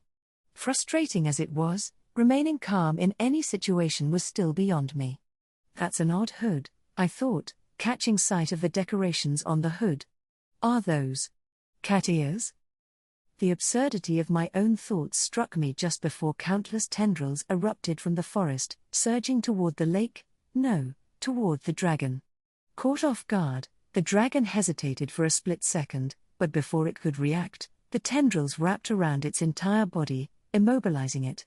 Are those summoned tendrils? No, they look like trees. It was as if the branches and roots of the trees had twisted and grown, ensnaring the dragon. Vines and even grass joined in the binding. Upon closer inspection, I noticed the tendrils were not only brown but also dark green. I had never seen or heard of magic like this before. My voice wouldn't come out. Was this also an effect of the dragon's roar? The thought of being unable to chant spells was terrifying. If all dragons could do this, it sent a chill down my spine. Thump. A light sound echoed as the figure who had seemingly saved us landed between Izumo and Shifu. How could they have jumped down so easily from that height? Were they a demi-human, perhaps? The figure's face was mostly hidden by the deep hood, showing only glimpses of tan skin. And they're definitely small. The small person patted Izumo's stomach and shook their head. Bin sprout. Too skinny to save. Izumo's eyes widened, stunned by the words. Then, shockingly, the figure reached out and grabbed Shifu's ample chest with both hands. Oh my. Humph, the era of big boobs won't last forever, the figure said, their tone dismissive. $! And amp? Shifu's expression turned to utter panic. As someone with a more modest chest, I couldn't help but feel a slight sense of satisfaction at the figure's audacity. Wait, what am I even thinking right now? So, is it my turn next? It seemed my assumption was correct, as the small, childlike figure adorably tottered over to me, only to stop and kick me in the shin. Not short at all. The kid declared with a huff. Ow, I gasped. That hurt. And how do you know what I was thinking? Without pausing, the child moved on, offering words to each person in the group as they made their way toward the dragon. For Yuno, after glance of comparison between her and Shifu, the child simply said, "Keep at it." To Dana, the child remarked, "Stay strong, Pikmin." One Mithra received, "The path of constant hits is for masochists, kid. You still have time to turn back." When the child reached Jin, they muttered, "Last time, you gave me the wrong change," and stuffed a handful of coins into his shirt pocket. What does any of this mean? Well then, that should do it. Remember, a field trip isn't over until you get back, the child said, turning back to us with a cheerful grin. They raised the hand not holding the fruit and pointed a finger at us, as if delivering some sage wisdom. And by the way, bananas don't count as snacks. I've still got 2 left. Oofufu. I had no idea what they were talking about, but somehow, the tension was fading. Meanwhile, the dragon was thrashing, its 2 legs struggling in a futile attempt to free itself from the countless tendrils binding it. I couldn't tell how many trees were part of the restraint, but it had to be a powerful spell to keep such a massive creature locked down. Could this kid really be the caster? As if struck by an idea, the cat-ear hooded figure tossed the peel of the yellow fruit they'd finished eating right in front of the dragon's feet. Predictably, the peel was mercilessly crushed underfoot. The kid stomped the ground, visibly disappointed. Wait, what? What was even the point of that? Unable to speak, I had never felt more frustrated. If only we could say one thing, just one quick comment. Spoken. The child announced, pointing dramatically at the dragon's upper body. They seemed to have momentarily set aside their disappointment. Their other hand rested confidently on their hip as they struck a triumphant pose. Whether it was because of their power or sheer bravado, they had a kind of ease facing down a dragon that left me envious. I want to be that strong someday. Angering Princess Komi by the water's edge is dangerous, the child said, their tone calm. Princess Komi? Is this person serving someone from some royal family? Because, well, this is what happens, fake, they added with a mischievous smile. At some point, a magic circle had appeared at the feet of the hooded figure. In their hand was a short, slender wand twirling between their fingers. Is that their casting tool? It's small, like a writing utensil, and doesn't look especially powerful. The magic circle began to replicate across the lake's surface. Countless identical circles floated above the water, glowing faintly as they expanded. And then, the dragon was thrown toward the lake. The tendrils binding it released, leaving the creature suspended midair, right above the glimmering lake, surrounded by the countless magical circles. It opened its mouth wide, as though preparing to roar once again. Which will come first, I wondered, my mind racing to keep up, its plunge into the lake or a second roar. But neither happened. Instead, from every circle, icy lances erupted in unison, skewering the dragon midair. The surreal sight was almost absurd. Too bad, the child said, a faint smile tugging at their lips. The real challenge of camping begins once you dodge all that. Better luck next time, lizard. The child's tone remained indifferent, their words still a mystery. The dragon's form disintegrated into dust. Before we knew it, the child in the white cat-eared hood had vanished as well. The atmosphere around us took on a strange, almost playful tone, as though the whole scene had been some bizarre joke. This summer is going to be unforgettable. I was still unable to move but now utterly certain of it. Our poetic saying about clear autumn weather certainly applied in this world too. The skies were crisp and soared above us. The sky felt as high as it had during autumns back in Japan. Maybe I was feeling nostalgic, because I'd been here almost a year now. And being back at a school probably intensified that feeling. Even though my role is different now, being in school again makes it all the more familiar. Rotsgard didn't resume regular classes right after the month and a bit of summer break. Technically, the academy had reopened, and more students returned by the day, but with the school's founding festival coming up, standard classes were on hold. A festival in the autumn. It's not like the academy is celebrating the harvest or anything, but if the academy was founded in the autumn, I guess that makes sense. After a month off, students got another almost month of preparation, which was practically an extended break. Students tasked with festival preparation stayed busy, but for those attending my lectures, it meant more downtime. I had reluctantly held classes over the summer break, but when they asked me to do the same during the preparation period, I turned them down. I had a few things of my own I wanted to do, after all. The Rotsgard Academy Foundation Festival was quite different from the autumn cultural festivals I was used to back home. It lasted a full week, with a wide variety of events. Only a select few students were chosen to put it on, handpicked from each class and grade, with the highest honors going to the top graduate year students and their assistants. Just being chosen to help out was considered an honor. The FIRST half of the week was dedicated to presentations and demonstrations of various studies, while featured practical skill competitions. The second half people traveled from far and wide for the event, filling up every inn in town and those in surrounding cities. Temporary lodgings were even set up on the outskirts of town to accommodate the crowd. Which was overwhelming considering it was just a school festival. Or maybe it was me who was out of touch. After all, lots of dignitaries were invited, including a fair number from countries at war on the front lines, like the Kingdom of Limia and the Gritonia Empire. They came not only to evaluate the next generation of talent but also to engage in diplomatic talks that would affect future alliances. I guess this really is the pinnacle of higher education for high humans. Jin and Abelia were fired up as well. They weren't in their final year or close to graduating. They'd be back at the academy next year, so this wasn't their last academy festival. Still, they seemed dedicated to training daily in preparation for their competitions. When I heard this was also a major opportunity for scouting and early recruitment, I felt a mix of emotions. The students in their final year must be approaching it with real determination. Back in high school, I hardly thought about employment in concrete terms. It's an experience I can't quite relate to. Redo Summer, regarding the inventory of goods for the Academy Festival period. I looked up from the Merchant Guild documents I'd been reviewing while glancing out the window. It was Shiki. As always, his frame was slim. Over the summer, he had spent a considerable amount of time in the demiplane, which meant enjoying a more lavish diet than usual. Despite maintaining my training regimen, I'd ended up putting on weight during that time. But Shiki?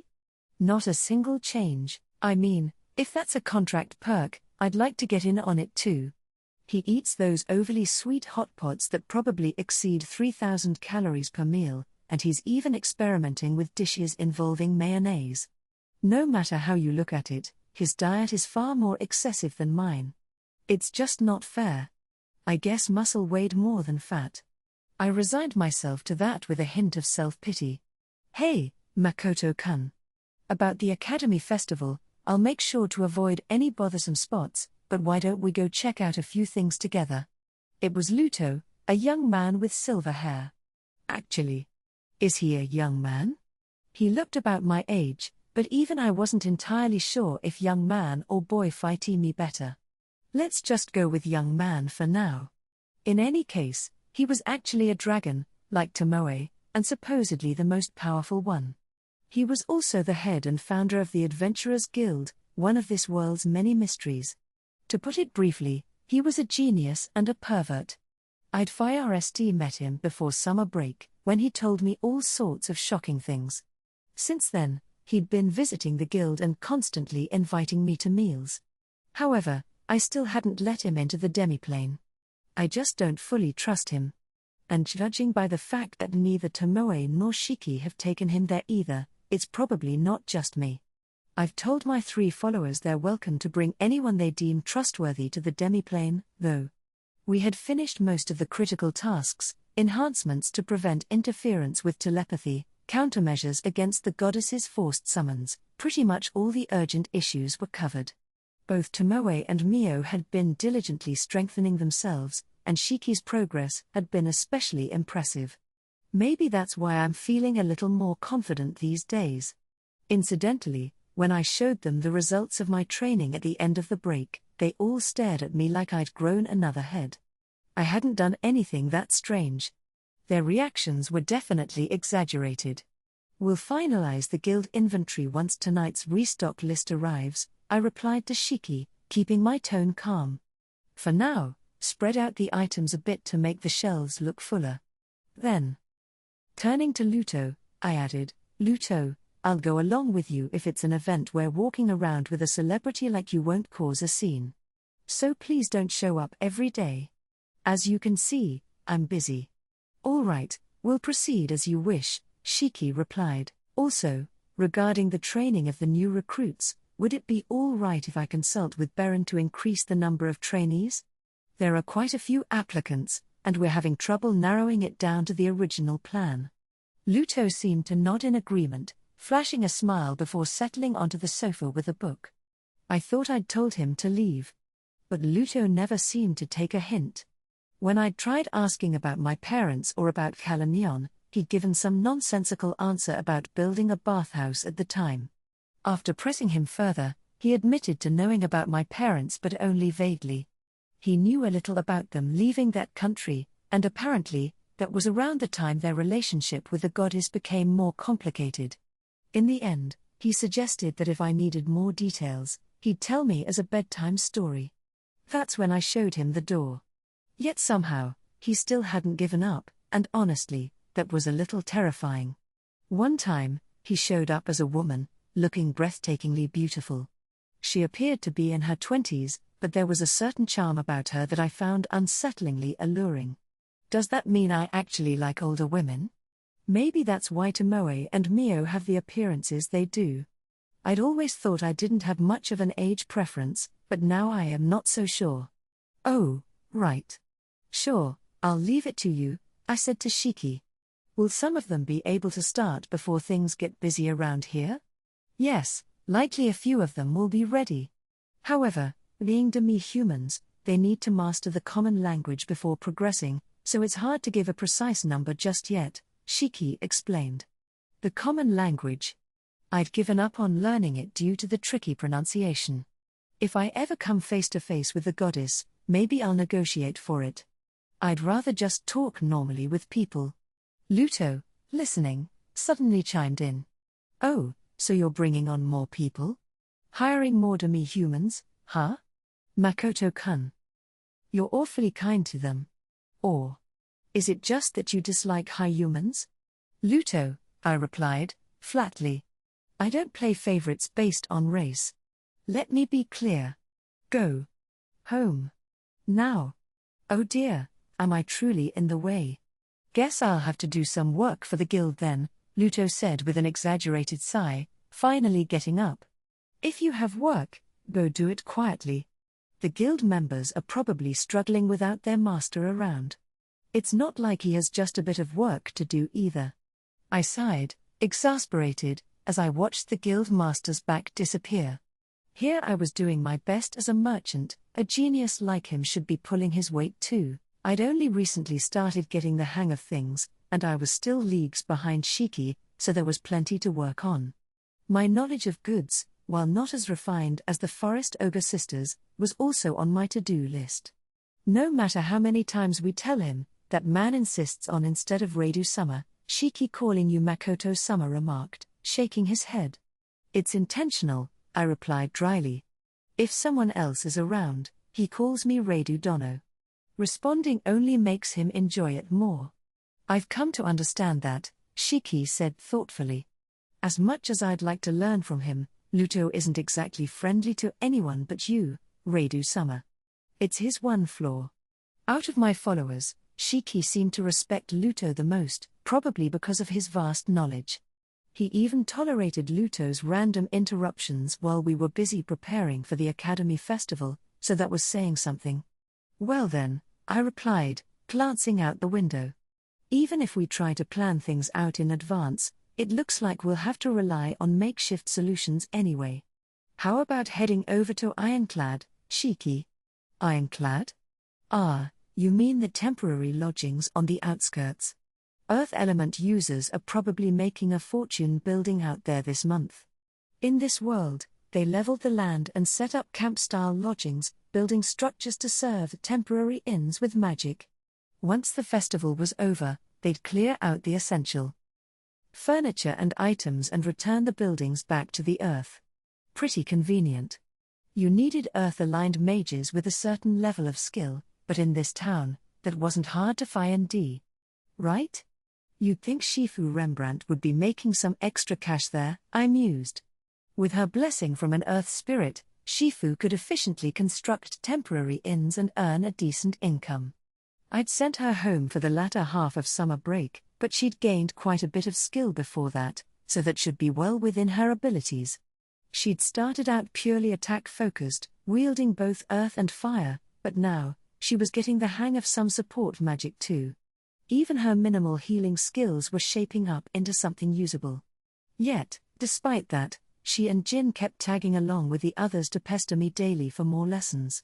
They probably saw this as an extended vacation, but for me, it was the critical prep time before the festival, when the shop got busy.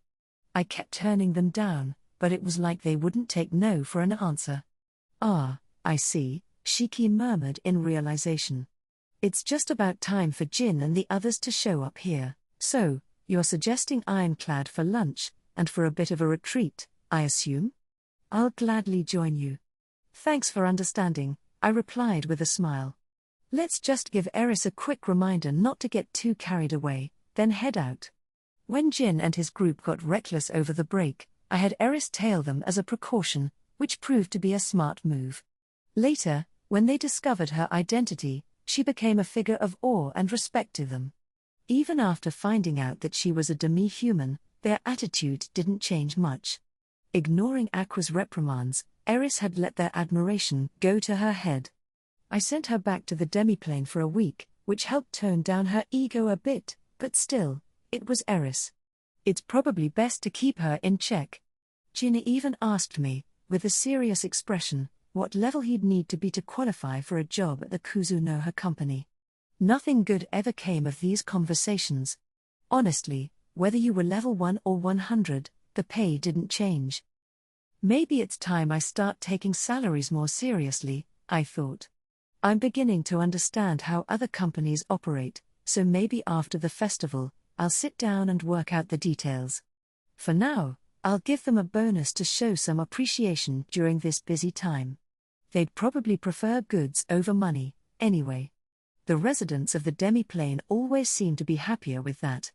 Speaking of Ironclad, lately, Eva-san had been stopping by there often after finishing her work at the academy. Ever since the incident, we've been seeing each other more frequently. Even before Shiki and I became regulars, the place had a steady stream of customers, but now, with our suggestions for the menu, it seemed to be thriving even more. It makes me happy, even if it's none of my business. Mostly, I just suggested ingredients and seasonings similar to the ones I used to eat back home, trying to keep the place from going overboard with sweets. Shiki, meanwhile, had been passionately pitching ideas for hot pot dishes. The kombu dashi tofu hot pot didn't catch on, and I was probably the only one who ordered it, so it ended up a bit of a failure. Still, the owner of Ironclad kept it on the menu just for me, which I really appreciated. Heading downstairs, I gave Eris a gentle reminder to keep her attitude in check. She jumped like a startled cat and nodded eagerly. "I'll do my best." "Really, really do my best," she exclaimed, practically bouncing with enthusiasm. "I know you've been doing a great job. Just make sure you treat the students like proper customers, okay? We'll be heading out for a while," I wrote. "Have a safe trip." Her voice joined the quiet chuckles of the other shop staff as Shiki and I gave a nod and slipped out the back door. It was still a bit early for dusk, but when I glanced up at the sky, I could already feel the approach of night. "Like a trapdoor dropping under you," I murmured, letting out a small laugh. Today's been bringing back memories of the other world. "Redo-sama?" Shiki asked, looking at me with concern. "No, it's nothing. Let's go," I replied with a smile, hoping to reassure him. Did I look sad for a moment there? The Academy Festival was about a week away. I'd probably be seeing the biggest crowds since my arrival in this world, with people coming in from all sorts of nations. I'll focus on what I want to do, I reminded myself. Maybe it was thanks to the strength I'd gained over the break, but I felt a bit more confident now. The thought of so many people pouring into town didn't overwhelm me like it might have before. Even if I were thrown onto a battlefield right now, I think I'd handle it better than before.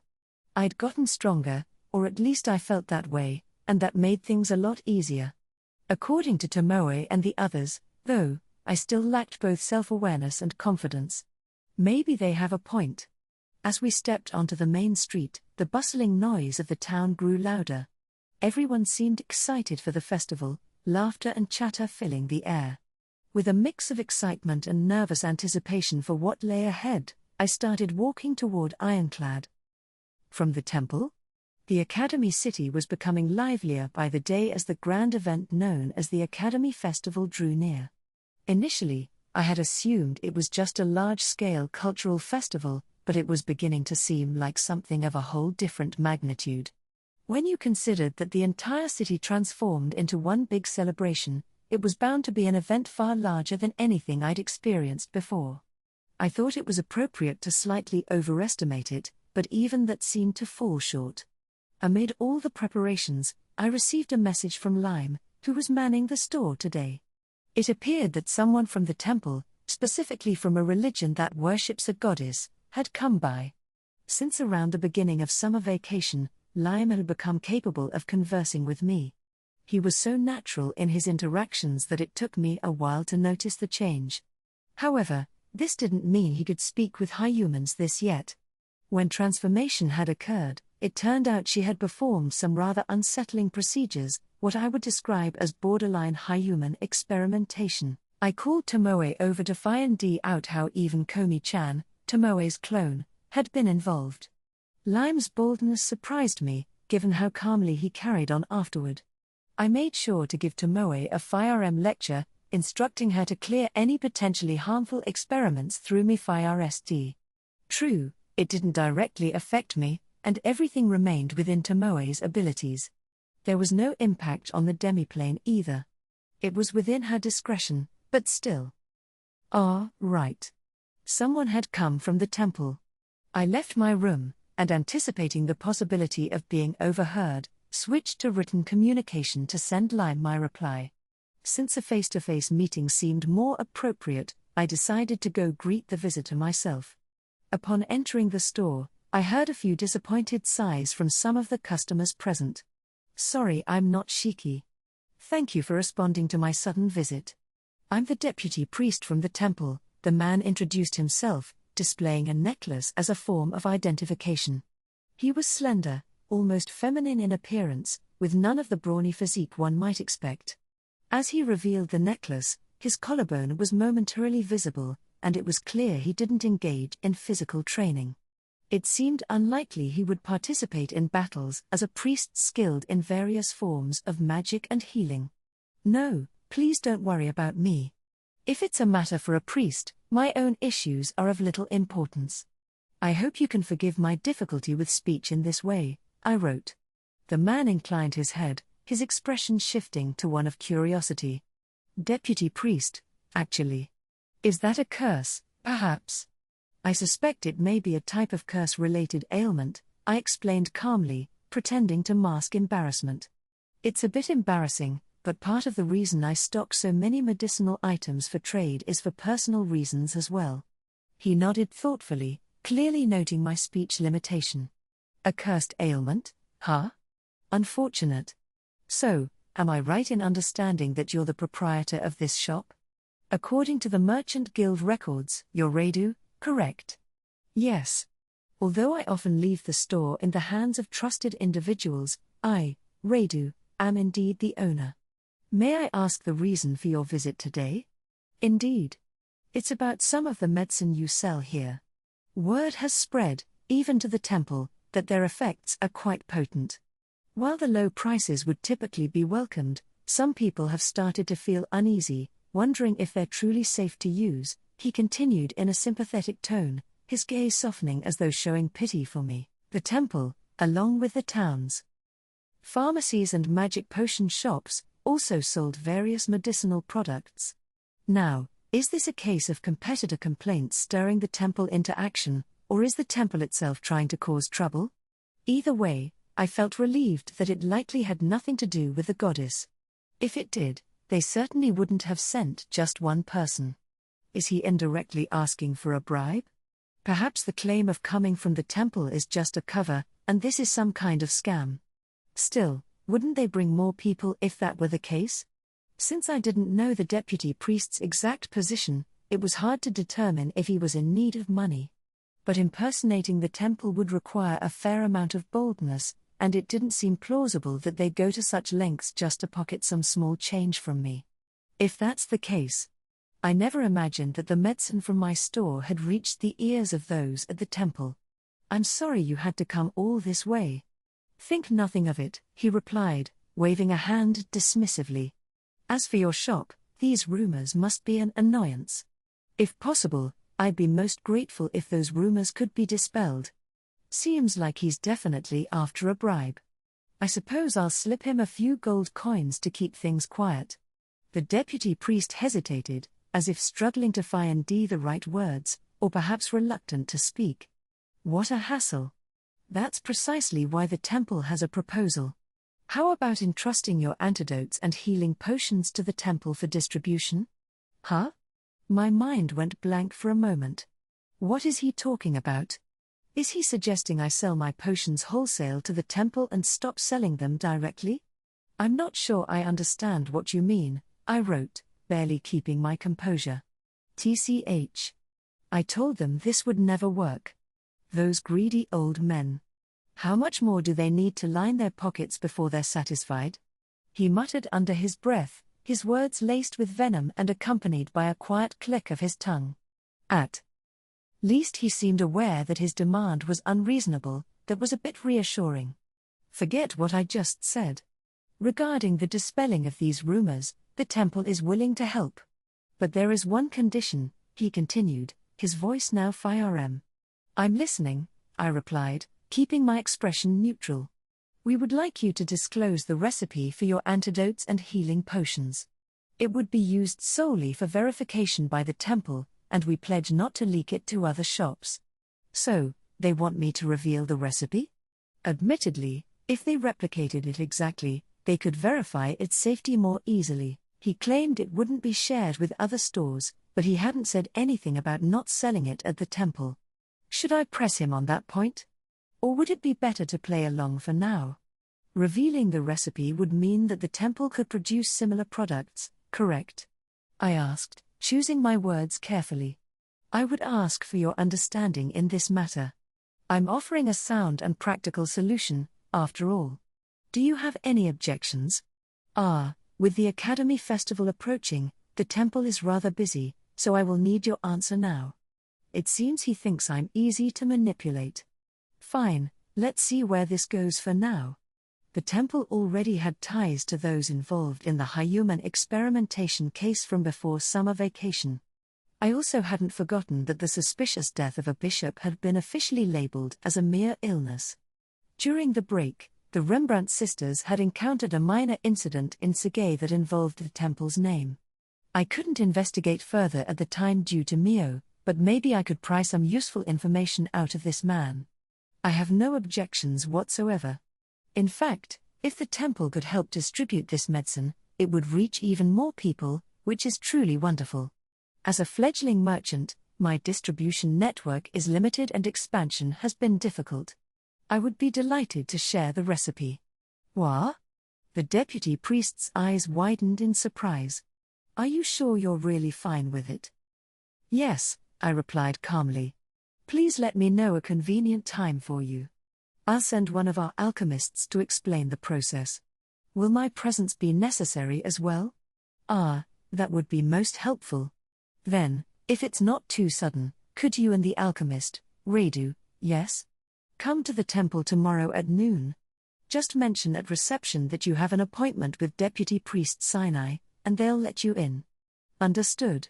Tomorrow at noon, then. And I'll be sure to mention Deputy Priest Sinai, I confirmed with a polite bow. Good. I appreciate it, he said, a hint of relief in his tone. With that, he turned and left the store, though he still looked somewhat suspicious about how smoothly the conversation had gone. I bowed, watching as he left. Sinai, huh? I'll remember that name. I'd expected someone like the local priests, but he was surprisingly arrogant. I wonder if the temple wields more power here than I thought.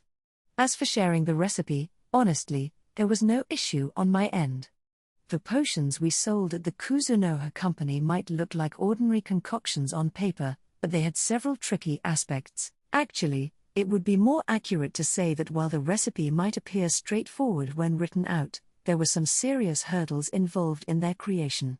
First, the ingredients included plants that could only be found in the wasteland. In Tsukimichi, herbs gathered by adventurers were sold at a fairly high price. For us, accessing certain parts of the wasteland wasn't much different from walking into our backyard, so the cost of materials for Kuzunoha was essentially zero. But for anyone else, those costs would add up quickly. While it was technically possible to substitute with some local herbs, it would still require effort in both sourcing and preparation. Then there was the actual skill involved in the mixing process. Shiki and the Iraqs were capable of handling it effortlessly, but the difficulty was quite high. As a point of comparison, Tor's alchemist, currently at the top level in Tsuge, managed only a 50% success rate, even with 10 attempts. Granted, he didn't specialize in potion making, but even if the academy brought in an expert in alchemy, I expected they'd only manage around an 80% success rate. A 20% failure rate was no small loss. In other words, while the temple could produce similar potions if they could obtain the materials and use skilled alchemists, they'd have to charge a significant price. So, it probably won't pose much of a threat. I'll confidently share what I know. Let's keep playing the good-natured sheep and cooperate with Sinai. It's a rare chance to enter the temple, so maybe I'll take the opportunity to look around. Is it really okay to make that kind of promise? I turned abruptly toward the voice. It belonged to a familiar woman, Eva. She really startled me. The suddenness of her voice was a shock to my system. Apparently, the Academy's library would be closed during the festival due to the high volume of visitors, which made it impossible to manage thefts and other incidents. So, Eva had been finishing work earlier than usual. You really shouldn't sneak up on me like that. So today was one of her half-days. She'd been visiting the shop frequently since the summer break started. I was glad she'd taken a liking to our energy drinks, and the research paper she'd handed over had personally helped me grow stronger. Of course. I don't say things I'm not okay with, regardless of how much you overheard, I wrote with a smile, maintaining a confident air. Eva's lips curled into a teasing smile. Oh my, that's intimidating. I almost pity the temple for tangling with the Kuzunoha company. By the way, that was definitely the temple's deputy priest, wasn't it? For a moment, I thought he was here for a bribe, but his demands were unexpectedly unconventional. Oofufu. The Academy Festival is right around the corner. A whole lot of high-ranking figures from the temple will be visiting, so he's probably trying to score some points. Many of those assigned to this temple are on the fast track for promotions. In other words, there are plenty with strong ambitions. I see. So, he's trying to curry favor with his superiors who are coming to visit. My shop's reputation was just a convenient tool. Well, it really wasn't a big deal after all. Still, even if the goddess wasn't involved, there was the matter of the bishop's death, which was Rona's doing. I couldn't say I was completely uninvolved, so maybe I was being overly cautious. I'll ask Lime to investigate, just to be safe, and then try to relax a little. Even the temple folks are getting jittery.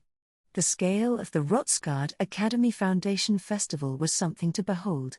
Jin and the others were quietly training and had even reached level 90 in preparation.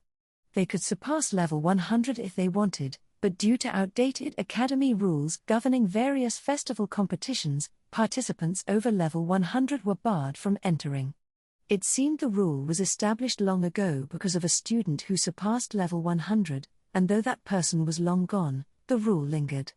The mock battles with the Misty Lizard folk had progressed to the 4th stage, and I was confident they'd perform admirably whether they entered the martial arts tournament or the magical competition. In the team battles, they'd undoubtedly draw the attention of everyone in the audience.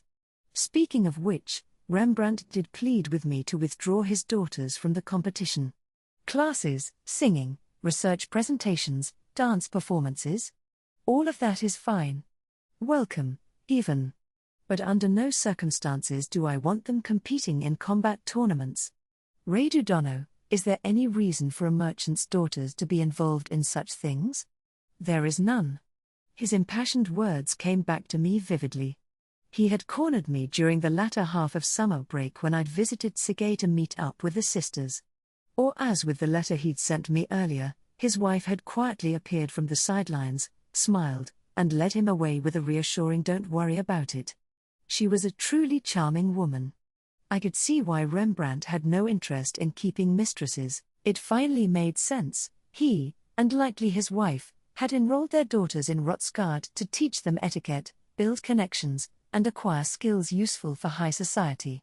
Since I taught combat techniques in the academy city, I naturally attracted such students, but the academy offered an array of classes on etiquette, pure academics, and lessons geared toward high society. I had often wondered why the Rembrandt sisters were attending this academy. Scoring points, huh? The temple must have its hands full as well, I wrote absently, still processing my thoughts. Yes. Unless they possess some unique talent, those in the temple must fight GHT for advancement through bloodline and factional competition. If they lose, their future is essentially over, Eva explained, her tone light but carrying a hint of cynicism. Which means they get sent off to places like Tsugay or the Wasteland, I take it, I wrote, recalling how priests in those regions often spent their days drunk. For someone here, such a demotion would be rare unless they made a truly foolish mistake. But rising again from that point would be impossible. Their ultimate goal is to climb all the way to the Grand Temple in Limia. To me, it doesn't really matter who belongs to which temple. Sounds like you're saying they're all equally worthless. Exactly. Currently, my god candidate is you, Redu-san. God candidate. Please, I'd prefer to be considered a good neighbor at best, I responded, trying to gauge whether she was joking or partially serious. What a terrifying thing to say. It seems Eva still hasn't given up hope of reclaiming Kalanion. The only saving grace is that Kalanion is a significant distance away. Even if the Hyumans were to capture Stellar Fortress, there's still a long road ahead. Perhaps she understands that retaking a small spot wouldn't change much, which is why she isn't making reckless moves right now. Her ties with that organization had also been cleanly severed. Thankfully, their secretive nature meant limited connections, making it easier to break free. I expected to be dealing with assassins and other troublesome affairs for a while, but nothing of the sort had happened. The fact that she was a lower-tier member likely worked in her favor. Now she seems to find some kind of hope or solace in the Kuzunoha company, dropping by frequently. She isn't much of a nuisance, in interesting book recommendations. Fact, she often brings along. By the way, Redu-san, about the Academy Festival. Would you like to go together? Eva asked, her voice light. Thank you for the kind invitation, but I'm afraid I already have other commitments. My apologies, I replied politely. Ah, so your schedule's already packed. That's a shame. I thought watching the tournaments with your commentary would make it even more thrilling. I'm sorry. I seem to be getting a lot of festival invitations from various people, Luto, the Rembrandt sisters, Eva, even random female students. I'd turned them all down, mainly because I'd prefer to explore the festival with my followers and enjoy it together. Still, I felt a little bad about it. Jin, on the other hand, had earnestly asked me to watch the tournament. I was planning to make an appearance anyway, it was a major event, and it seemed important to him. Maybe he wanted to show me the results of his hard work. If so, that was rather endearing. Both Tomoe and Mio appeared excited at the mention of a festival. While I wasn't sure if they'd behave themselves, it was happening in the city I lived in, so I doubted they'd cause any major chaos. As I watched Eva finish her shopping and leave, I counted the days remaining until the Academy Festival on my fingers, then made my way back to my room. Good, it's not all gaudy gold after all, I muttered to myself, relieved. When I thought of the goddess, I remembered blindingly bright rooms and unbridled arrogance. Arriving in the temple district for the FIRST time, I was relieved to find that the building in question, while imposing, wasn't made of solid gold. If it had been, I'd have wanted to leave immediately. That lurid shine is more than enough for her space alone. Shiki turned to me, concern in his eyes. Redu-sama? Is something wrong? No, I was just thinking it's ordinary. Or maybe majestic is a better word, for a temple dedicated to a goddess, I mused, still staring. Considering you have spoken with the goddess, Redu-sama, I can see why you'd connect it to her personality. To me, regardless of their size, they all look more or less the same. He had a point. I had never thought to match shrines or temples to the personalities of their deities, nor had I ever paid much attention to architectural styles. Apparently, there were people who found joy in examining guardian dog statues or how purification fountains were constructed. I couldn't imagine anything more boring. So, is it only because I've had direct contact with a deity that I have these thoughts? The temples dedicated to spirits that I'd seen in passing back home, if that was even the right term for them, all looked the same to me and left no particular impression. Unique personality, huh? The goddess was supposed to be the one true god, noble, pure, and the virtuous mother who cherishes all of humanity, right? I asked, recalling the description. That's more or less the correct interpretation, Shiki explained with a strange air of detachment. She's also revered as a brave war deity and the patron of arts and sciences. She is believed to be all-powerful, so any praise would be fitting. It sounds ridiculous. But what Shiki said about the goddess did match my research in the library. However, whenever she was depicted as a war deity or in more severe terms, it almost always involved cruel outcomes for demi-humans or monsters. It was a level of perfect deity that bordered on absurdity.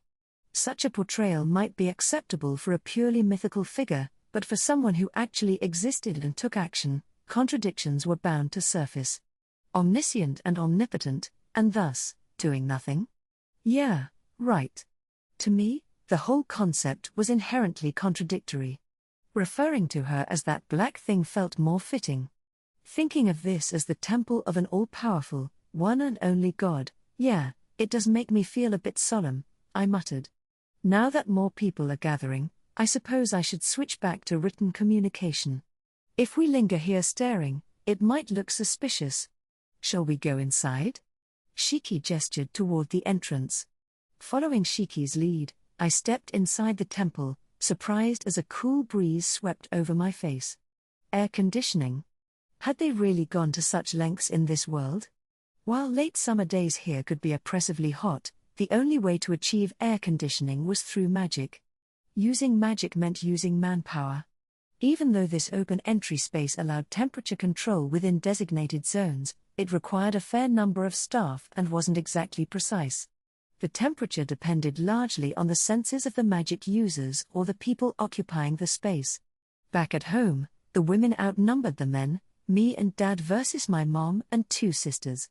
And the living room never felt particularly cool, even in the heat of summer. I had always wondered if women tended to feel colder.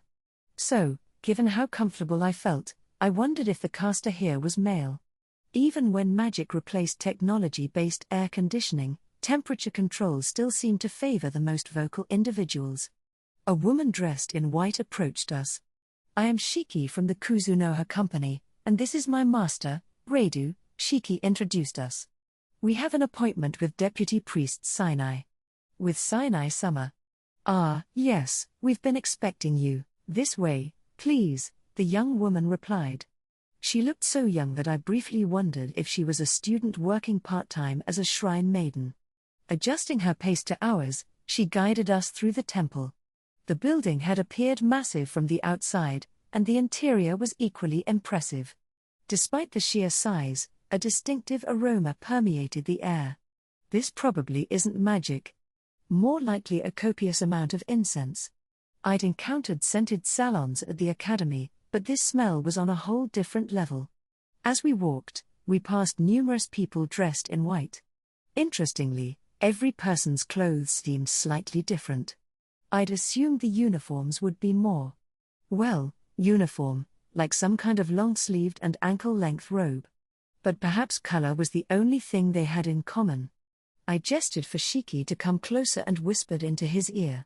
The woman was walking ahead of us, and it would have been a hassle to try and draw a speech bubble for her. Shiki took the hint and relayed my question to her. "Excuse me," he said politely. "It seems that everyone here is quite particular about their attire." I was surprised to see how elaborately designed and unique the clothing is. "Oh, really?" The woman gave a friendly smile. Ah, yes, the Kuzunoha company. You came from Tsuge, correct? No wonder you're surprised. Here, outside of ceremonial and formal attire, there are no strict guidelines beyond the color for everyday wear. Everyone's free to add their own touch. The idea is that serving while wearing clothing that suits the individual makes for better service than sticking to a uniform. I guess it makes sense. While a uniform might emphasize differences in material, I doubted anyone here worried about that. Still, it was strange seeing everyone dressed differently. Serving in clothing that suits you. It seemed innocent enough, but something about it rubbed me the wrong way. I was the one who'd asked, though. I gave Shiki a small nod to signal that I'd heard enough. Shiki nodded back, smoothly transitioning to small talk with our guide. It appeared our destination was underground, but I hadn't expected there to be a basement level. The thought made me uneasy, probably because it reminded me of underground facilities in stores.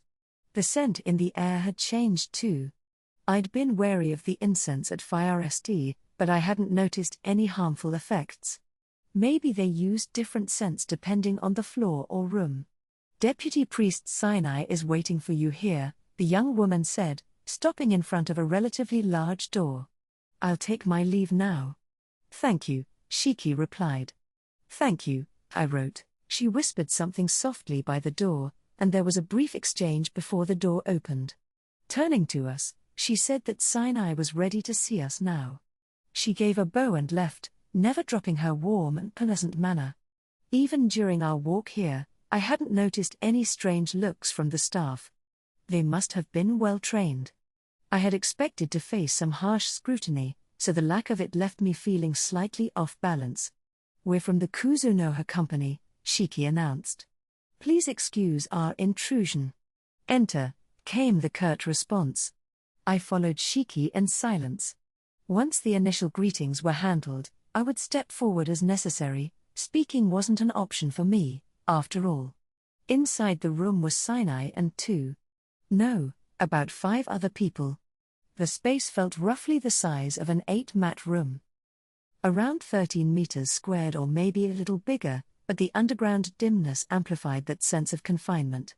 Thank you for coming, Radu Dono. And this must be your alchemist, Shiki, if I recall correctly. Sinai greeted, his voice steady and welcoming.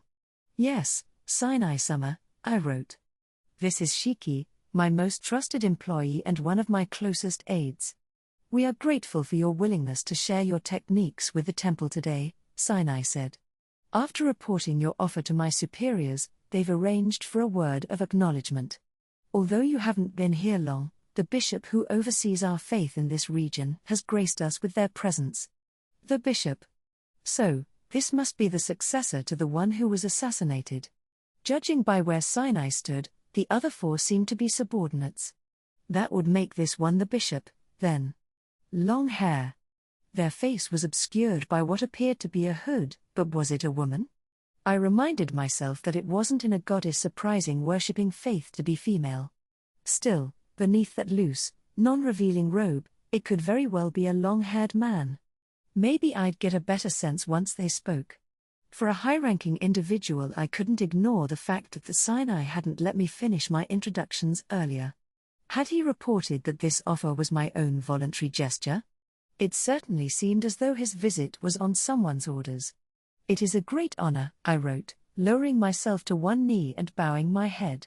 Shiki did the same, but he was probably just copying me. I made a mental note to check later if that was actually the appropriate response. Though you have but a small shop, I have heard of the exceptional potions you handle, the bishop began. Their voice was low and husky, rich and mature, but it seemed to belong to a woman. It conjured an image of someone who enjoyed tobacco or liquor. And now you are willing to reveal some of their secrets. For that faith, we are grateful. The temple will dispel any malicious rumors about your business. I appreciate your kind consideration, I replied. I also understand that you have been afflicted by a curse that took your speech. We will do our best to find a solution. I cannot guarantee success, but please rest assured that we will make every effort. Considerate, but unsolicited. Should I be worried? Bishop Summer, it's time, one of her subordinates interjected politely. Ah, is that so? Well then, Radu, I hope we meet again. I leave the rest to you, Sinai, she said, giving a final nod before turning away. Yes, Bishop Summer. Sinai spoke softly, approaching the bishop as she prepared to leave. Thank you for taking the time to be here. The bishop offered me a final nod and exited the room. Sinai bowed deeply, nearly a full 90 degrees. Oops, forgot to bow. I am not impressed, Radu Dono. One must show the utmost respect to the bishop. Even if she's only recently assumed her position, any form of disrespect is intolerable, Sinai chided. I'm just a country bumpkin, I wrote. Please forgive my lack of manners. Very well. Now, regarding today's demonstration of your shop's potion-making techniques, you are prepared, I trust? Of course. With that, Shiki stepped forward, carrying the materials and tools we would need for the demonstration. Since potion making didn't require any large equipment, we'd been able to carry everything with us. I see. Your alchemist is fully prepared, Sinai nodded with a hint of a smile. That simplifies things. To be candid, I possess no expertise in alchemy. While your alchemist demonstrates the process, I would like to converse with you, nothing more than casual small talk. Unexpected but manageable. I'd assumed I'd be helping with explanations. Absolutely. I'm at your service, I replied, inclining my head politely. Please, take this seat, Sinai added, gesturing to a chair opposite him. Alchemist, if you would, please proceed with the demonstration at the prepared table with the others. As you wish. This way, everyone, Shiki announced, moving toward the large table where he carefully laid out the tools and ingredients. He began explaining each material in precise detail. Judging by his pace, the entire process might take about an hour. After a glance at my busy subordinate, I took my seat across from Sinai. The small round table between us was empty, not even a cup of tea, not exactly hospitable, considering I'm cooperating out of goodwill. Now, Radu Dono. This is the first time we've had the opportunity to speak at length, Sinai said, his tone formal but not unfriendly. As I mentioned before, I am Sinai, the deputy priest. I hope we can work together well. Radu of the Kuzunoha Company, affiliated with the Merchant Guild, I replied with a respectful nod. It's an honor to make your acquaintance, Sinai-sama. I hope that by fostering this connection, I may be of some service to the temple as well. Ha ha ha, what a genuine response, or perhaps not entirely. But considering the relationship between merchants and servants of the gods, such exchanges are expected for a first meeting. You look quite young. How long has it been since you started your business? It hasn't even been 3 years. I'm still a fledgling merchant. Technically not a lie.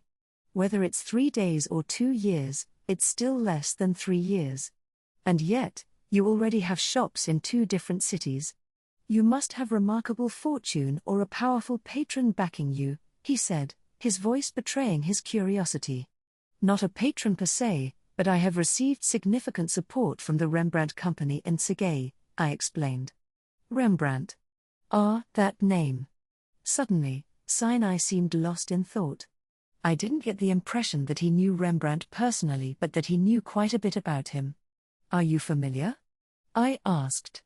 He is my benefactor. He not only offered me a place when I had no connections but also taught me the fundamentals of business. Ah, did he? It seems our impressions of Rembrandt-san differ somewhat. If he were more cooperative, our efforts in that region, and expanding into the wasteland beyond, might have progressed more smoothly. That made sense to me. Ever since the incident involving his wife and daughters, Rembrandt had largely avoided the temple. He probably sought the goddess's help initially, but when that failed, he pursued other means. Expecting him to return to his former faith would be unreasonable since it was his own guild request that ultimately resolved his crisis. I come from the wasteland and have limited knowledge of the temple's teachings or Rembrandt's relationship with it, I wrote. However, he was always kind and sincere to me, and for that, I'm deeply grateful. Perhaps that's how it appears from your perspective. Anyway, that certainly explains why his two daughters have been relying on you at the academy. Wait, have these guys been investigating me? They seem to know about my role as a temporary instructor and even about my connection to certain students. I wouldn't be surprised if they already knew that I'm from the wasteland. Indeed, he has asked me to keep an eye on his daughters, I confirmed, trying to keep my response focused on my role as their instructor. Oh, so he's a doting father? Perhaps I've misjudged him. My subordinates described him as a miser with little faith. I suppose it's a reminder that perspectives can be misleading. Sinai looked almost scratched his head, and the gesture deprecating. There was a touch of arrogance in his manner, yet he still came across as sincere. He has the air of an elite, a bit like Eva suggested when she was describing the ambitious temple staff in the academy city. While Shiki performed 2 rounds of potion-making demonstrations, Sinai peppered me with questions. In return, he got a detailed account of my background, or rather, Reidu's background. While the two of them packed up the potion-making equipment, Sinai and 2 others moved into an adjacent room. The woman who had earlier reminded the bishop that it's time closed the door behind them. Inside, the bishop and several other humans were awaiting their arrival. Have they left? The bishop asked in the same husky, sultry tone Makoto had heard. Yes, they've just departed the temple, Sinai replied. We're watching where they go as a precaution. I see. What a waste of effort, the bishop said dismissively. Sinai blinked. Pardon. I said it was a waste, the bishop repeated, annoyed. You may think you can use the Kuzunoha company, but you must consider the possibility that they are far more dangerous than they appear. From now on, act with caution and do not proceed without my explicit approval. What do you mean? Sinai persisted. The meeting had seemed fine to him, both the discussion and their demeanor suggested that they could become valuable allies. Explain it to him, the bishop sighed, propping her elbow on the armrest and resting her chin in her hand, a casual, almost languid gesture that contrasted sharply with her title. Her previously captivating voice now carried a distinct note of fatigue and exasperation. At her command, one of the waiting subordinates stepped forward and began to speak. We conducted an extensive investigation into their thoughts, magic, and any external influences. While we gathered some insight on Shiki, we found nothing on his master, Reidu. What do you mean? Sinai asked again. Are you saying that the thought-seizing and magic analysis both failed? To begin with, regarding Shiki, we detected a magical that of several court-level archmages' capacity exceeding combined. We were unable to read his thoughts, possibly due to protective measures. As for Reidu, we could neither read his thoughts nor measure his magic capacity. The report was nearly a declaration of total ignorance. A wave of disbelief washed over Sinai.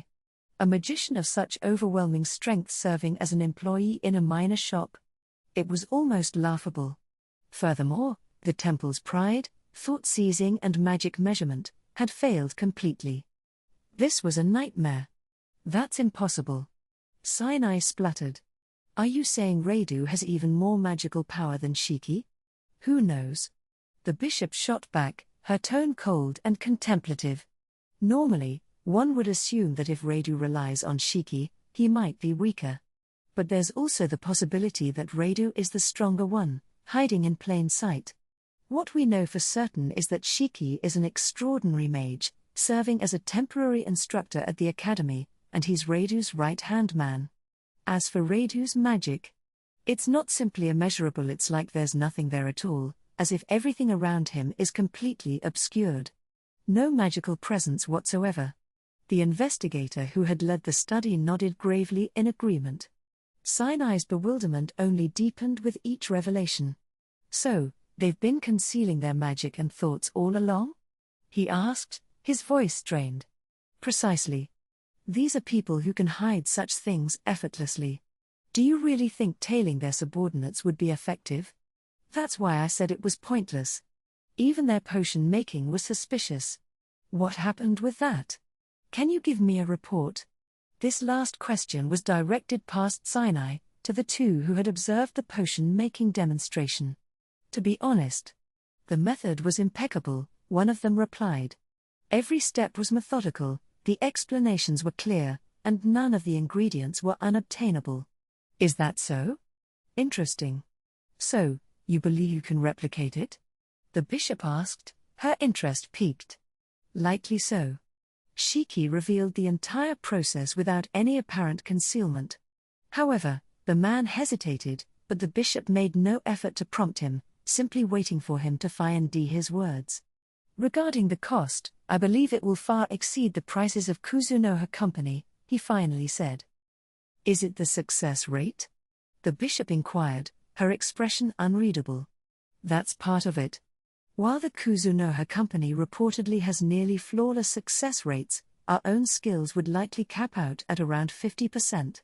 They also used 2 types of herbs sourced from the wasteland. Although they were kind enough to offer local substitutes and demonstrated their use, the results were identical to the potions we had obtained beforehand. There was no deception. How considerate of them.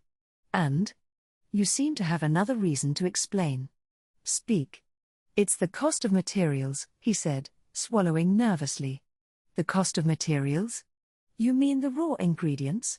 Yes. And there's also the expense of hiring skilled alchemists to improve success rates. In this case, however, that isn't the primary issue. To acquire the materials Shiki brought through markets or similar channels, the cost alone would far exceed the selling price of Kuzunoha's finished potions. Whether we source directly from the wasteland or use the substitutes they mentioned, we'd need to commission adventurers, including hazard pay. Just obtaining the raw materials would cost as much as several dozen of Kuzunoha's finished products. For the temple to produce and sell these potions, we would need to mark the price up 100-fold just to break even. If they were to expand into other regions, it could even damage the temple's credibility. 100 times the price. Absurd. Kuzunoha Company low prices, do they not? Sinai interjected cells at such incredulously. They personally gather all their materials and bypass the market entirely. They expressed confidence in their distribution capabilities. As unbelievable as it sounds, they must be making a profit at those prices since it's sold as a commercial product, the man explained. Unbelievable. Sinai muttered. At such a price point, their products were no different from other expensive potions, leaving little room to impress or astonish others. So, it seems Radu is not just an innocent merchant but something far more dangerous, the bishop said. While you think you can use him, there may come a day when a knife is at our throats. It was wise for me to be present today. Bishop Summer, Sinai murmured, his expression conflicted. Your instincts weren't entirely off, Sinai. But for now, cease any direct interference. Also, refrain from sharing information with other factions. Depending on how we handle them, they could become a powerful asset. The eccentric high human who hires demi-humans, Let our people know, but be subtle. If they hear the name Kuzunoha Company, they should stick out an ear, even if just slightly. At least until the other bishops and the people from Limia leave the city, make sure no one senses our interest in them. Oh, and don't worry about pricing for now. Make 100 of those healing potions. Even if we don't compete directly here, they may prove useful elsewhere, in cities with allies or on the front lines of a war. There are plenty of ways to use them depending on the location. Yes, Bishop Summer, came the solemn responses as everyone present, including the deputy priest, nodded at the bishop's command. I focused in on my hearing. Voices, not exactly subdued, reached my ears. It was past nightfall, and customers were few and far between at the shop. Fortunately, most of our stock tended to sell out quickly each day. The only ones who might have come by were the late-shift women from the nearby brothel on the back street, here to pick up their favorite energy drinks. By now, they had become regulars, and we always reserved a dozen or so bottles just for them. We also handled the odd weapon repair, but those transactions usually happened in broad daylight.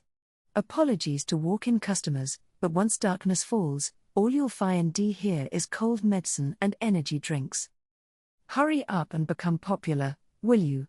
To put it simply, this was a convenient time for slacking off.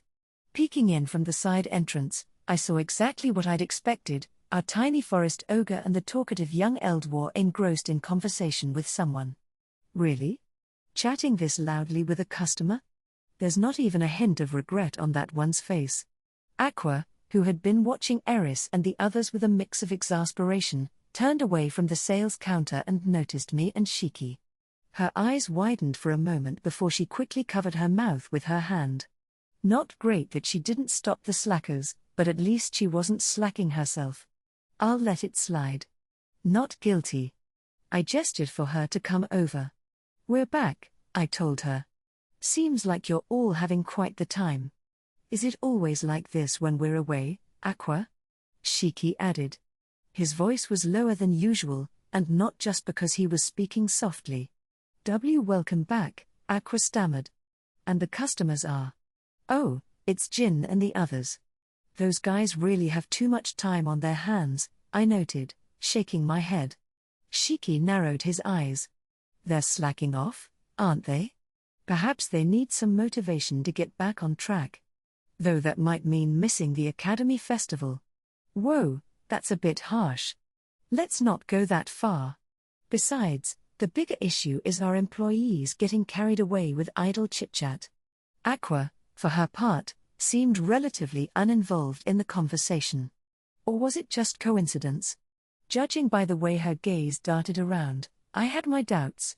Shiki, that's overkill. And, Aqua, since when has it been like this? I asked, fixing her with my gaze. Since just a little while ago. If you answer honestly, I'll let you sample a new banana menu item as a reward for working so diligently, I offered, my tone light and teasing. Aqua's eyes sparkled at the mention of the reward. About 2 hours ago, she admitted. We ran out of fruit early today. And the stock of healing and antidote potions was also gone by then, so we had some free time. So, right after we left. Really? This behavior explained why they were getting so much praise for their customer service and skills. They were riding high on compliments and becoming complacent. To those unaware, it might seem endearing, but it could damage the shops from a business standpoint. Reputation. You troublesome employees and meddlesome regulars. Aqua's confession was almost too perfect. Those gleaming eyes. She really wants that treat.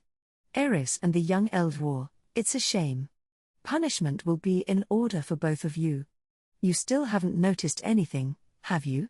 I motioned for Aqua to take over at the counter temporarily, a reward-dreaming puppy practically in tow as I led her to the kitchen.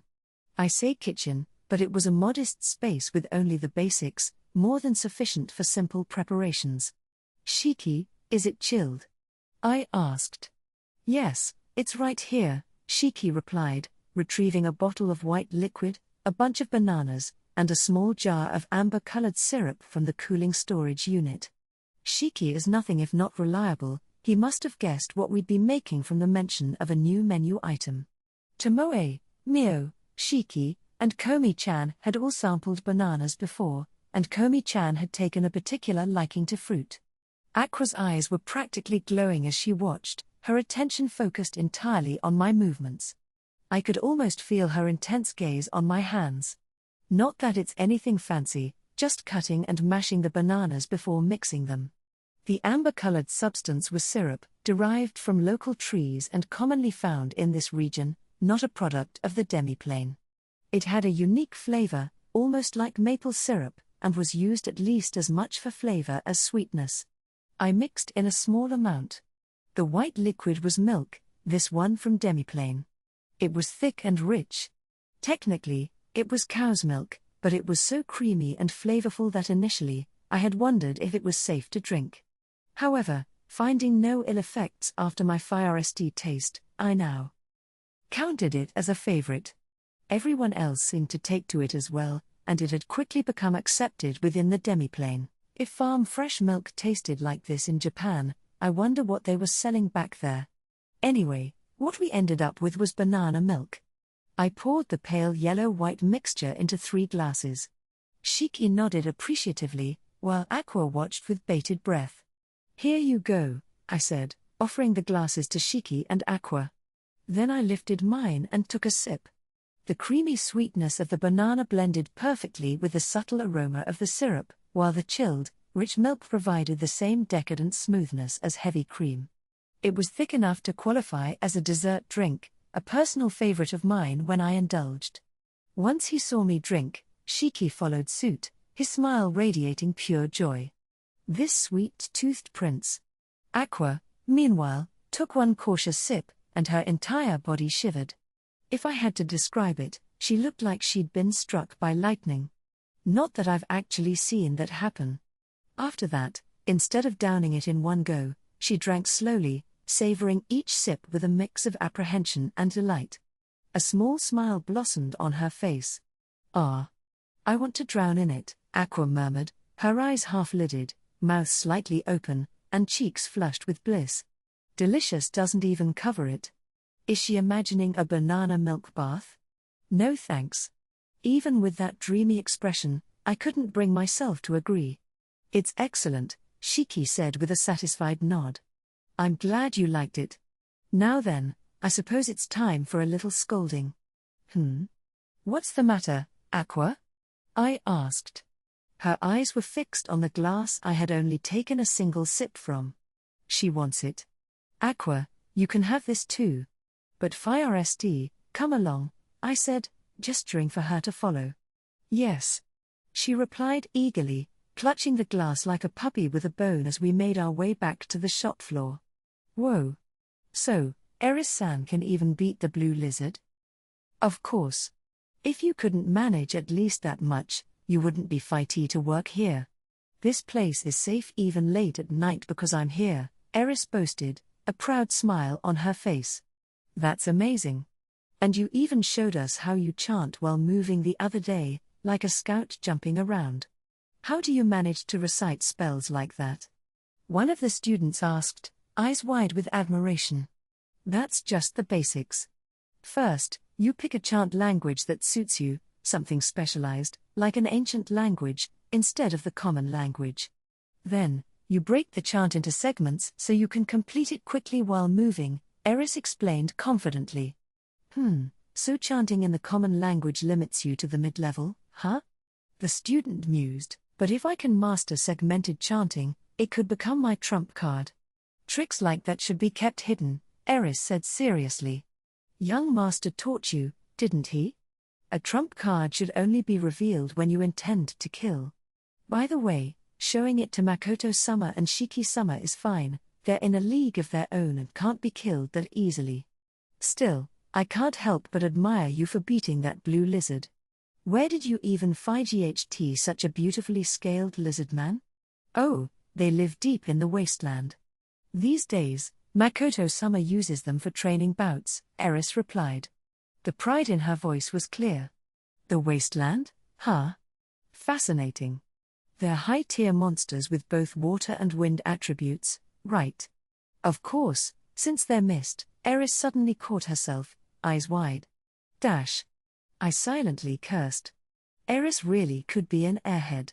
She needed to take a page from Mondo's book and show some restraint. She'd been baited into revealing too much. Though she hadn't mentioned the demiplane outright, she was treading dangerously spread dangerous information, so carelessness wasn't an option. Close. Even kids could Aqua, and I watched from the sales counter, but thankfully Shiki stepped in just in time to avert disaster. He picked up Eris by the back of her distinctive hood, like a cat being lifted by the scruff. Even though Eris was fairly light, lifting her with one hand wasn't as easy as it looked. Today's lesson, Shiki can be scary when angry. The Eldwar, meanwhile, was talking weapons with several students. Thankfully, nothing problematic came up on his end, content-wise, at least. I'll leave his scolding to his craftsman mentor and the village elder. They're far stricter than I could ever be, I feel sorry for him already.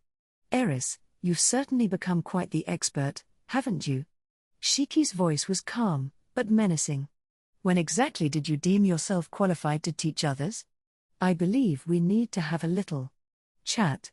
Shiki-sama. And young master? Eris stammered, her eyes darting around nervously. Did she really just cut herself off from calling me Makoto out loud? Her unease was palpable. Eris, what happened to all that effort you were supposed to be putting in? I asked, sighing. You betrayed me, Aqua? Wait, what are you drinking? Eris exclaimed, still dangling in Shiki's grasp but now sniffing at the air like a dog catching a scent. Banana milk. A reward, Aqua replied, calmly sipping from her glass. I knew I smelled bananas. Aqua, I thought we were friends. To think our bond could be broken by food, it's tragic. From now on, we're sworn enemies, Eris declared dramatically, her eyes wide. I'll give you half later, if, of course, young master forgives you, Aqua replied nonchalantly, as if discussing the weather.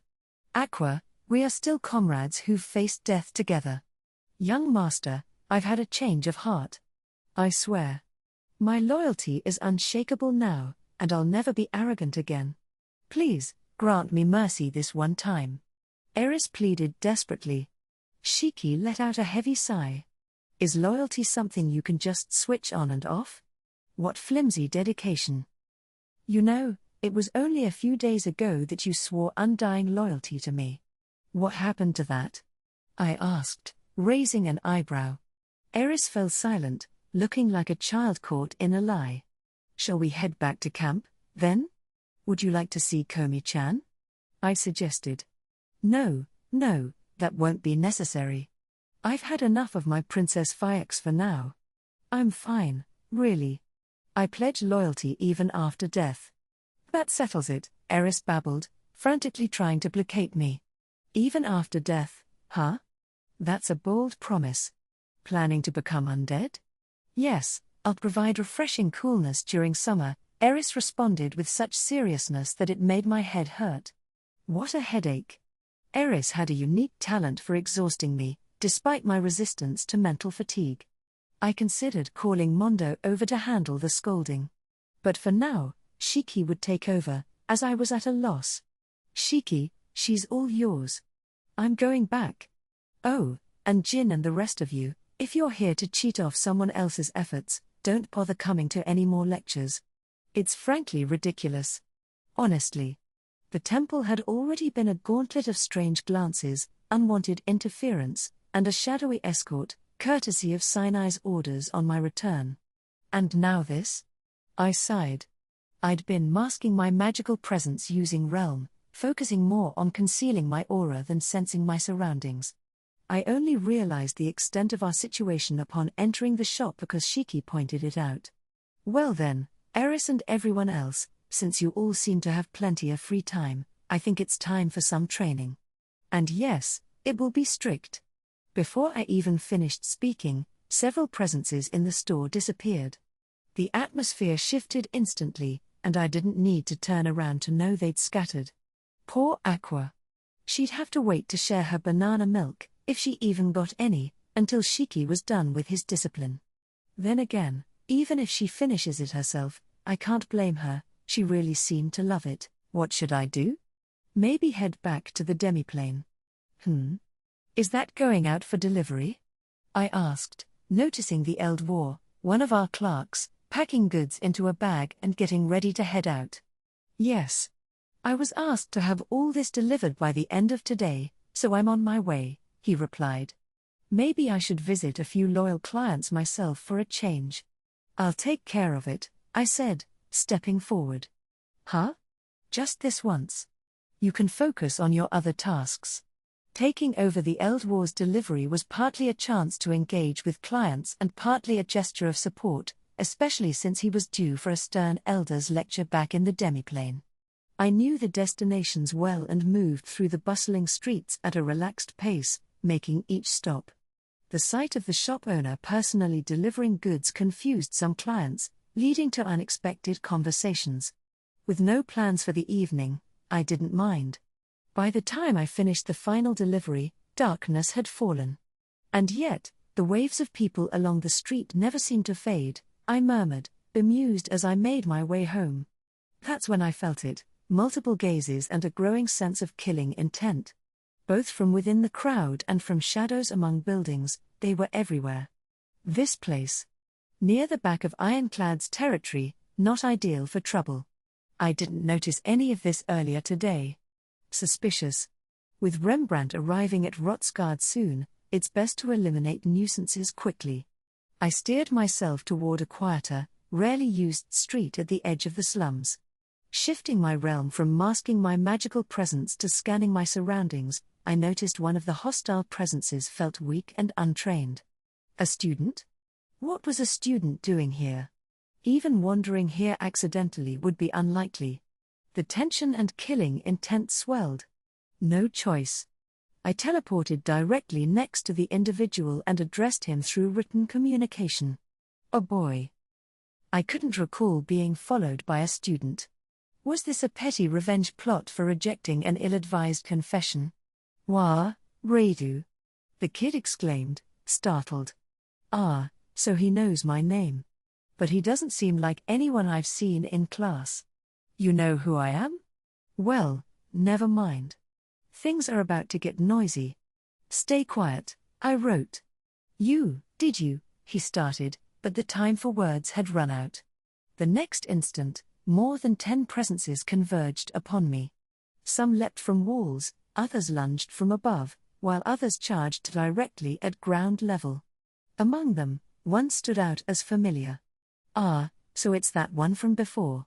Their black attire would have made them formidable in the night, if not for my realm. Narrowing my focus, I counted. 14. The nearest one was still at least 20 feet away. No incantation needed. I locked onto all targets at once, except that one. With my left hand, I prepared an enhanced breach spell, setting it to target multiple enemies. With my right, I created a barrier around the academy student. Stay still. This will be over soon, I wrote, hoping to keep the boy calm. Who do you think you are, ordering me around? The student spat back, then struck from inside the barrier I'd just put up. Great. A rebellious one. No matter. It didn't change what needed to be done. I activated Breed. Light arrows shot forth from my hand, splitting into 13 beams that pierced the attackers. A few had tried to put up barriers, but they shattered like thin ice. Hi. The student shrieked within the barrier. Well, if that scares him into staying quiet, it's a win. That one familiar-looking attacker didn't retreat. Instead, eyes wild with rage, he brandished his favorite sword and lunged forward. He was quick but predictable. TCH. I spared you last time because I was busy. Is this your idea of revenge? I wrote, addressing him with calm detachment. Proud assassin with your precious sword? He was the assassin who had tried to disrupt the academy exam I'd taken. Rado Uyu. I never leave a job unfinished. He screamed, his voice cracking with unhinged fervor. That's a rather intense gaze for just a job, I noted. His eyes were burning with madness. Despite being blocked by an invisible barrier, he didn't retreat but kept pressing with his sword. He's about 20% stronger than last time but twice as reckless. His sword. Looks like it's been repaired. Bright Sensei isn't even around anymore.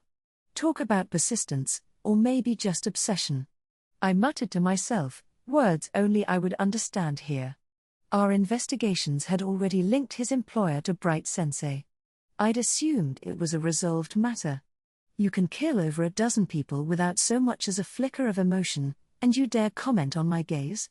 He roared, pressing harder against the barrier. The assassin's voice was raw with desperation and fury. No matter how fine a weapon you wield, forged from whatever exalted materials, it won't change who you are. Your misguided pride is pitiful. Hair. It's made of the scale of the greater dragon Mitsurugi. This blade, crafted from its supreme reverse scale, is my pride. There is no assassination blade more formidable in existence. An assassination blade, is it? Even his reverse scale was used for something so trivial. Well, considering the twisted personality of Lancer, maybe becoming a tool of death was a fitting end. I recalled my recent battle with Lancer. Whatever happened, someone must have ripped out his scale. I love the irony of that. What's so funny? Die. The assassin screamed, launching a frenzy of stabs and thrusts that struck only empty space before me. Spittle frothed the corners of his mouth. He must have used some kind of drug. So pathetic. Given another chance at life and this is what he chose? I communicated, making it look like I was going to repeat my previous technique. Suffering needlessly. Let's end this. Like I'd fall for the same trick again, he yelled, retreating quickly and positioning himself at a mid-range distance, perhaps confident he had options from there. He sprang off the alley walls, ricocheting like an acrobat. As he readied himself to strike, he caught sight of me and froze in shock. Whatever maneuver he intended was spent in a fleeting second, 1 or 2 at most. I already had the bow drawn, my aim locked. Impossible, he murmured, realizing too late that he was directly in my line of fire. A split second later, the assassin wielding the slender sword forged from the greater dragon's scale disappeared from this world. I suppose that finally closes the chapter on the Bright Sensei incident. With him gone, any threat to Eva-san and Loria should be drastically reduced. Targeting me was a fortunate misstep. A strangled sound broke my train of thought. The student. I had forgotten about him. With Shiki still busy disciplining Eris and the others, I'd have to handle this quickly, even if it meant taking shortcuts. I released the barrier surrounding the boy, who remained nearly immobile with fear, his legs unsteady. Stepping closer, I placed my palms gently on either side of his head. Why you? You're Ilm, he stammered. Forget. I channeled a spell into his mind, just as Shiki had taught me, infusing magic that would blur his recent memories for several hours. His eyes rolled back, and he slumped to the ground. Looks like it worked. A minor incident, but one more worry lifted. Time to head back to the demiplane. Welcome back, young master. I was just about to reach out to you. Perfect timing, Tomoe greeted me with her usual composed demeanor. Tomoe.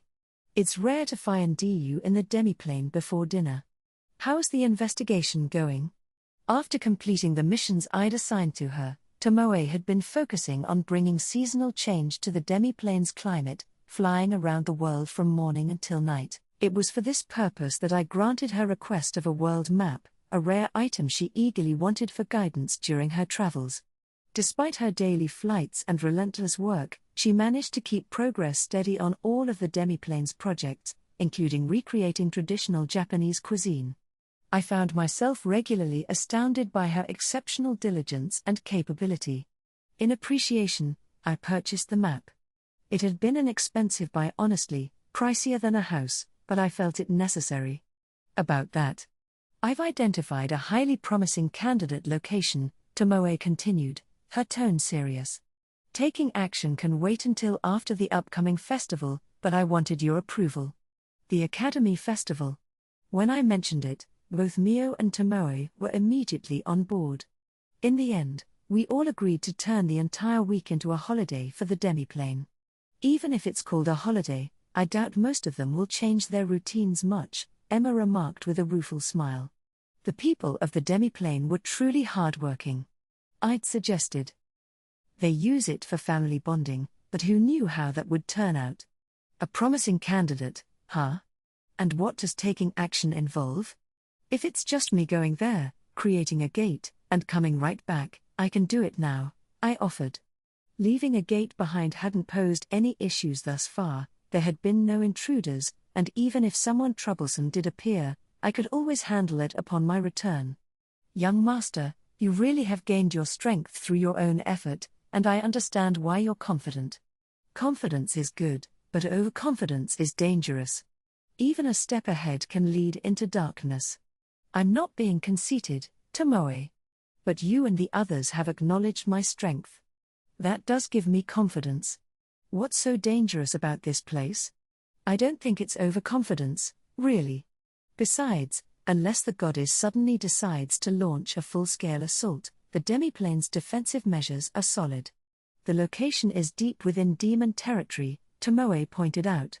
Even if the Hyumans were to make progress in the war, it would still take them several years to reach that area. What?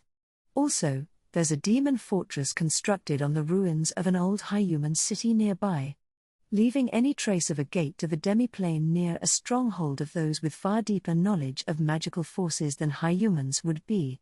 Unwise. She was absolutely right. Why did Tomoe have to pick such a dangerous spot? If it had just been an extension of the wasteland, it would have been straightforward. This has to be bad luck, again? Really? Is a little good fortune too much to ask? Young master? Tomoe's voice pulled me from my thoughts. Just to clarify, what kind of actions are you planning to take? And don't tell me you contacted that demon fortress without my permission, I demanded, frustration creeping into my voice. I wouldn't presume to act recklessly. My aim is to ensure our safety, nothing more. I haven't approached the fortress itself. Instead, I've conducted simultaneous field investigations and an analysis based on data we gathered, resulting in some reasonably accurate predictions. Tomoe unfurled a vibrant map for emphasis. It wasn't colored in the modern sense but was richly hued, with areas shaded according to her climatic research. Had she really used that pricey world map for this? No, it was a copy she'd made herself. Looking at the map, I nodded. So, here's the spot. According to your estimates, the climate alignment with Japan's seasons is about 95% accurate. Impressive. The map displayed tropical, subtropical, temperate, and polar climates, with predictions for temperature distributions, and comparisons to Japan's seasonal changes. The sheer amount of information was remarkable and clearly conveyed. It felt like peering into the notes of a meticulous scholar. The similarities and differences with Japan's climate patterns on the map were striking, and each time I looked at it, a sense of wonder and curiosity surfaced. Despite the disparities, it reminded me of an ancient depiction of Japan, like something sketched centuries ago, with distorted scales and numerous oddities. For the area I recognized as Kyushu was exaggerated, fanning out broadly with its lower end unfinished, and there were drawings symbolizing the wilderness. Tsuge was located atop what seemed to be the Kanman Straits, and the Golden Road we'd traveled felt like an amalgamation of the Sanyo Expressway, the Shinmeishin Expressway, and parts of the Chuo Expressway. To the west lay the Kingdom of Limia, and to the east, the Gritonia Empire, and from northern Kanto onwards, it was demon territory. Beyond the ruined great nation of Elysian, there was little detail. The region corresponding to Hokkaido was entirely absent, either undiscovered or non-existent. Given the uncanny similarities to Japan, I suspected it simply hadn't been charted. The Seto Inland Sea was represented by a mountain range separating what would have been Chugoku and Shikoku. While there was no nearby lake, Rotsgard roughly matched the location of Lake Biwa's shores. Since I often used teleportation from Tsuge, I had little grasp of actual distances, but the regional layout to make mirrored geography enough Japan's closely. Memorization easy. 2 oceans were confirmed, equivalent to the Pacific and Japan seas, but beyond their borders, the map was blank. Was there nothing else, or did the world stretch further? If this parallel extended beyond Japan's similarity, there had to be other landmasses. Perhaps someone like Luto would know more. As I reflected on the map's familiar yet alien geography, Tomoe's voice pulled me back to the present. It's a place we absolutely need to secure. May I proceed? Her tone was eager, perhaps too eager. May you proceed? I echoed incredulously. You're talking about a demon-controlled area, right? It's not exactly safe. That won't be an issue. As soon as I have permission, I'll take care of the cleanup immediately. Cleanup? She's ready for battle. It's a fortress, you know. How exactly do you plan on handling that? I asked, trying to grasp her strategy. By crushing it head-on, she replied matter-of-factly, as if discussing a casual stroll. Is she seriously proposing an assault? While her confidence was undeniable, this wasn't a decision to be made lightly. The idea of attacking a fortress was anything but trivial. I need time to think it over, I said cautiously. I understand. I will await a favorable decision, Tomoe conceded, a hint of disappointment in her expression. I trusted the problem. Nevertheless, her capabilities, that wasn't assaulting a fortress, carried too many implications. It risked war with the demons and would affect our standing in this world. This choice can't be made lightly. For now, why don't you enjoy the Academy Festival and work leisurely on producing more Japanese ingredients? I suggested. I think I'll take you up on that. Thanks to what you taught me recently, I've gained a fair grasp of koji, and I'm sure I'll make more progress. If all goes well, I might have a report about producing sake for the company soon. Until then. Sounds good. See you at dinner. Understanding koji, huh? I barely had half a grasp on it myself. Even so, my brief explanation had seemed to spark genuine interest in Tomoe and Shiki. I'd been embarrassed when they'd praised me, my explanation had been rather rudimentary. I'd only covered the basics of fermentation, tiny invisible organisms that consumed starches and sugars to produce alcohol and umami. I also mentioned that some related organisms turned alcohol into vinegar, so it was wise to separate sake and vinegar production. Just random tidbits, really, yet Tomoe and Shiki listened intently until the end, even expressing surprise that koji wasn't a magical catalyst or medicine. Sometimes, I want to ask what parts of my memories they're interpreting. It must be hard to accurately extract information from fragments of memory, especially when my own knowledge is limited. Still, they were capable of turning even the simplest information into actionable insights. Shiki, for instance, was already contemplating whether similar microorganisms existed in this world's brewing processes and how they might be utilized.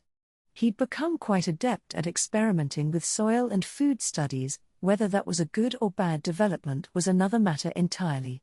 After parting ways with Tomoe, I headed to visit Mondo in the Forest Ogre's quarters. Speaking of which, Mondo had recently asked about relocating the Forest Ogres entirely to the demiplane. Apparently, one of the elders, Nilgestori, managed to convince the council after observing the rapid growth of young forest ogres living here on a trial basis. Perhaps their interest was more influenced by the enticing ingredients and equipment these youths brought home as souvenirs. Now that we'd found a solution to their punishment of turning people partially into trees via tree execution, I no longer feared them as I once did. If they wished for it, I saw no reason to refuse their request. The remaining concern was what to do with the forests and meadows they managed in the wasteland. While the details were still pending, full relocation was essentially a done deal. Why, young master? Sensing my approach, a forest ogre hurried over to me, trying to keep his expression professional, but he was obviously surprised. His reaction made sense. It wasn't often that I came here alone. But I hadn't seen the need to bring Tomoe along. Mio was humming while cooking, Shiki was in a meeting with Emma that I didn't want to interrupt, and Komi-chan was napping, so here I was. Long time no see. Is Mondo around? I asked, offering a casual wave. Why, yes. I will fetch him at once. No need. I'll go see him myself, I'm the one with business here. Steadied himself, then please allow me to lead you to the captain. This way.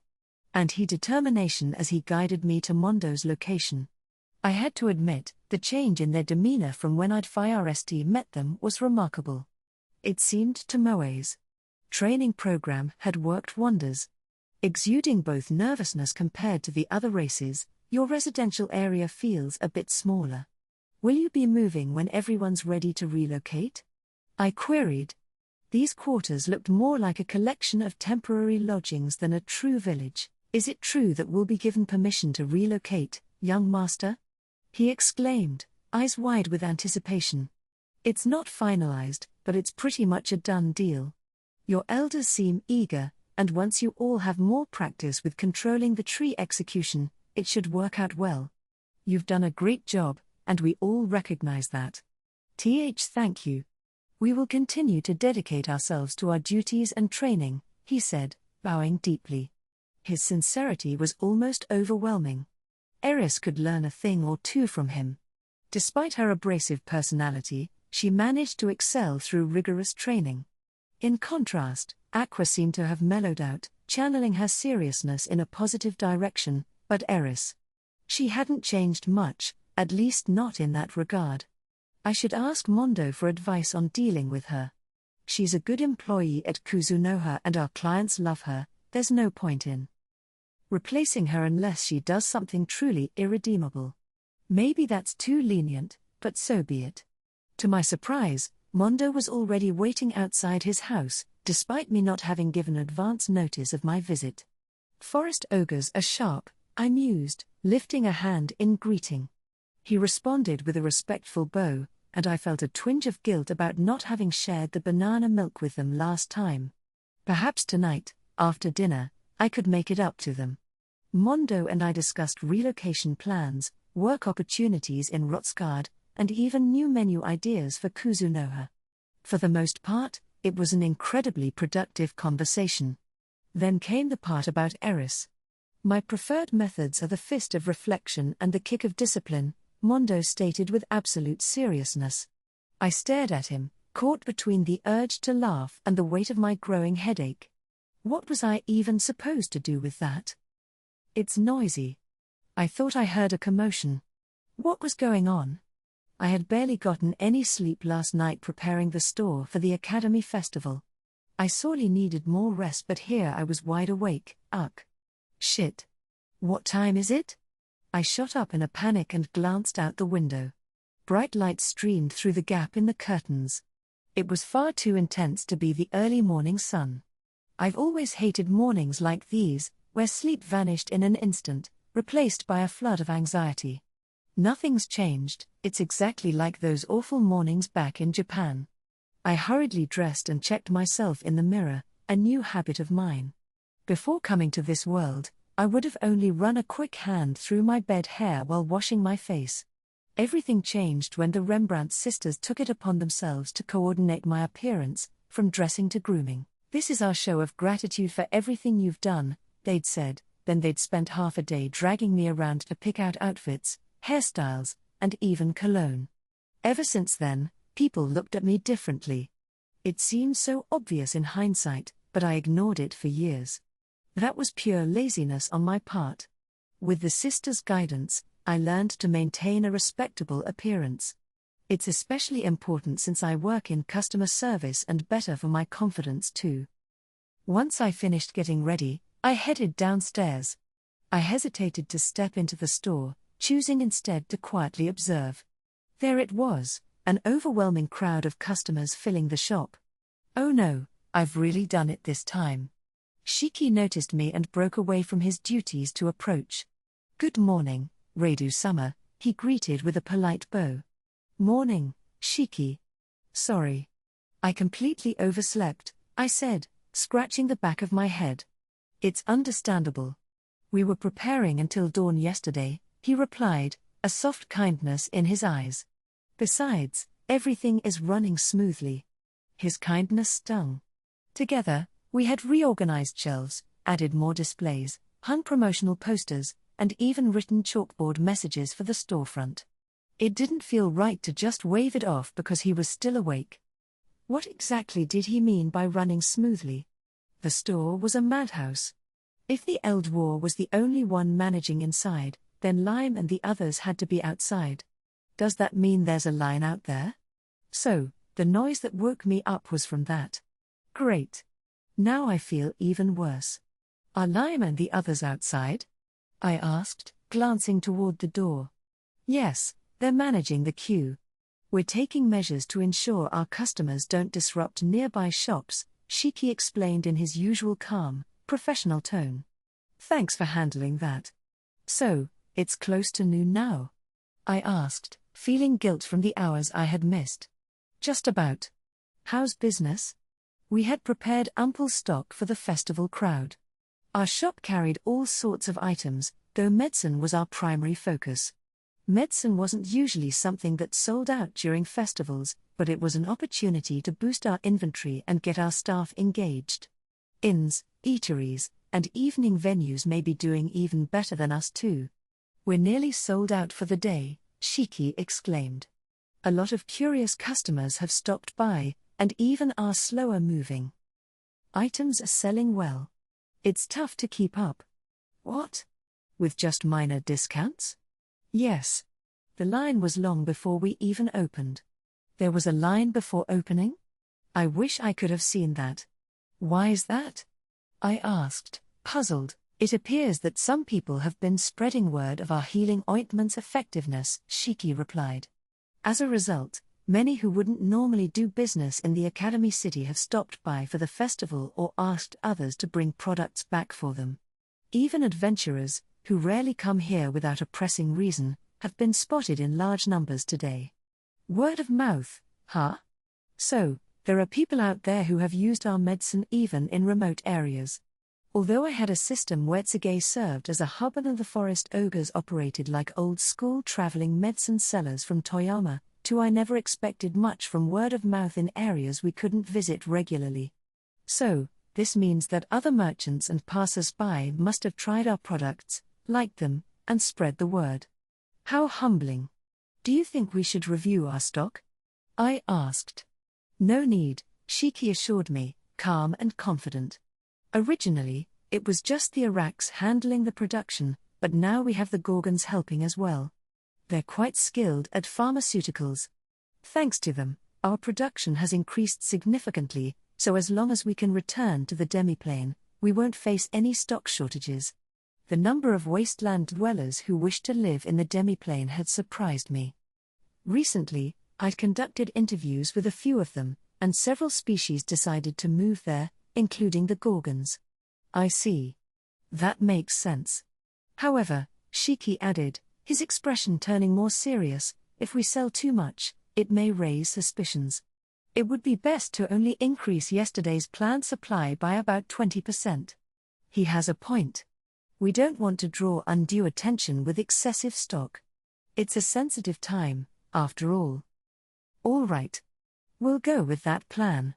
But at that rate, some customers might leave empty-handed. I'd love to sell to everyone who comes all this way. It's a shame. There will undoubtedly be some disappointment, Shiki admitted. But to mitigate dissatisfaction, we've taken a few measures. What kind of measures? I hadn't anticipated a shortage scenario. We had only aimed to match the movement of similar stores, as informed by the Merchant Guild's data. We've sent Lime to the end of the queue to stop more people from joining it. For those who won't receive today's stock, we're having an Eldwar inform them of the shortage and provide vouchers for tomorrow's purchase. For customers who can't come back tomorrow, we're offering gift certificates issued by the Merchant Guild. They'll be valid for use in many establishments across the city, including restaurants. Gift certificates. That rang a bell. I remembered receiving one before. You could use it yourself or gift it to a valued client. Gift certificates, huh, I mused aloud. Yes, Shiki confirmed. Additionally, starting tomorrow, we plan to check the items customers need before opening. We'll compare requests with our inventory and inform those who can't purchase them so they won't have to wait in line. I took this initiative on my own. Was that inappropriate? No, thank you. Did we have that many gift certificates on hand, though? I felt that directly handing out money would be inappropriate, but I remembered the gift certificates distributed by the guild. Since they're already trusted, it wouldn't raise suspicions. So, I visited the guild and purchased more. Good call, an essential expense, really. Even if I'd woken up on time, I doubt I'd have been capable of such a quick decision. I'm sorry, young master, Shiki said, bowing. There were a few incidents that nearly prompted me to wake you. However, when I came into your room, I found Mio Dono. Well, she was watching you sleep. What? That's terrifying. Mio was already back here? I see. And then? I managed to ask, forcing composure. When she asked why I was waking you up, I explained the situation. Then she asked why you were still asleep. He chose his words carefully, as he often did when discussing Mio. I noticed he had switched from calling me Raidu to young master, a mark of his formality and deference whenever Mio came up. Go on, I urged. I mentioned that you were working on getting the store ready until dawn and were understandably exhausted. Then she wondered why I would even consider waking you for such a trivial matter. She said it was completely unacceptable, he continued, hesitantly. Mio. It's fine, really. Shiki was right to wake me up. You should have let him do it. What a high-spec anti-alarm system she was. Sorry, Shiki. That must have been exhausting, I said with genuine remorse. No, not at all, Shiki replied, shaking his head slightly. After reconsidering, I realized I could handle these matters myself.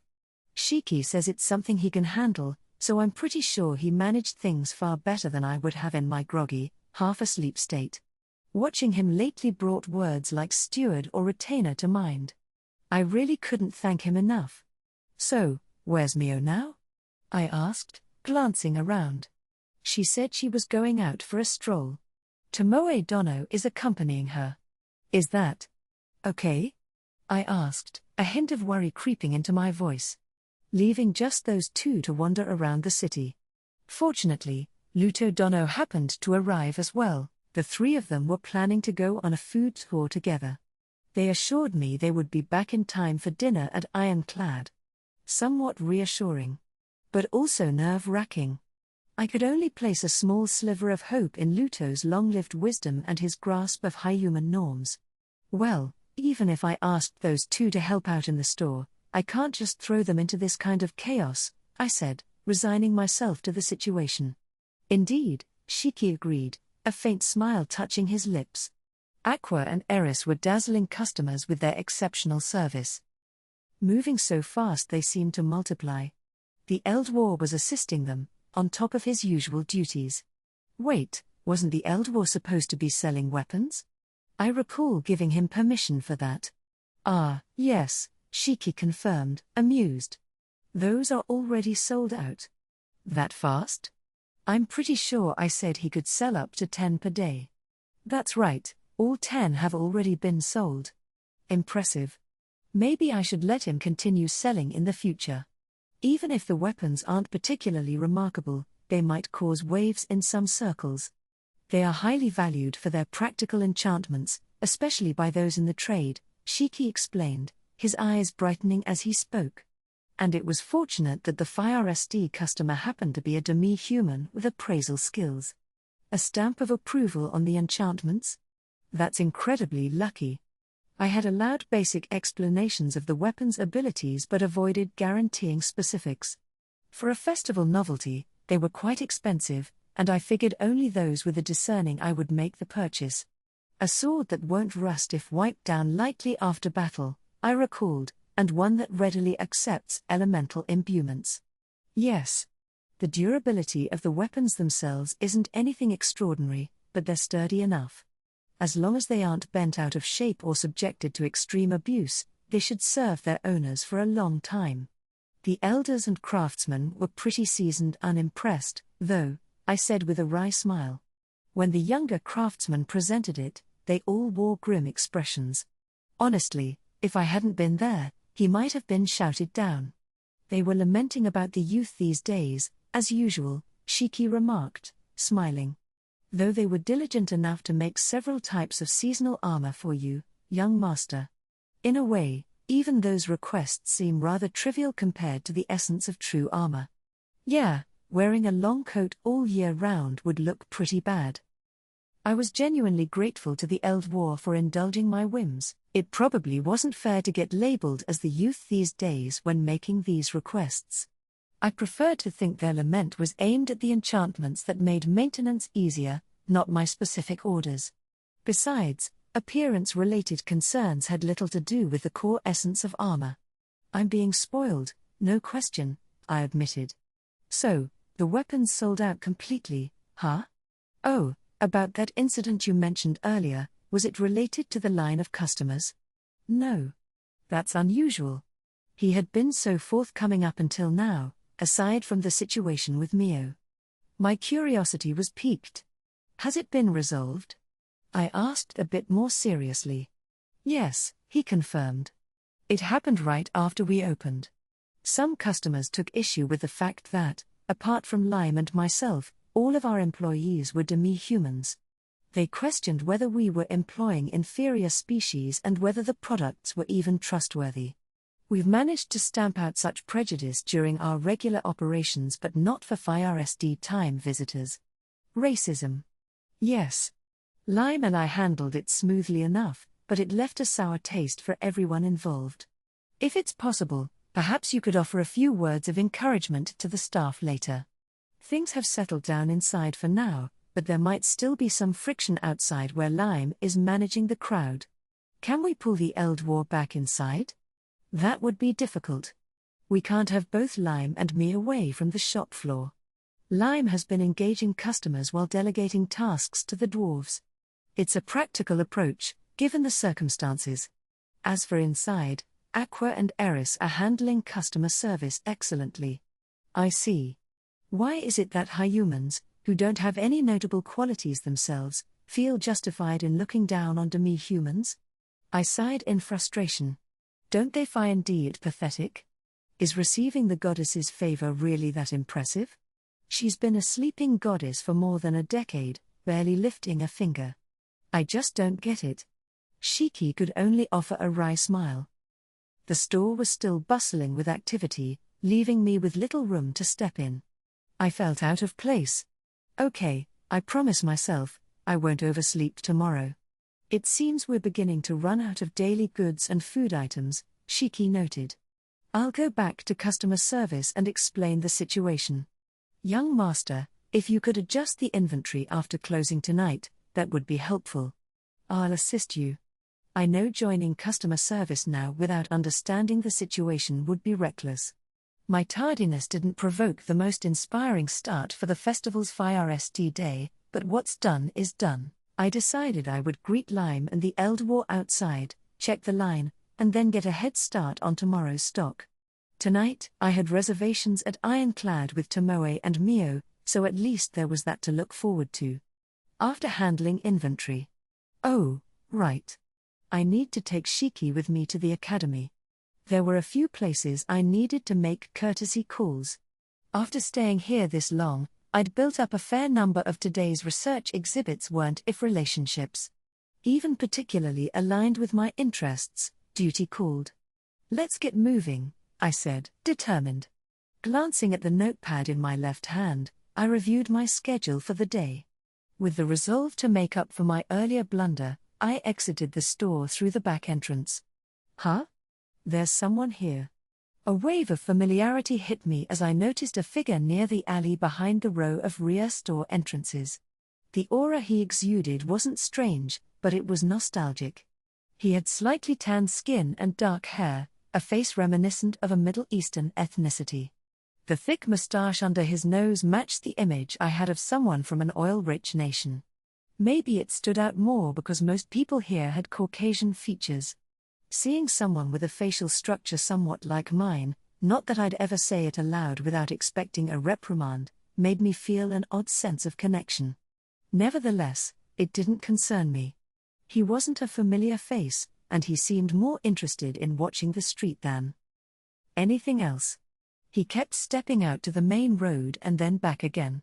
Not a customer, I guess? Kuzuha? Kuzunoha. He's missing the no. To reach Lime and the Eldwar, I had to walk past him.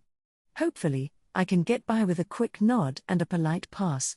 I lowered my head slightly as I walked by, uncertain if the gesture would be understood. Fortunately, he stepped aside, making room for me to pass. Just as I was walking past him, he spoke up. No mistake. Kuzunoha. Why? How could the sacred characters of our Laurel lineage appear here? Laurel? My attention was momentarily drawn to the name of the distant nation, but my pressing duties left me no time to stop. My eyes went wide as I took in the line. They'd said it was long, but this was next level. I hurriedly greeted Lime and the Eldwar, apologizing and offering my gratitude before diving headfirst into our tasks for the day. Sake. We're running out of sake, Tomoe exclaimed, her voice loud and emphatic. Tomoe, you're too noisy, Mio said, irritation seeping through her otherwise calm demeanor. Relax, it's going as planned, right? There's no need to panic. I tried to reassure them, although I secretly agreed with Tomoe that hot tofu could reach even greater heights with a dash of ponzu sauce. But that required soy sauce, and without the ability to replicate traditional Japanese fermented foods, it just wasn't possible yet. Still, it was delicious enough when seasoned with the fragrant salts commonly used here. Speaking of which, there's even kelp salt around. Maybe I should suggest that next. If we can recreate something close to kelp, it's worth a shot. Time had flown by as we bustled around, and now it was already evening. Despite the busy festival season, Ironclad graciously honored our reservation and even let us have a private room, a luxurious privilege. Seeing the long line of customers outside as we walked in left me with a twinge of guilt. Tonight's gathering included Tomoe and Mio from the demiplane, and we were celebrating with all the staff who had worked so hard in the store. We should have done this yesterday, but my poor planning got in the way. At least I'm the only one here who might end up with a hangover, so I don't have to worry about anyone else not coping tomorrow. Tomoe and Mio had requested hot pot dishes as close to Japanese style as possible, so we started with a few choices. There was hot tofu, which wasn't popular at Ironclad, and a salted chicken hot pot that also didn't have much of a following. For the chicken hot pot, I'd requested they use water infused with kelp to get it as close to maizutake as possible. It's been so long since I last had it that my memory's fuzzy, but it feels right.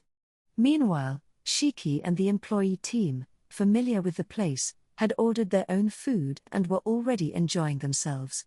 Several empty pots sat to the side, evidence of their enthusiasm. Shiki was contemplating a cream-based hot pot, a jar of mayonnaise in hand. No way am I touching that.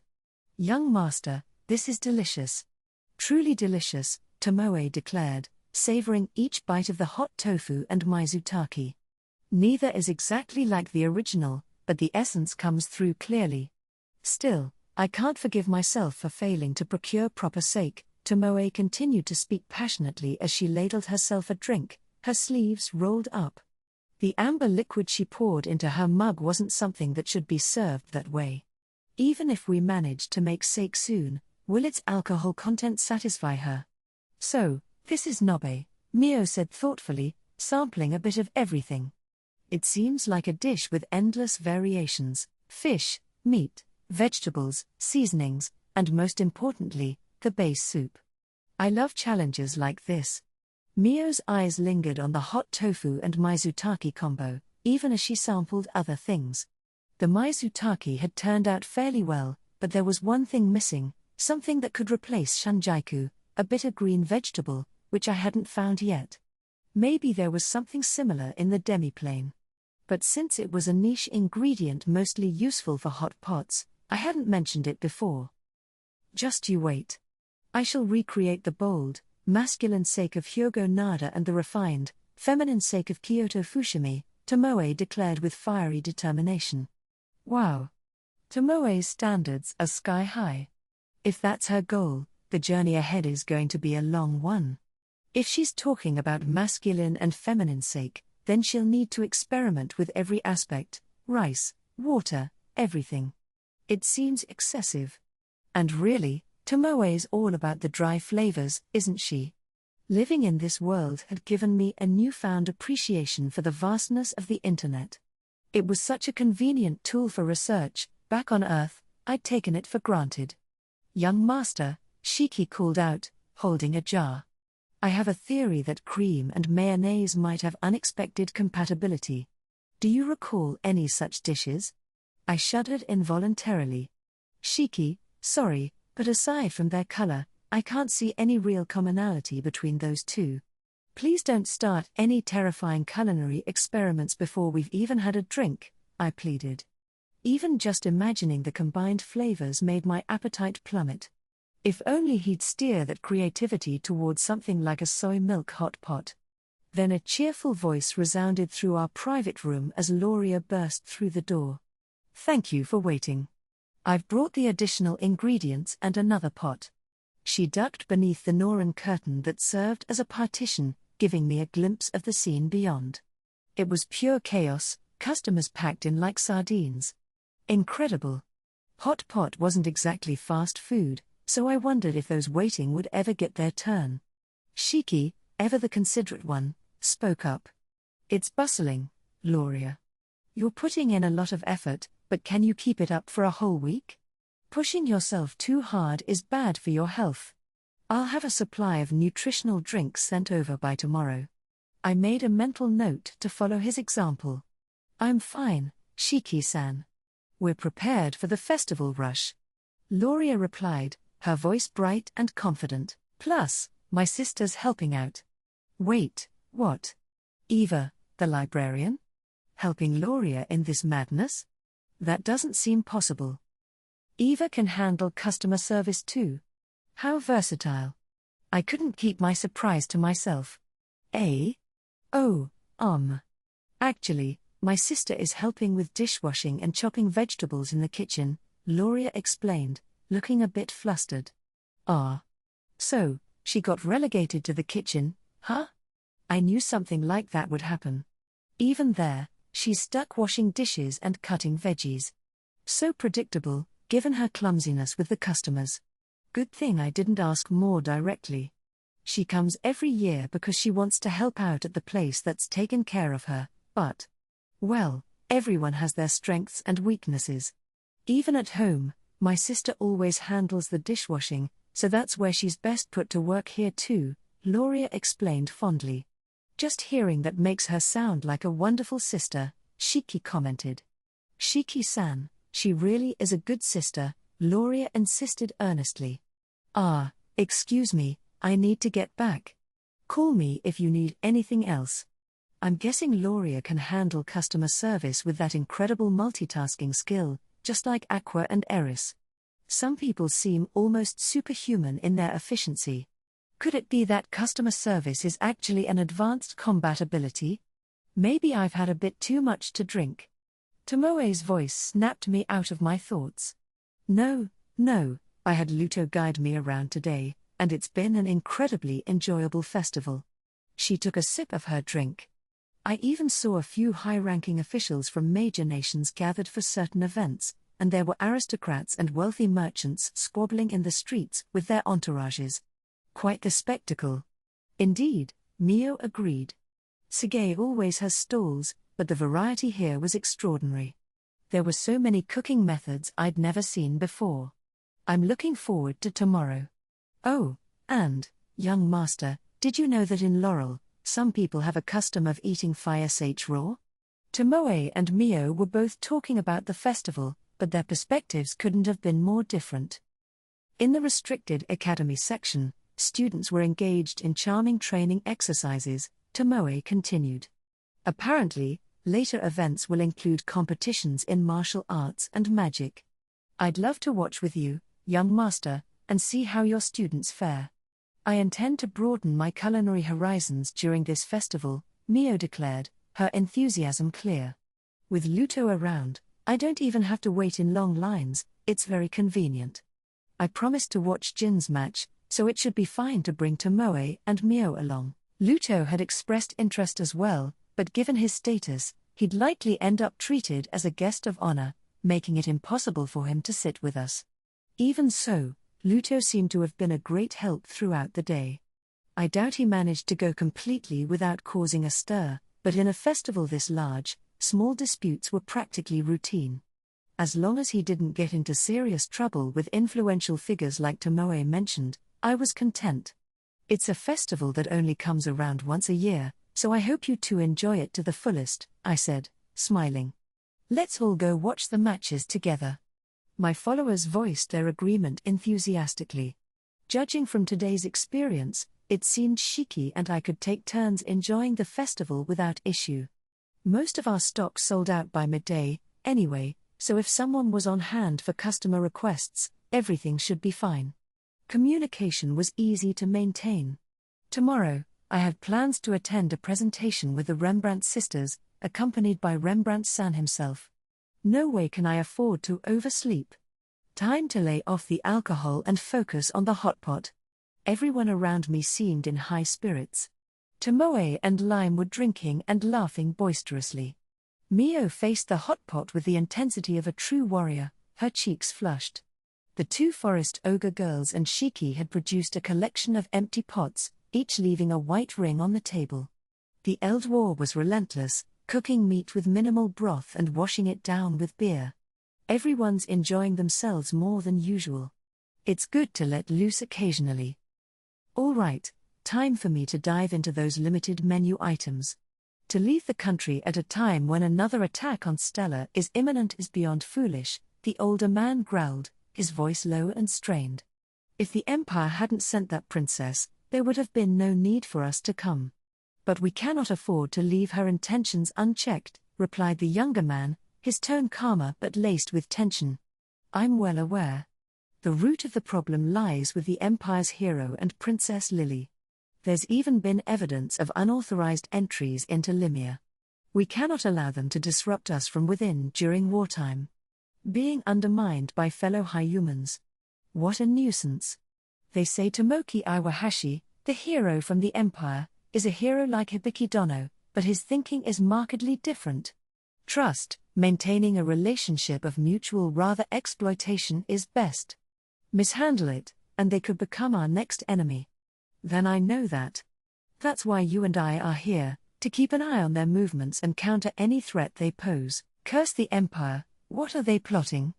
Their conversation took place in one of the most heavily guarded rooms within an ivory tower of Rotsgard, which stood at the center of the academy city that gathered the most talented students. This specific section of the tower was reserved for receiving dignitaries, and security was exceptionally tight. Here, the king of Limia and its second prince, Belder, the older of the two princes, were deep in discussion. It was a testament to the intricate power dynamics within Limia that he served as the king's aide despite his title. The king's rage seeped through his words, though he managed to maintain a semblance of composure befitting his position. He was a king, after all. He was meant to be in the capital, preparing for the impending assault on Stella Fortress, a critical stronghold that high humanity had long struggled to reclaim from the demon race. The Rotsgard Academy Foundation Festival was meant to be a venue for discovering and securing talented individuals who would support Limia's future. In the current wartime context, however, it was not an event that warranted the king's presence. Yet, he was here. The reason? The imperial princess Lily. Lily, whom Hibiki had warned about following the battle at Stella Fortress, was a figure of growing concern. Despite her title, she had relinquished her claim to the throne and gradually withdrawn from public life, seemingly fading from prominence. Even before Hibiki's warning, Limia had been monitoring her activities. However, with her renunciation from the line of succession, the priority of that surveillance had diminished. The situation changed when reports began surfacing about the Empire's hero and the increasingly ominous presence of Princess Lily, who supported him.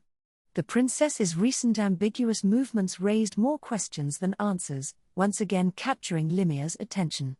One particularly troubling report noted her presence near a lake within Limia's borders, an area created by the Wicked One, a powerful and mysterious individual. An unauthorized entry by a foreign princess, particularly one allied with Limia, was a breach that could not go unchecked. To make matters even more pressing, the princess had separated from the hero and traveled alone to attend the Academy Festival in Rotsgard, citing a diplomatic visit and a quest for talent as her purpose. Limia's leaders, however, deemed this explanation a convenient facade. This led to another critical issue, determining who among Limia's ranks was best suited to confront the cunning princess of the Empire. Political power in Limia was heavily influenced by hereditary succession, with high-ranking ministers often appointed based on lineage rather than merit. This had resulted in a notable number of inept officials, an issue the king himself was eager to rectify. However, such a substantial reform could not be undertaken lightly, especially not during a protracted war against the demons. The lack of competent and trusted individuals to confront Princess Lily posed a serious challenge for the king. Those he did trust were already overburdened with responsibilities. Moreover, factors such as the emergence of Hibiki as a prominent figure on the king's own proactive disposition, the battlefield, the uncharacteristic of Limia's previous monarchs, and existence of a secret teleportation technique that drastically shortened travel between the capital and Rotsgard, from a week to a day and a half, all influenced his decision to attend the festival. Though he intended to return swiftly if conflict arose, his choice to leave the capital was a calculated risk. The attendance of Limia's king, ruler of one of the most powerful Hyuman nations, at the Rotsgard Academy Foundation Festival had a significant side effect. This year's festival saw an unprecedented gathering of prominent figures. While public attendance would peak in the later stages, the early days of the international festival had effectively become a stage for diplomacy. We have yet to speak with Princess Lily, so the Empire's true intentions remain unclear. Your Majesty, it is nearly time for your next engagement, the prince reminded him. Ah, yes. The Laurel Federation, the king replied with a hint of exasperation. Perhaps they'll surprise me with some inspired diplomacy and dig one of their famous onsen bathhouses here in Limia for us. As appealing as that sounds, I doubt it's something that can be exported easily. Incidentally, it seems our hero is quite familiar with onsen bathhouses as well. My elder brother has been pondering ways to visit Laurel. That fool. My apologies, you've had to endure much due to his whims. Not at all. His unique ideas and boldness are admirable. I am confident that he possesses the qualities needed to succeed you, Your Majesty. The prince's difficult expression briefly softened. Diplomatic affairs often weighed heavily on him, hardening his demeanor. But discussions of family brought him rare moments of peace. Their conversation was interrupted by a knock at the door. Both men immediately straightened, their expressions shifting back to the stern masks of duty. A voice announced visitors requesting permission to enter. "Come in," the king commanded, his tone heavy with authority. Following the expected formalities and courtesies, the king gestured for the visitors, several men and women, to take their seats on the sofas in the reception area. Relax. Given the setting, there's no need to stand on ceremony. Now, tell me what it is you seek from Limia, the king said, leaning back slightly but maintaining a commanding presence. While Limia and the Laurel Federation were officially considered equals among the four great nations, in truth, Limia's power far surpassed Laurel's. Limia and Gritonia had grown even stronger with their respective heroes, leaving the two lesser nations further behind. As a result, Laurel was often treated with condescension. The leading representative of the Laurel delegation met the king's gaze without flinching. "I will speak plainly. We ask that the priestess be returned to her homeland." "Oh? The priestess, you say?" "She's currently by the side of hero Hibiki, who has descended upon Limia. She accompanies her willingly in battle. Does your nation not hold that the priestess's will is inviolate and must not be obstructed by any force?" The king was weary of repeating the same arguments.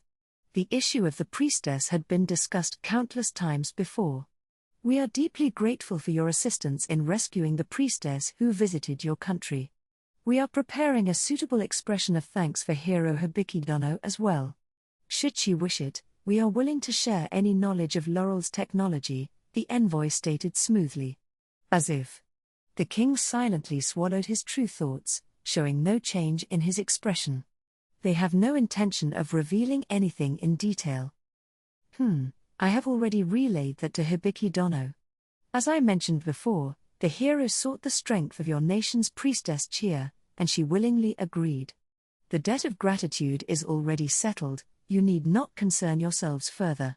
For a nation considered one of the twin pillars of the Hyuman race to abduct a significant figure from another country and then involve her in such perilous battles, this has the potential to become a serious diplomatic issue, the Laurel envoy countered, his tone sharpening. "This is absurd," the king replied with cold composure. "I will not allow you to twist the facts and misrepresent the priestess's current role. She was not abducted, she chose of her own free will to accompany the hero and lend her strength. Limia, like Gritonia, stands at the forefront of the war against the demon race, and such a position naturally entails great danger. The priestess is fully aware of this and has chosen to support the hero on the front lines. Your nation, meanwhile, offers support from the rear. Should this not be a source of pride for you?" The demon race is a common enemy to all high humans, is it not? By contrasting the roles of frontline and backline support, the king of Limia skillfully forced his opponent into a corner. But surely you understand how vital the priestess is to us. How can you justify putting her life in constant jeopardy? The female envoy, who had remained silent until now, stood abruptly, her voice edged with emotion that bordered on disrespect. The prince turned, intending to intervene, but the king silenced him with a glance. Becoming emotional will not advance this discussion. Consider the situation carefully. At present, the hero's actions are under the scrutiny of the entire world. If your nation were to disregard the priestess's wishes, forcibly removing her from the hero's side and taking her back to your homeland, how do you think that would be perceived? Surely you can imagine the consequences. If you're adamant, send an envoy. We will return the priestess immediately. However, we will offer no support or defense on the matter. If your concerns remain, dispatch your own elite guards to accompany her. We will ensure they are stationed at her side. But as long as the priestess desires to stay with the hero, your duty is to provide support, not obstruction. Is Limia taking hostages now? Came a low, bitter murmur from the Laurel team. Enough, interjected the king. Let us forget those words just now. Thank you, the Laurel representative replied after a brief pause. Your point is well taken. However, I must emphasize that the priestess is an irreplaceable figure for our people. The current state of affairs strains relations between our nations. We sincerely hope for some form of progress during her stay in the Academy City. I will keep that in mind, responded the king. We too hope that this matter will lead to a positive outcome. The central figure from Laurel rose to his feet, signaling the end of their meeting. His companions followed suit, their expressions revealing a simmering intensity that bordered on hatred. It was evident just how deeply the priestess was revered in their country. Without a backward glance, the delegation exited the room.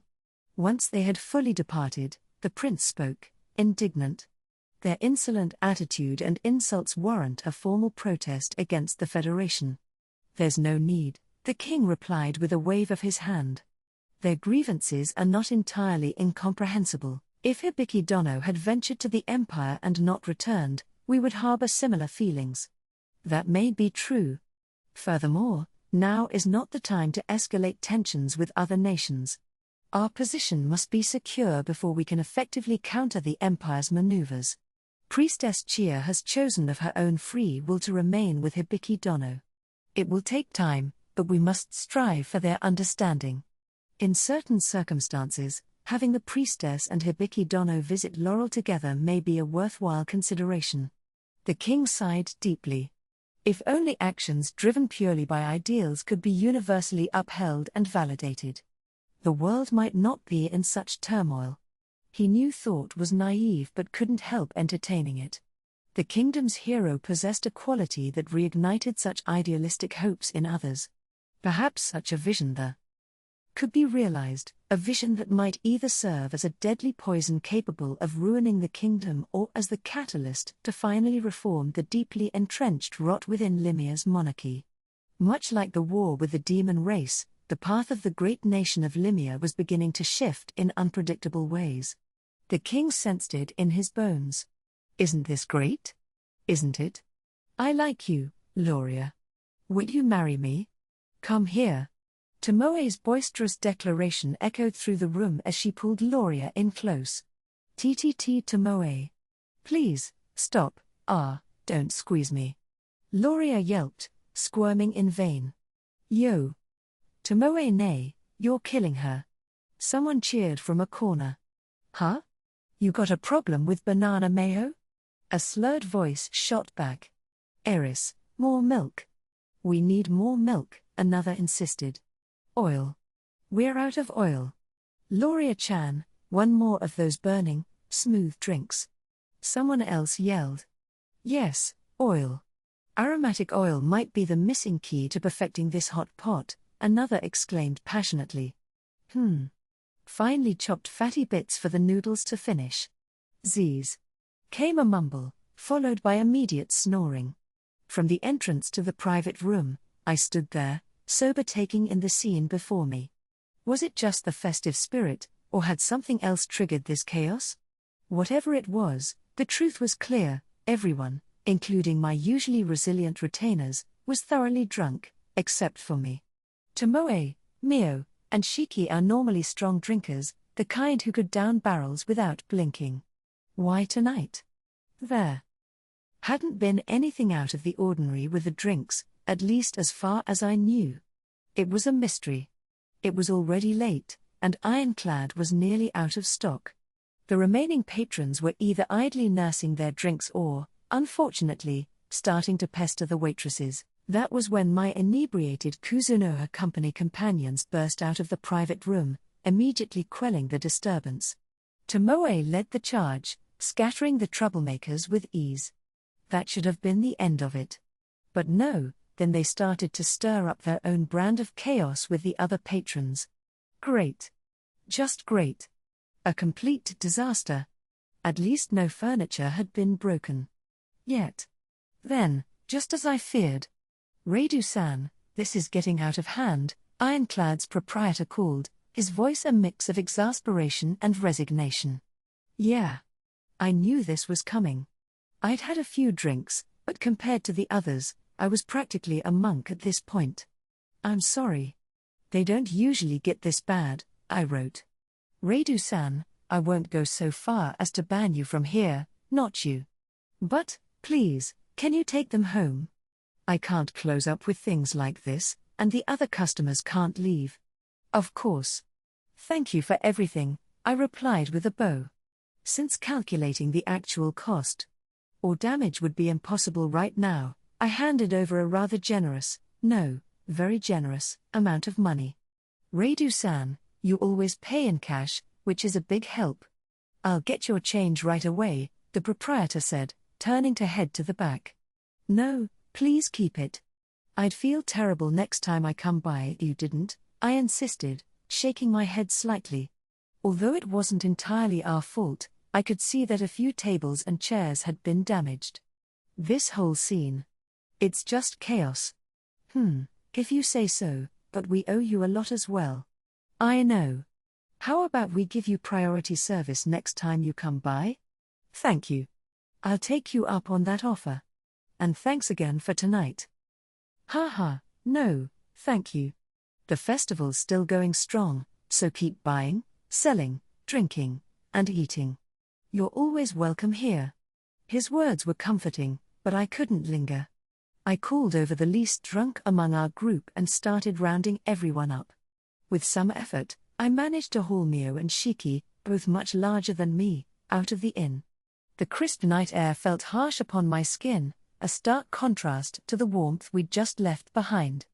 At least Tomoe was still able to walk, albeit with Lime supporting her. Or perhaps they were just leaning on each other.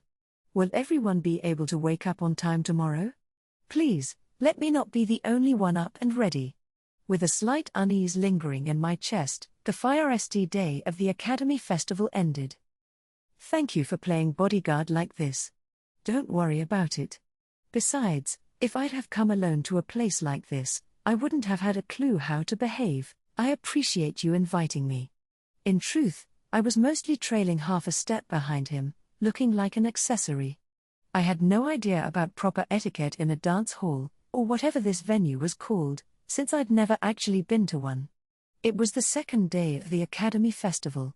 Having wrapped up business at the shop more efficiently than on the Fire day, I met up with Rembrandt, as promised, and joined him at the Academy. Today, we'd be attending what was apparently a long evaluation event. Lasting nearly half a day, it included a buffet-style dinner and assessed students' etiquette and conduct. As guests, we were expected to mingle, observe any students we were connected to, and converse freely while waiting for the opening remarks. The atmosphere was markedly different from my usual surroundings, and I felt it acutely. Rembrandt was already exchanging greetings with fellow merchants and being approached by various attendees. For the students, however, their behavior and interactions were graded based on their lessons. So, it's basically a half-day test in social skills. Honestly, I feel kind of sorry for them. With both Lisa and me here, I have to rely on Morris to manage the company's operations back in Tsukimichi, Rembrandt continued. There might be unexpected issues, so it's a relief to have you around. I'm glad to see your wife has fully recovered. Hopefully, next year Morris can join us as well, I replied, offering a genuine smile. Our official reason for coming here together was Morris's absence, which meant I was ostensibly accompanying Rembrandt for his safety. But in reality, I suspected there was more to it. For one thing, his daughters had lightly insisted I come along. There also seemed to be an opportunity for him to introduce me to potential business contacts, which only dawned on me after arriving. If true protection were the aim, hiring a bodyguard would have sufficed. The fact that Lady Rembrandt would arrive later for other reasons also struck me as odd. Throughout the evening, Rembrandt had been introducing me and the Kuzunoha company to whomever he spoke with, whether it was someone he greeted or someone who approached him. Even I, often oblivious to social subtleties, could grasp his intentions. While waiting on Lady Rembrandt to arrive, I tried my best, awkwardly but sincerely, to greet the different merchants and a few nobles from different regions. Their initial reactions ranged from wide-eyed shock to outright disdain, as if I were nothing more than a slave for Rembrandt. However, after he explained my position, most of them at least shook my hand. I'm aware of how out of place I am here.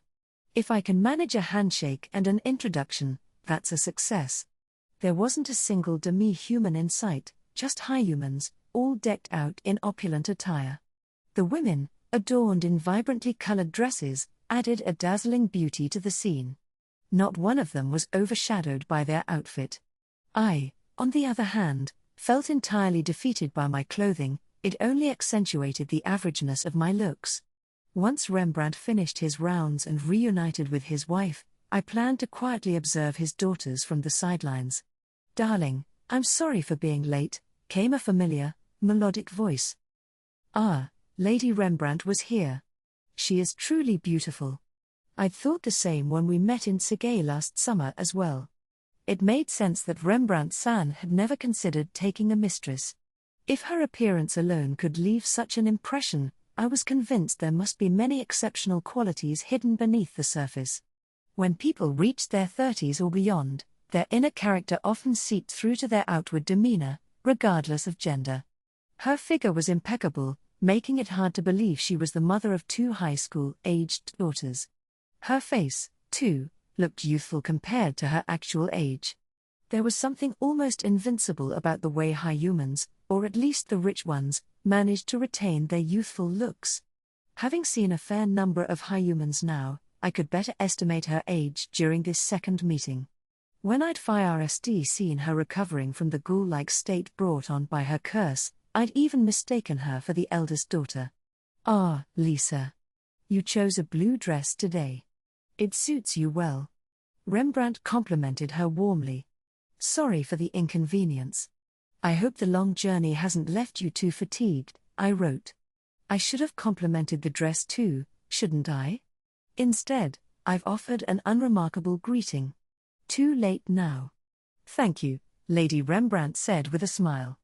"I thought it was a shame to leave it unworn after bringing it along.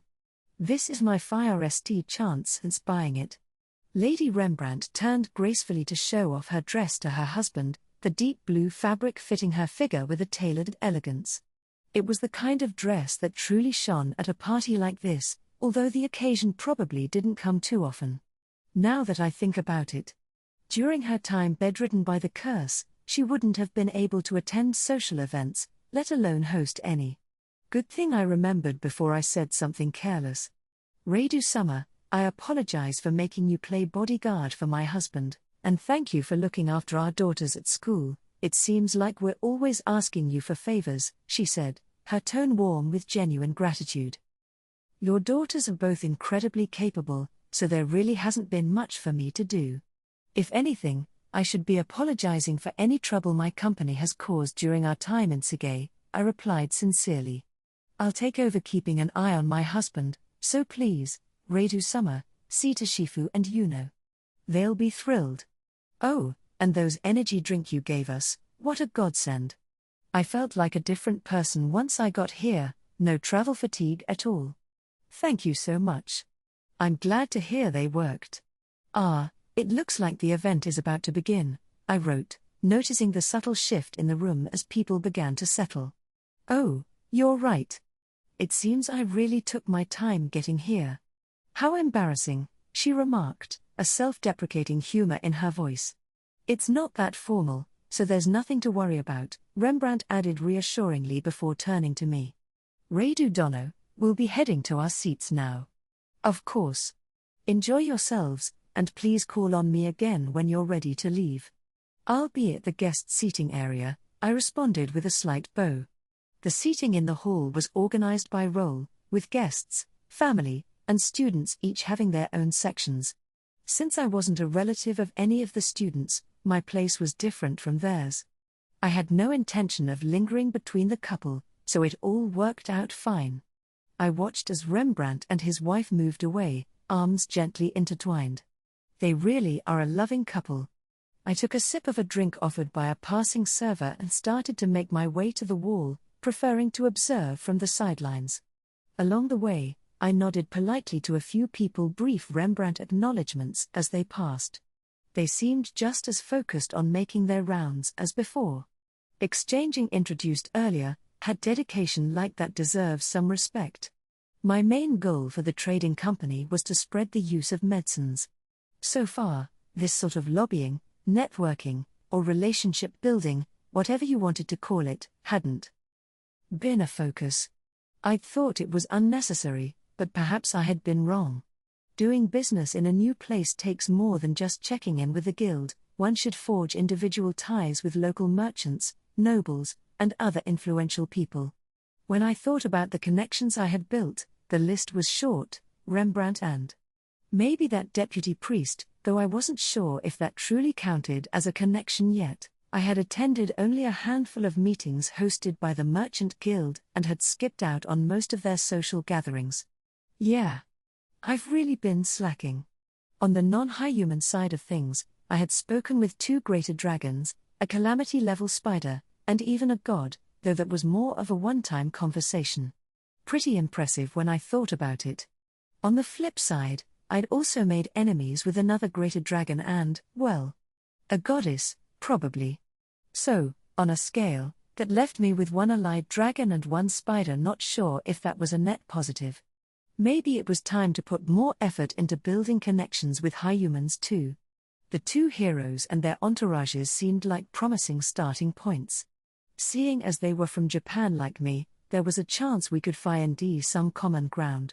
I wonder if any prominent guests from Limia or Gritonia are here today. The Academy Festival was known to be a globally recognized event, so it wouldn't have been surprising if heroes decided to show up. Not that this was some kind of university festival with celebrities dropping in or anything. Even though large-scale conflicts had quieted down recently, the demon war was still far from over. I glanced upward, my mind wandering. The second-floor balcony housed visiting dignitaries invited by the Academy. They might come down, if necessary, but for the most part, they stayed up there, engaging in diplomatic discussions. Coming down would have been a headache for their guards. Among those mingling and dancing below, there might even have been some hoping to catch the eye of someone from the balcony and secure a happily ever after for themselves. Oh. My eyes caught sight of the Rembrandt sisters. And was that Abelia too? Makeup and dresses really did work like magic. Seeing these 3 now compared to their usual selves, always bustling about, was a stark contrast. The transformation was stunning. I watched from a distance as they made their rounds introducing themselves. Even from where I stood, it was clear they exuded a mature charm far beyond their years. Shifu wore a deep crimson dress, Yuno was clad in a soft pastel blue gown, and Abelia had donned a shimmering emerald green ensemble. Each dress had a distinct design. Shifu's extended to her shoulders and flowed down to her feet, giving her a more reserved, refined appearance. Yuno, on the other hand, boldly bared her shoulders, and from this distance, it seemed her dress barely reached her knees. Quite daring. Abelia's gown featured a halter neckline that accentuated her figure elegantly. All three of them engaged in their surroundings with smiles that perfectly complemented the elegance of their attire. They handle situations like this with such poise. The students here are impressive. Abelia, for instance, was apparently a scholarship student from an ordinary family. She must have acquired her social skills after coming here. I couldn't reconcile this polished persona with the image of her trading barbs and commanding battles alongside Jin. Good thing I'm just watching from a distance. If the three of them suddenly approached me, I'd probably end up blushing and acting awkward. I imagined Rembrandt proudly watching over his daughters from nearby and glaring daggers at any guy trying to flirt with them. If any bold enough souls were present, that is. I couldn't imagine it, but given that this academy had students who had married or proposed to teachers out of convenience, it wasn't entirely impossible. Oh, they noticed me. Thankfully, they didn't come over, likely due to the distance and formal setting. They didn't wave either, probably some etiquette thing.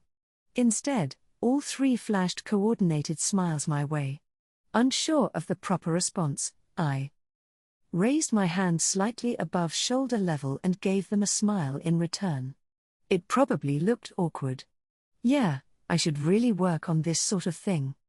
Time passed as I continued watching the Rembrandt sisters and Abelia, my thoughts drifting aimlessly, until the background music shifted. The gentle, unobtrusive melodies that filled the hall gave way to something with more rhythm and flow. Dance music. Without any electronic equipment, it meant there was a live orchestra. Live music. Quite the luxury. Sure enough, dancing began. Not that it had anything to do with me, since I couldn't dance. Honestly, I was more interested in finding some actual food, not just snacks to go with drinks. Watching people dance was nice and all, but I couldn't tell good form from bad, anyway. Flowers are pretty, but I'd rather have dumplings. Aesthetics don't fire the stomach. Wait. What if someone invites me to dance? I'd have to figure out how to politely decline. Though the odds were slim, the thought alone made me uneasy. Maybe I should move to a quieter spot. As I leaned against the wall, sipping a lightly sparkling sweet drink, I glanced up at the second-floor balcony. Several people around me seemed to be taking a similar break, so I didn't look out of place. At least, I didn't think so. My right hand started to tingle with restless energy as a strangely dense group of people was approaching. Could they be coming to see me? No. I didn't have any acquaintances who'd attract this much attention. No way. Is that Luto? I didn't have any plans with him today. Besides, I am not ready to deal with him right now.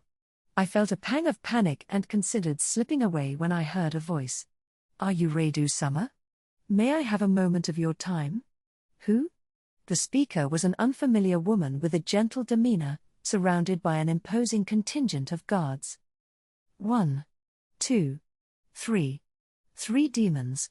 I had no idea which country this woman was from or what her status was, but if her entourage included demons, that was asking for trouble.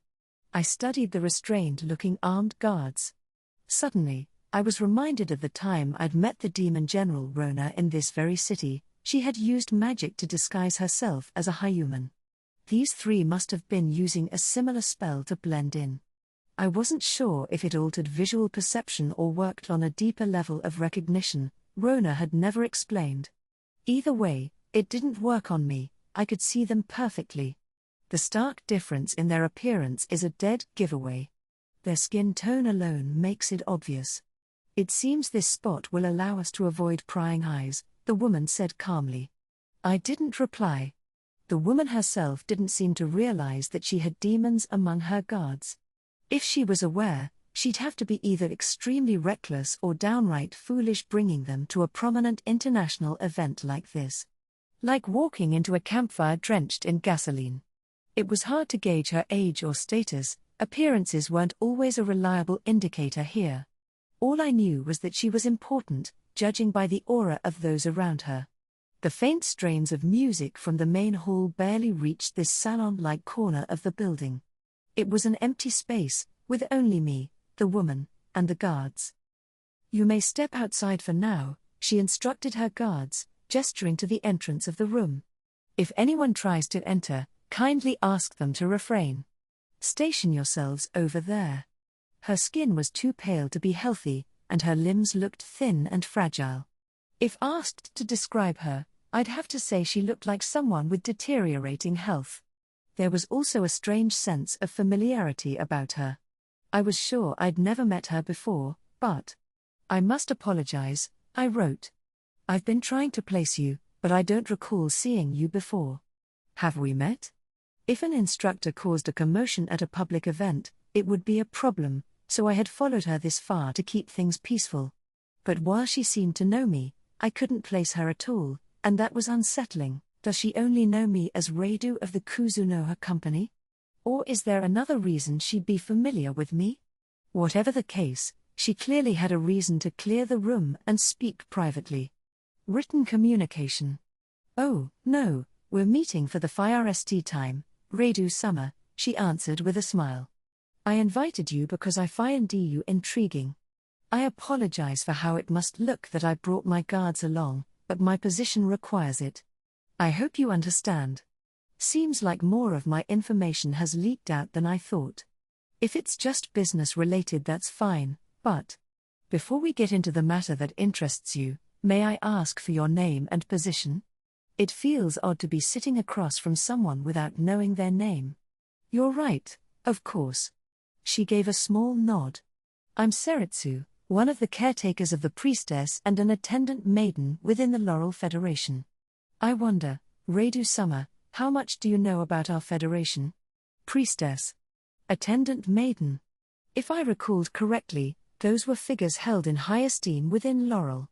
The priestess served as a spiritual pillar, while the attendant maidens were her prospective successors, or something like that. The term attendant maiden made me think of the child attendants in traditional brothels from my old world, but it seemed like their role here was much loftier, aiming not for courtesans, but for something more akin to emperors. Quite the difference. As for the Laurel Federation, I must admit that I've never visited and don't know much, I wrote. But from what I understand, it's formed by 3 united countries, and the priestess is a woman of great power capable of communicating with multiple high-ranking spirits. This grants her a significant voice in political matters in Laurel. Her proximity to spirits means that the people often hold greater reverence for spirits than for the goddess herself. I've also heard that Laurel has developed a unique culture and is known for its advanced technology. Although their culture leaned more toward revering spirits, it's still tied back into the broader faith in the goddess, so I hadn't delved too deeply into studying it. High technology, a symbolic priestess. That's about the gist of my impression. I'm impressed, Seritsu remarked, her eyes widening slightly. You know us well. Are you considering establishing a branch of your business in our country? Of course, if it's permitted, I would love to someday, I replied politely. My business is still in its early stages, but I believe in dreaming big. Well then, please don't hesitate to contact me when that time comes. I would be more than happy to assist, Seritsu said, her smile gracious and unwavering. Thank you very much. Our conversation paused. She maintained that soft, friendly smile, but her eyes now seemed to be scrutinizing every inch of me. It felt like she was assessing each of my movements and words, quietly probing for whatever information she could gather. The Laurel Federation. It was one of the 4 great powers, and the only one that was a union of multiple smaller powers, under the guidance of the priestess. Geographically, it lay south of the Golden Road we traversed, separated by a rugged mountain range. Thinking of it as somewhere like Shikoku isn't entirely off base. They supposedly had a unique culture, but their society was rather insular, with little information leaking beyond their borders. This only made their technologies and the presence of the priestess more prominent. Culture, priestesses, advanced technology, when I listed it out, I couldn't help but feel it bore some resemblance to Japan. Being a federation of 3 nations meant it was a multicultural state with a wide mix of ethnicities and appearances. People didn't seem particularly concerned about diversity in skin or hair color either. Despite the limited information available, it was certainly a country I was eager to visit someday. Yet that wasn't the issue at hand. Why had she taken an interest in me? Was it me personally, or was it my store? I needed to know. Life is full of mysteries, wouldn't you agree? She said, breaking the silence. Her smile remained, concealing whatever thoughts lay beneath. What do you mean? I asked. For someone who claims never to have visited the Laurel Federation, it's curious that you would be using something we have kept hidden and passed down to only a select few. Something hidden? Something I used? My mind immediately jumped to the high technology that the Eldwar worked with. Was it connected? Your Kuzunoha company bears a sign, correct? The one with 2 characters carved into wood? Oh. The kanji. Those characters are what we call the Sage's script. In all of the 4 great powers, no, in this entire world, only a select few within Laurel possess knowledge of those symbols. How is it that they are used for your store's name, Reidu-sama? The Sage's script? That's just kanji. It's my native language. That was one of the scripts I've used since childhood, I explained. Strange, isn't it? I've traveled from the wasteland, you see. Perhaps someone familiar with those characters ventured into the wasteland from your country and passed them along. I don't know all of the symbols perfectly, nor have I ever heard them referred to as the Sage's script before. Maybe some other person from my world passed on kanji in a strange way, and it spread here. Still, I had the convenient cover. Story of the Wasteland. So far, simply claiming to come from that region had smoothed over many complications. In a way, it was like my secret trump card. An interesting suggestion, Seritsu said with an amused smile. But that's impossible. Everyone with knowledge of the Sage's script who travels beyond our borders is carefully documented. No one fitting that description has ever journeyed to the wasteland. What? This is the first time someone has actually challenged me on that point. And records? In a world this lacks about most things, they're confident enough to track this? Impressive, if true. Time for the next approach. Yet the fact remains that I know and use these characters. This suggests that someone, somehow, did reach the wasteland. Facts must take precedence. If it exists, someone must have shared it. Indeed. Facts must be acknowledged, she conceded. As you say, it's possible that the Sage's script was carried to the wasteland. However, I hold another theory. This should be interesting. I'd be happy to hear it. The Sage's script, as you would imagine, was once used by sages. So, if one were truly a sage, it would not be odd for them to already possess such knowledge. So, sage might mean something like wise man or even person of great knowledge. I forced a polite smile and shook my head. That is far too generous an assessment. I am no sage. I am a mere merchant, nothing more, a common trader. Reidu-sama. Her tone had lost some of its warmth. Sage does not refer to scholars of extraordinary wisdom. Rather, it denotes those with knowledge and skills beyond what should be possible in this world. It is a title we bestow out of respect for those from elsewhere. Wait. What? I don't understand. Sages, as we call them, are not of this world. They are outsiders, individuals from distant lands unlike our own. And my theory, Reidu-sama, is that you might be one of them. Does that resonate with you? Sages. So, they mean otherworlders. Another layer of complication. They had wrapped it up in such a lofty, almost sacred term. Of course, I couldn't have known this from books alone. Laurel's insular nature had hidden this from me. So, kanji is considered sage's script, huh? When I first carved the store's sign, I thought it might make for an interesting talking point if a hero ever happened to come by. I never considered it a big deal, just something to set us apart.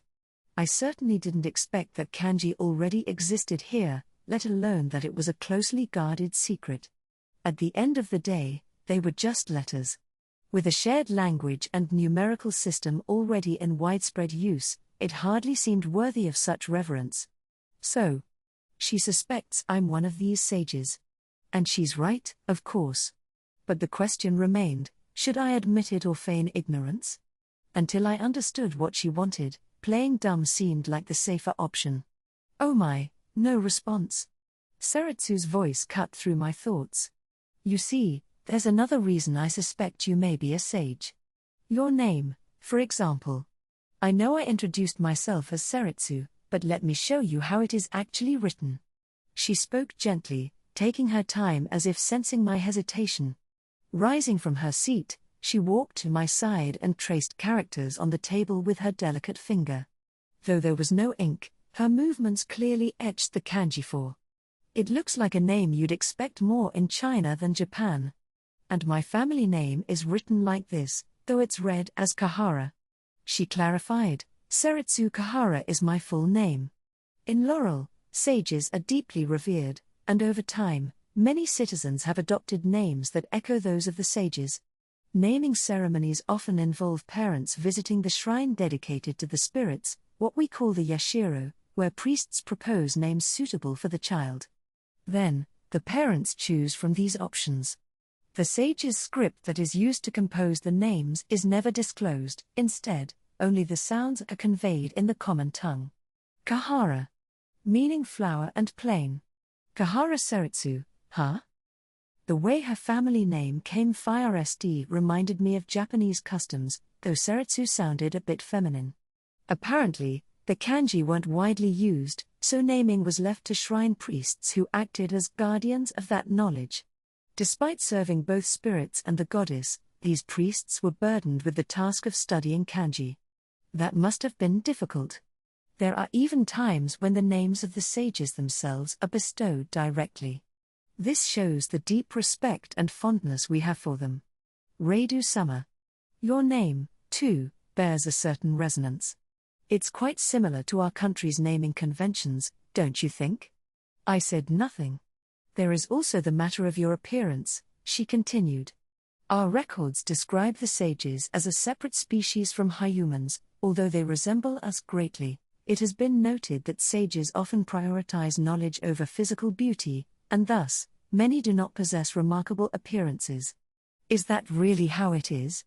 I kept a straight face but was reeling inside. Was Laurel truly aware of contact with people from another world? Is that why insular, to protect these secrets? If they were so ideas passed down by technological prowess came from otherworlders, it would explain a lot.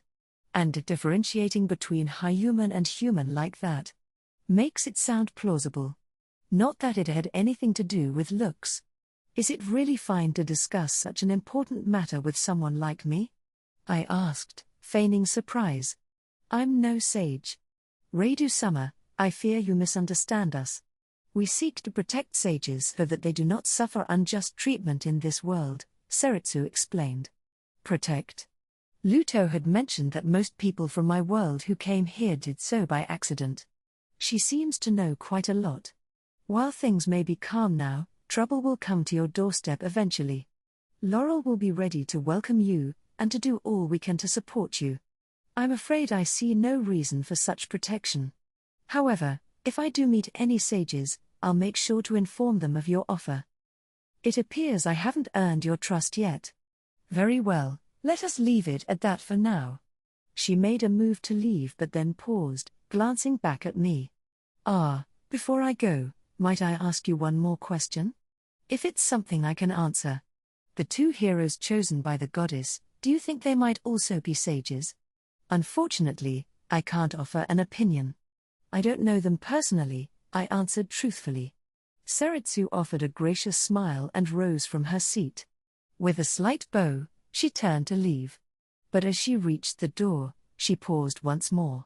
Oh, one more thing, she said, catching me off guard again. Your shop sign is quite lovely.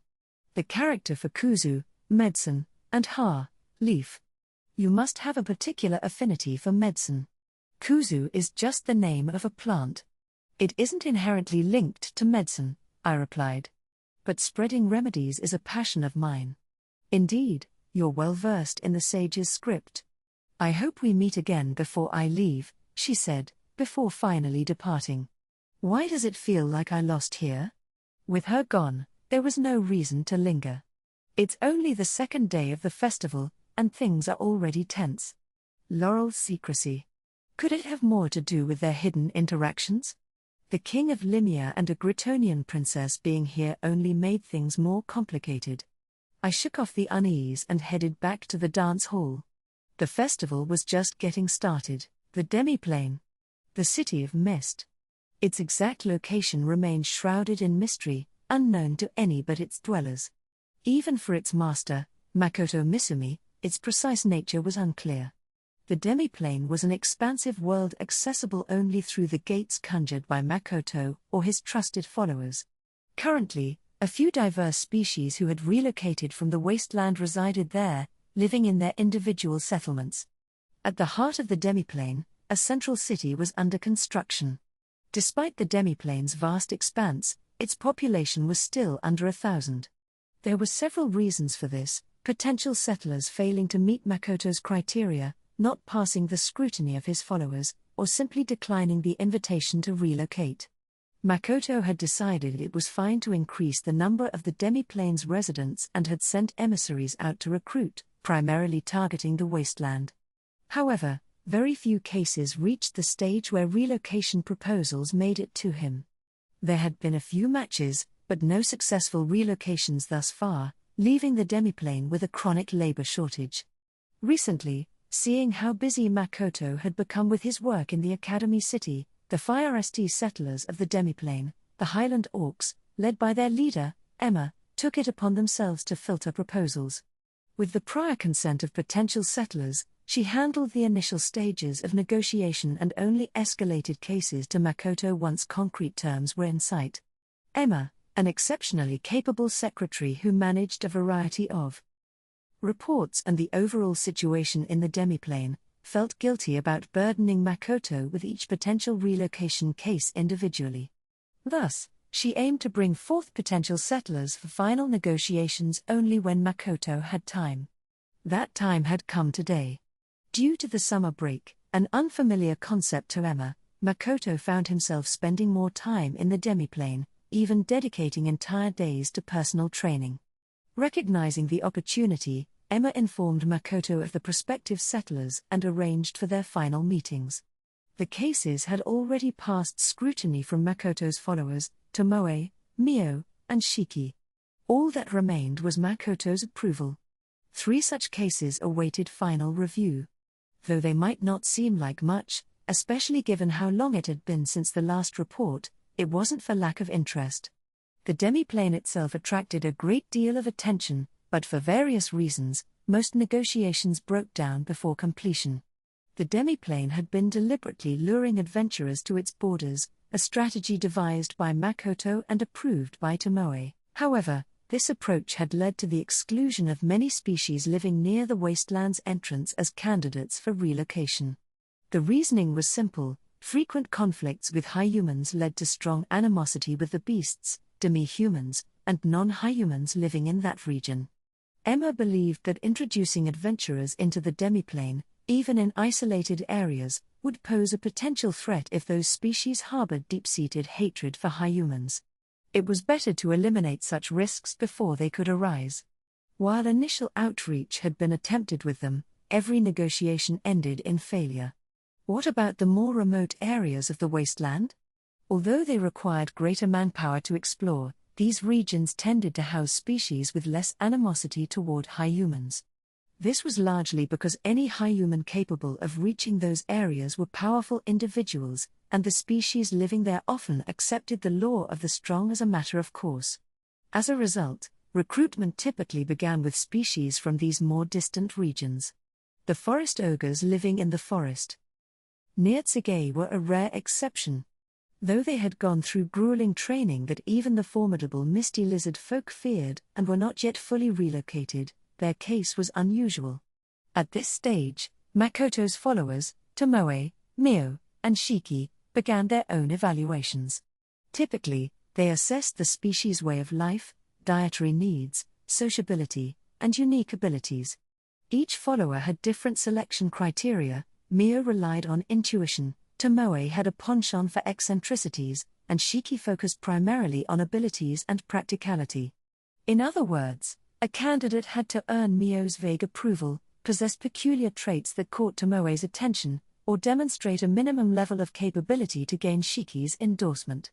Selection was strict and heavily dependent on which follower handled the case, making it a challenging process. Once a species passed this stage, the offer to relocate was presented. Even if a species was approved, they could still refuse. Makoto was adamant about not forcing anyone, which made it difficult for any case to reach the final negotiations. Everyone involved in the process understood that not just any species would do, they needed those who could coexist harmoniously with the existing residents. Any issues arising post-relocation would defeat the purpose of integration. The 3 cases Emma now handled seemed promising based on her experience. While there were minor issues to consider, she believed all 3 might ultimately be approved for relocation. Emma herself had not participated in their evaluations, relying solely on written reports, but the documents suggested great potential. Should the relocations succeed, it would mean more joy. More work, something Emma would welcome with companions, meant a livelier demiplane. While there had been some minor changes with children born among existing species would bring residents, transformations of a far greater scale. The addition of new excuse me, Emma said as she entered. Oh, Emma. Good morning, said Makoto cheerfully. The interviews are today, right? Are we starting now? Good morning. Yes, all 3 representatives of their species are here. If you're ready, we can begin right away. She appreciated Makoto's effort to keep the conversation formal. She had once asked him to carry himself more like the lord he was, and he had since found a balance. His speech had become slightly more formal yet still retained its friendly tone. It wasn't perfect, but to Emma, it was a step in the right direction. Oh, so they came here instead of us going to them? Isn't that kind of, Makoto-sama, Emma interrupted, gentle but firm. While we may have extended the invitation, their relocation is also their wish. It's only natural that the representatives come here. To Emma, Makoto was not only the savior of her Highland Orc people but also a near-divine figure who had given them access to a vast and abundant world. Although she understood his humble nature, she sometimes found his deferential attitude frustrating. She had expressed before that he could afford to be more authoritative, but Makoto's ingrained modesty was difficult to overcome.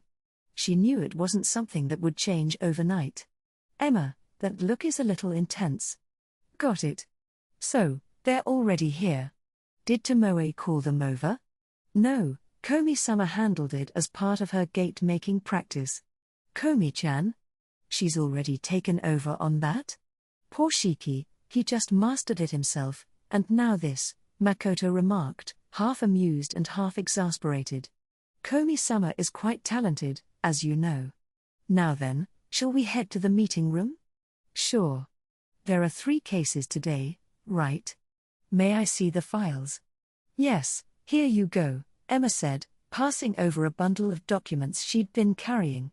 She opened the door and led Makoto down the hallway toward the interview room, walking slightly ahead and to his left.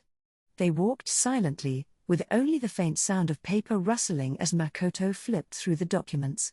Though the demiplane was a peaceful realm, the area near Makoto's quarters was kept under strict security. On days like this, when his movements were known in advance, any presence that might disturb him was kept away. Makoto himself seemed largely unconcerned, merely noting that things felt quieter than usual. Oh, I see. So, this time we're looking at a pretty sizable group, huh? If everyone moves, we'll have over 1,000 people? No, probably not quite that many. Still, it's impressive that they're managing to maintain such a large community deep in the region, even farther out than Tomoe's old mountain, Makoto remarked with genuine interest as he reviewed the documents. Indeed. While it may be deeper into the wasteland, there are sections that are surprisingly abundant, Emma explained. The 3rd group you'll be meeting today lives in such a place. However, as you can imagine, resources there are fiercely contested, and even those are dwindling. That's why they're the most eager for relocation. Makoto nodded thoughtfully. Ah, like an oasis in the desert, then. So, they've been defending their village purely through strength. In essence, yes. The FIRST group you'll be meeting today has unique environmental needs due to their abilities. The second group naturally deters external threats due to their species traits. Both possess high combat capabilities and, as far as we've observed, sufficient social compatibility. True. But they've also agreed to live on flatlands. Interesting. This could be fun. This is the room, Makoto-sama. Ideally, I would have arranged a more formal audience setting, but you specifically requested a table discussion. Please be mindful of your words. As they approached a room that was flanked by two misty lizardfolk standing guard, Emma noticed how their already disciplined demeanor grew even more focused upon sensing Makoto's presence. Within the demiplane, few were granted such direct involvement with their leader.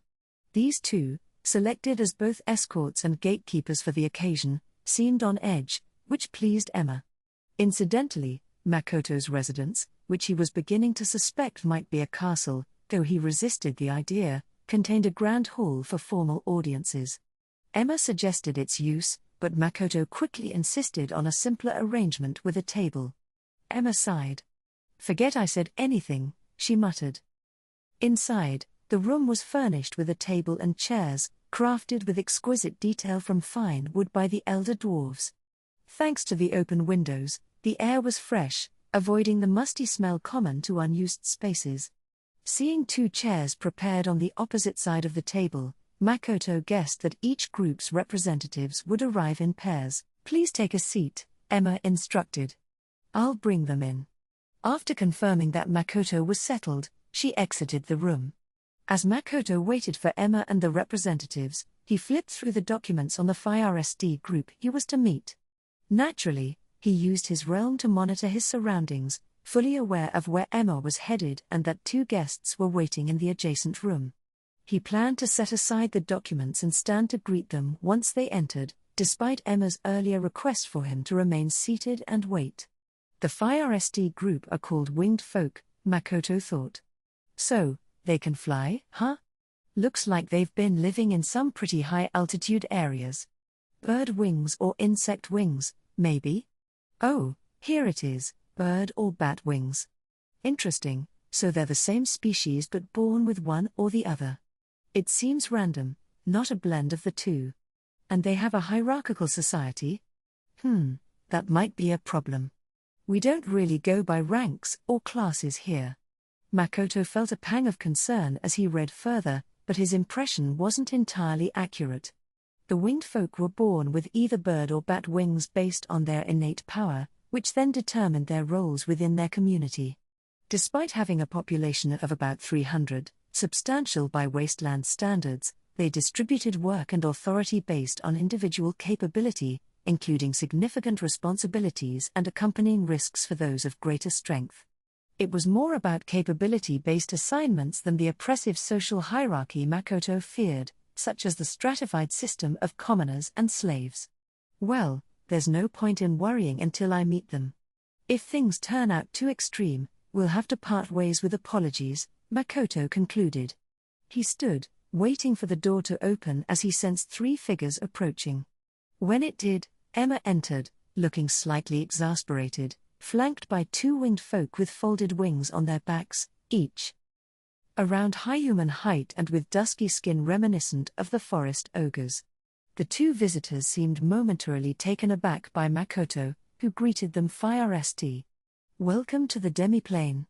I'm Makoto. I guess you could say I'm the lord of this place," he said with a friendly smile as they approached the table. Emma released a quiet sigh. She had likely hoped he would offer a more imposing welcome, one befitting a ruler. The winged folk themselves appeared equally bewildered. They had undergone intense screening with Shiki, whose solemn and commanding presence was well known. Meeting the man who stood above Shiki and finding him so casual was a shock. Please, have a seat," Makoto added, realizing they were frozen in place. He gestured for them to sit down after he did. Both of them have white bat wings. So, these must be the highest-ranking members of their kind, Makoto thought, observing the two winged folk with a somewhat vague understanding of their hierarchy. In reality, the winged folk had a complex system where not only the type of wings but also their color, white or black, played a role. The hierarchy went from white bat wings at the top, followed by white bird wings, then black bat wings, and finally black bird wings. Thank you for inviting us to relocate to such a splendid land. My name is Kaken, leader of the winged folk, the man said, his voice calm and dignified. He gestured toward his companion. This is my assistant, Shona. Greetings, Makoto-sama. It is an honor to meet you, she added gracefully. They sat down across from Makoto. Kaken, the leader, exuded a commanding presence, while Shona, the assistant, maintained a polite composure. Emma, still maintaining a stern demeanor, took a seat next to Makoto last. I understand that you wish to relocate to the demiplane, Makoto began, his tone friendly but direct. With that in mind, I'd like to ask you a few questions, if that's all right. Of course, Kaken replied without hesitation. Great. I'll hear any questions you may have afterward, Makoto said, moving smoothly into the conversation. After their meeting, as they stepped away, Kaken turned to Shona with a curious expression. He seemed to understand us pretty well. But is that man really the ruler of this place? His demeanor was weirdly relaxed for someone in his position. You're right, Shona agreed, her tone cautious. Everything has gone surprisingly smoothly. Remember, Emma mentioned that we would go through a combat evaluation at a later date. Until then, we must remain vigilant and carefully observe this land. I know, Shona. But it feels odd. I thought they might be interested in our power, but it seemed more like we were being evaluated on our behavior and values as a community. When Makoto-sama said we had his approval and then Emma added the combat test as a formality, I swear he muttered that it wasn't necessary. The conditions they've offered for us to live here seem unusually generous. If this is all genuine, it would mean I've been needlessly paranoid, Kaken said, shaking his head. It's certainly an extraordinary opportunity, Shona admitted. A land like this, without having to fight GHT for it. From what I've seen, Makoto-sama doesn't harbor any malicious intent, but your cautiousness is understandable and prudent. Now, let's go explore that place they've prepared for us. When they stepped out of the room, waiting for the orc guide Emma had arranged, the winged folk's chieftain and his assistant continued sharing their impressions of their meeting with Makoto. The meeting had been a straightforward success. So much so that it left them feeling almost bewildered.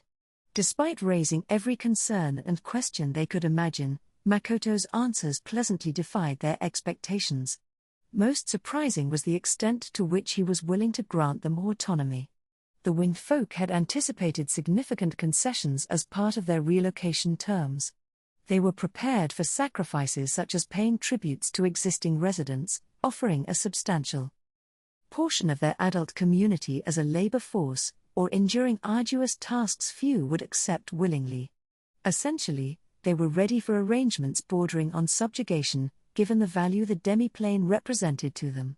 To the winged folk, the demiplane was an unparalleled opportunity.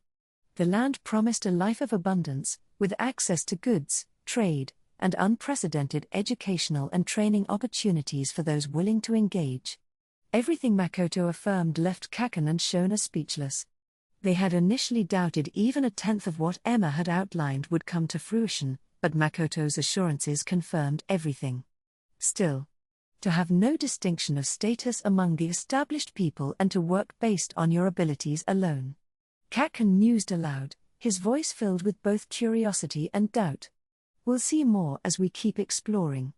There's always information you can gather just from the atmosphere of a place, Shona advised. You're right. Seeing it firsthand will make all the difference. Although they remained skeptical, both Kaken and Shona would find themselves more astonished the more they learned about the demiplane.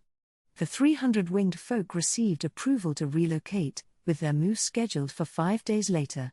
All right, you can take off your blindfolds now, Makoto instructed. At his words, the two women seated across from him shivered. Emma, too, trembled slightly but quickly regained her composure under Makoto's reassuring gaze, lowering her head in embarrassment at her lapse in control. As we explained, our eyes present a unique problem, one of the women began, her tone tense. Regardless of our intentions, they can have an effect, the other added. The two women wore blindfolds with intricate patterns that covered their eyes, while the winged folk Makoto had just met were slender, two had more voluptuous figures, reminiscent of the nymphs from Greek mythology, draped in flowing robes. The revealing nature of their attire made Makoto flush slightly and murmur, "That's not clothing, it's just cloth." They were Gorgons, though for Makoto, it was easier to associate them with the Medusa of legend.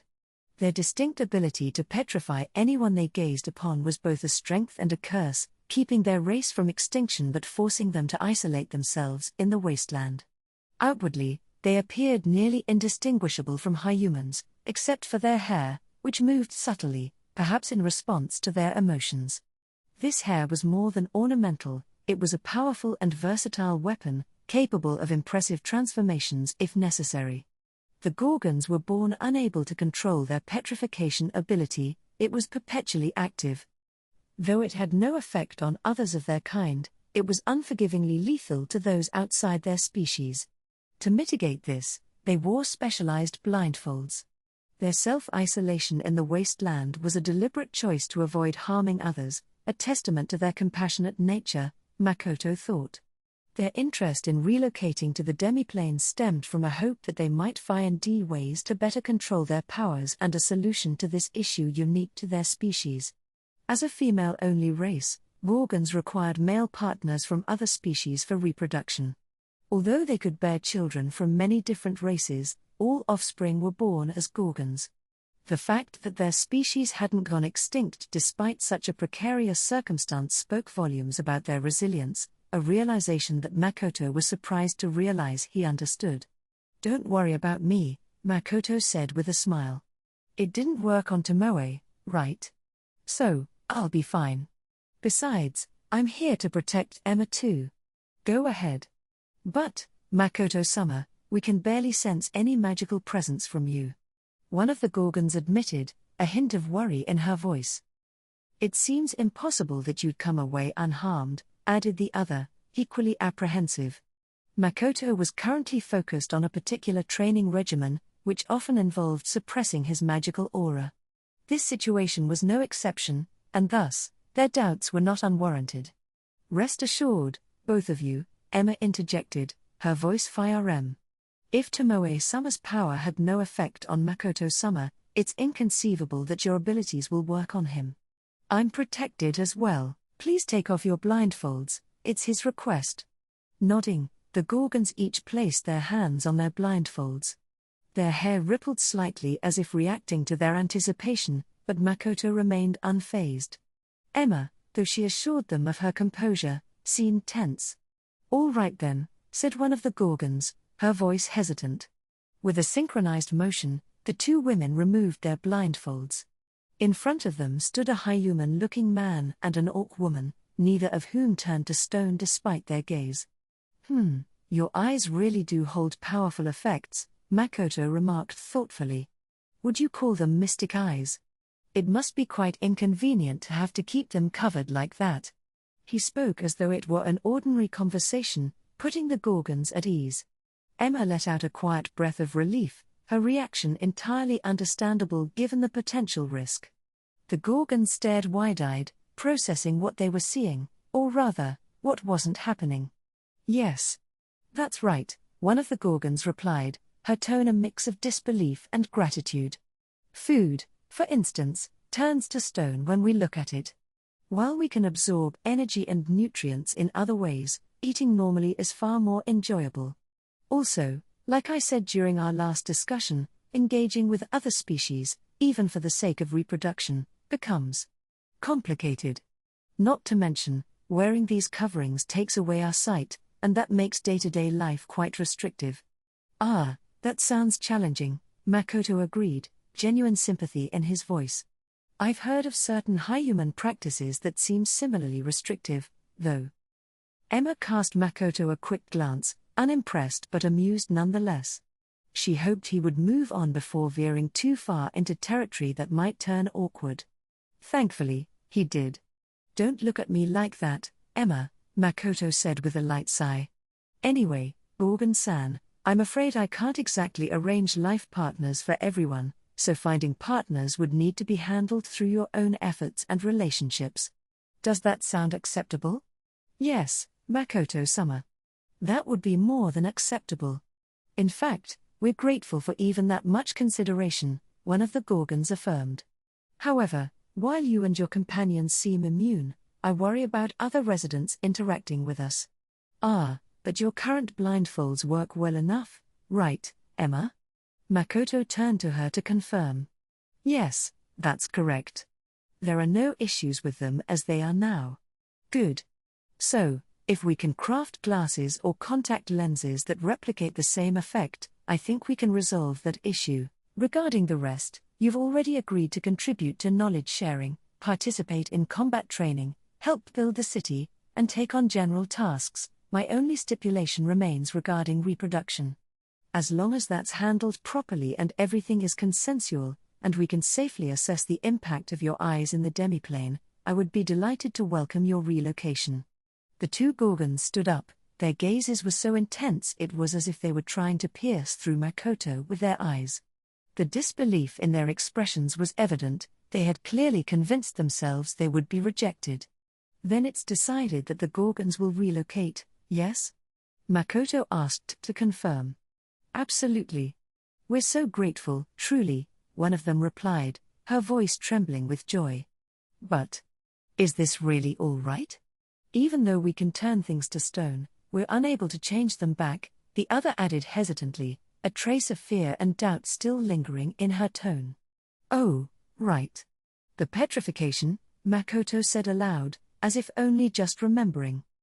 I think that won't be a problem. I can probably reverse it. Eh? The Gorgons both exclaimed in surprise. Makoto placed his hand on the stone table. When they had removed their blindfolds earlier, the table had instantly turned to stone. Originally, it was a beautifully crafted wooden table, now dull to a cold, grey slab. He channeled some magic into it. Let's see. This should do it. And then, with Makoto's words, the stone slowly returned to its original, warm wooden form. However, within moments, it turned to stone again, inevitably, as it was exposed to the Gorgon's eyes. Oh, whoops. That's right, it needs a resistance to petrification as well. All right, let's try this again. Concentrating once more, Makoto imbued the table with another flow of magic. The Gorgons watched in rapt attention, their earlier skepticism giving way to stunned silence. Beside him, Emma observed calmly, having long since grown accustomed to Makoto's feats and surprises. The table remained wood, showing no signs of reverting to stone. I can't believe it. To think we would have had to wear this blindfold forever. And now. A little while ago, I worked on curing a pretty troublesome status ailment, Makoto explained, scratching his cheek bashfully under their awestruck gazes. As a byproduct, I gained some versatility with curing different afflictions. The two Gorgons gazed at him, full of awe and newfound hope. The ailment Makoto referenced was indeed a grueling experience, a curse that transformed the afflicted into a tree, a far more complex and perilous transformation than even the Gorgon's petrification. It had taken months and the combined intellect of everyone in the demiplane to resolve. Makoto-sama, please, we're begging you, let us stay in this world under your protection, one of them pleaded. We'll obey your every command, the other added with desperate sincerity. No need to frame it as protection. After talking with you, it doesn't seem like you have any issues with socializing. Just. Please try to avoid messy love triangles or affairs, all right? Makoto said with a sheepish grin. I understand that integrating fathers into your community isn't something you're used to. You can take time to adjust. In the worst-case scenario. Well, if a lost high-human accidentally stumbles in, that could work as a temporary solution. But, no strings attached, one-time things, all right. The conversation between Makoto and the Gorgons continued warmly, and by the end, their relocation was officially confirmed. The two Gorgons reflected on their encounter with Makoto as they returned to their waiting room, a place furnished comfortably to host guests. They were still awed by how Makoto and even Tomoe had been completely unaffected by their petrifying gaze. That was amazing. I was already surprised by Tomoe's summer, but I can't believe Makoto's summer was unfazed too, one of them said, her voice carrying traces of astonishment and relief. And he said he'd do everything he could to make our lives easier with our abilities. It feels like a dream, the other added, her tone almost reverent. For so long, we've only worn clothing made of fabrics woven from our own hair. But now, maybe we'll be able to wear normal clothes. That's incredible. I can't believe how exciting this is. After Makoto had kindly apologized for the necessity, the Gorgons had redonned their specialized blindfolds to avoid any accidents, but even now, they were enthusiastically chatting about their future. Though their hair could sense their surroundings, the thought of being able to fully see and experience the world freely was almost too much to comprehend. It was manageable with our hair sensing everything when our sight was blocked, but being able to see again is something else entirely. If we can wear proper clothes, then maybe we can enjoy fashion too. Combat training sounds fun too, doesn't it? I can't wait to move here. I want to bring everyone over as soon as possible. Their smiles were radiant as they spoke, dreaming of their new lives in the demiplane. However, unbeknownst to the Gorgons, and even to Makoto, a potential issue loomed on the horizon. The Gorgons, who had previously had no opportunity to consider physical appearance when choosing mates, would soon be surrounded by a plethora of different species, including potential romantic interests. Makoto's casual remarks about free love and negotiated relationships might lead to some unintended consequences, depending on how, if any, misunderstandings or incidents arose. Well, it would likely be seen as Makoto's own doing. After all, he seemed to have forgotten that as a resident of the demiplane, he, too, fell under that freedom of choice clause. Interpreted. And they were the Gorgon tribe, nearly 200 strong. Approved. Relocation in 10 days. We're really good at collecting nectar. And we can all communicate with each other. To an outsider, it might have seemed that Makoto and Emma were having a private chat, just the two of them. However, upon closer inspection, it was clear that 2 small cushions had been placed atop the table, and the individuals they were speaking to were perched upon them. More accurately, they were restlessly switching from sitting, to standing, to fluttering about. They're exactly what I pictured. Or should I say exactly who I pictured? Makoto thought, his eyes lingering on their movements. The more I look, the more they remind me of fairies. Their final interviewees were tiny, sprightly beings, playful, brimming with energy, and perhaps a bit mischievous. The crown on the head of their leader appeared more like a child's toy than regal headwear, bringing a smile to Makoto's face. Although he knew he should treat it with respect, as a symbol of their royalty, he couldn't help the warm amusement swelling within him. And since it wasn't due to any magical charm or compulsion, there was no way to suppress it.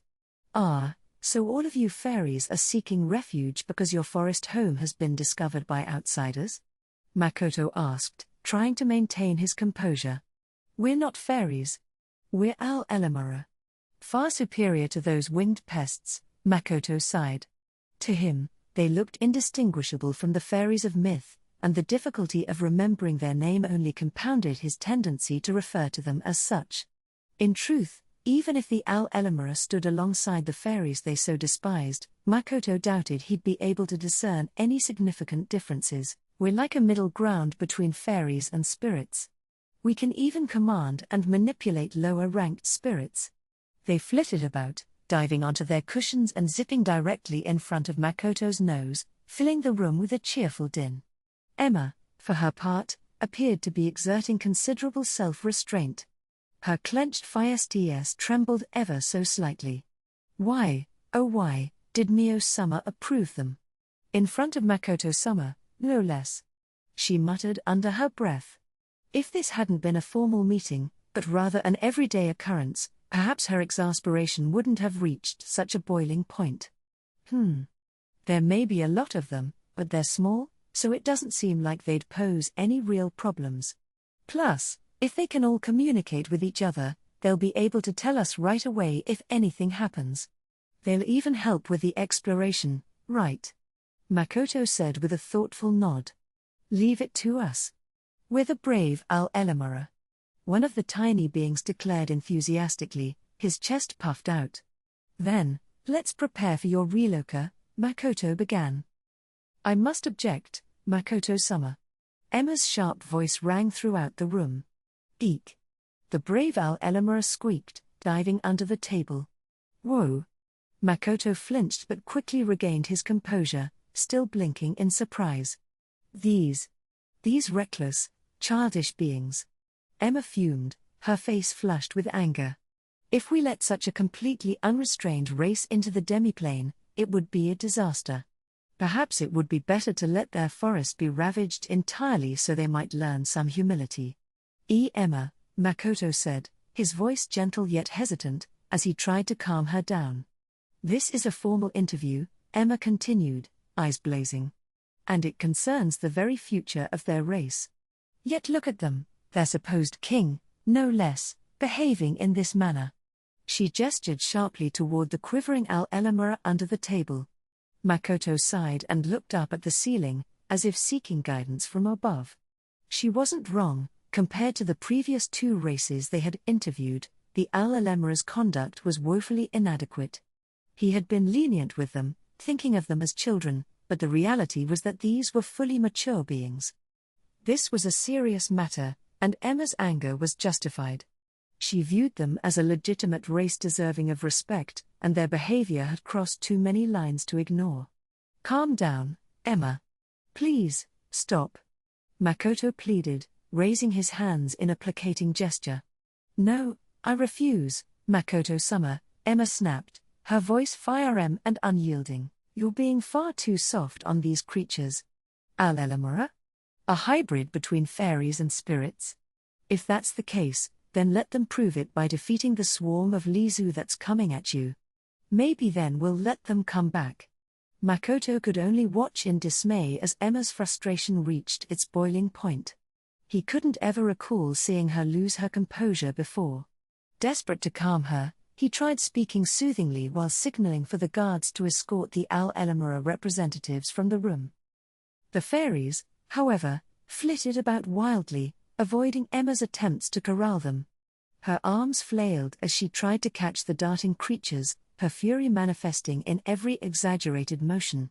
It was a rare and almost comical sight that left even the guards staring in surprise. I'll stuff them in a birdcage and toss them back into the forest. Where did you fly off to, you winged pests?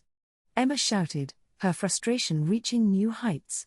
Emma, I understand, Makoto exclaimed, stepping closer and trying desperately to regain control of the situation. I'll send them home for now. Just calm down.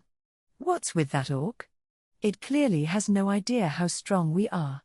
One of the Al-Elamura fumed, his small wings buzzing with indignation. We're not afraid of the Lizu either, but we only considered relocating to avoid our friends getting hurt in battle. Another chimed in, crossing his tiny arms with a huff. In that case, let's drive off the Lizu and make that woman apologize. That's brilliant, King. But what about moving? Well, the flowers here produce the most delicious nectar. I'd rather live here than in the old forest. As king, I must share this nectar with everyone. The Al-Elamura king stated proudly, puffing out his chest. Then we'll go home and prepare for war. The others cheered, wings flapping excitedly. Yes. We'll show Makoto-sama just how strong we are. The Al-Elamura, about 300 in number, were put on hold. That evening, Makoto was relaxing with his followers, enjoying a moment of after-dinner camaraderie as they discussed the day's interviews. So, you'll be adding 2 new races? Emma confirmed, sipping her tea. As for the Gorgons, I'll consult with the Eldwar to create both glasses and contact lenses tailored for them. You're handling the Gorgons, then, Shiki remarked with a thoughtful nod. In that case, I'll take on the winged folk. I'll devise a training regimen and assess the differences, capabilities and aptitudes among the 4 groups. Thanks, both of you, Makoto said warmly. However, Mio, Could you refrain from approving such peculiar races next time? Are you listening, Mio? Tomoe scolded, her eyes narrowing. Oblivious, perhaps willfully so, Mio approached Makoto, a small bowl filled with vibrant vegetable sticks in her hands. She held it out to him with a smile. Young master, try this, she said eagerly. Vegetable sticks? Wait, is that mayonnaise? Did you make this yourself, Mio? Makoto asked, astonished. Yeah, I worked really hard on it. Mio replied, beaming. Wow. Well, I'll give it a try then. This is nostalgic. It's a really close match. And the vegetables taste even better here. Fantastic work, Mio, Makoto exclaimed, savoring each bite. Hey, Mio giggled, basking in his praise, clearly ignoring Tomoe's previous reprimand. Oh? So, this is mayonnaise, is it?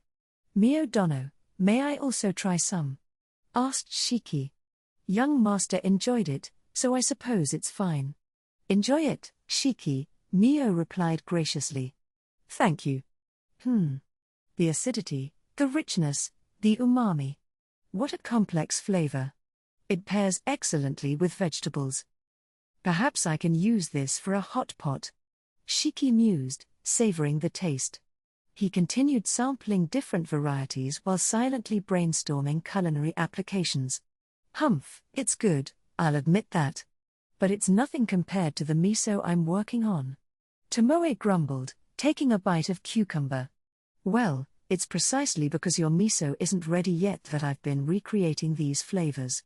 Hurry up and let me make miso soup, Tomoe. And soy sauce too. Mio shot back in frustration. It's almost ready, I swear. Though I must admit, this isn't bad. Tomoe conceded, crunching fondly into another cucumber stick. Makoto chuckled quietly to himself, certain that Tomoe would soon become a fan of Morocco, cucumber with miso. Tomoe, you know, mayonnaise has some pretty devoted fans. I'd be careful about making careless remarks, Makoto said with a grin, biting into a celery stick as he watched the playful exchange between his attendants. With new residents on the horizon, the demiplane was about to enter its second year.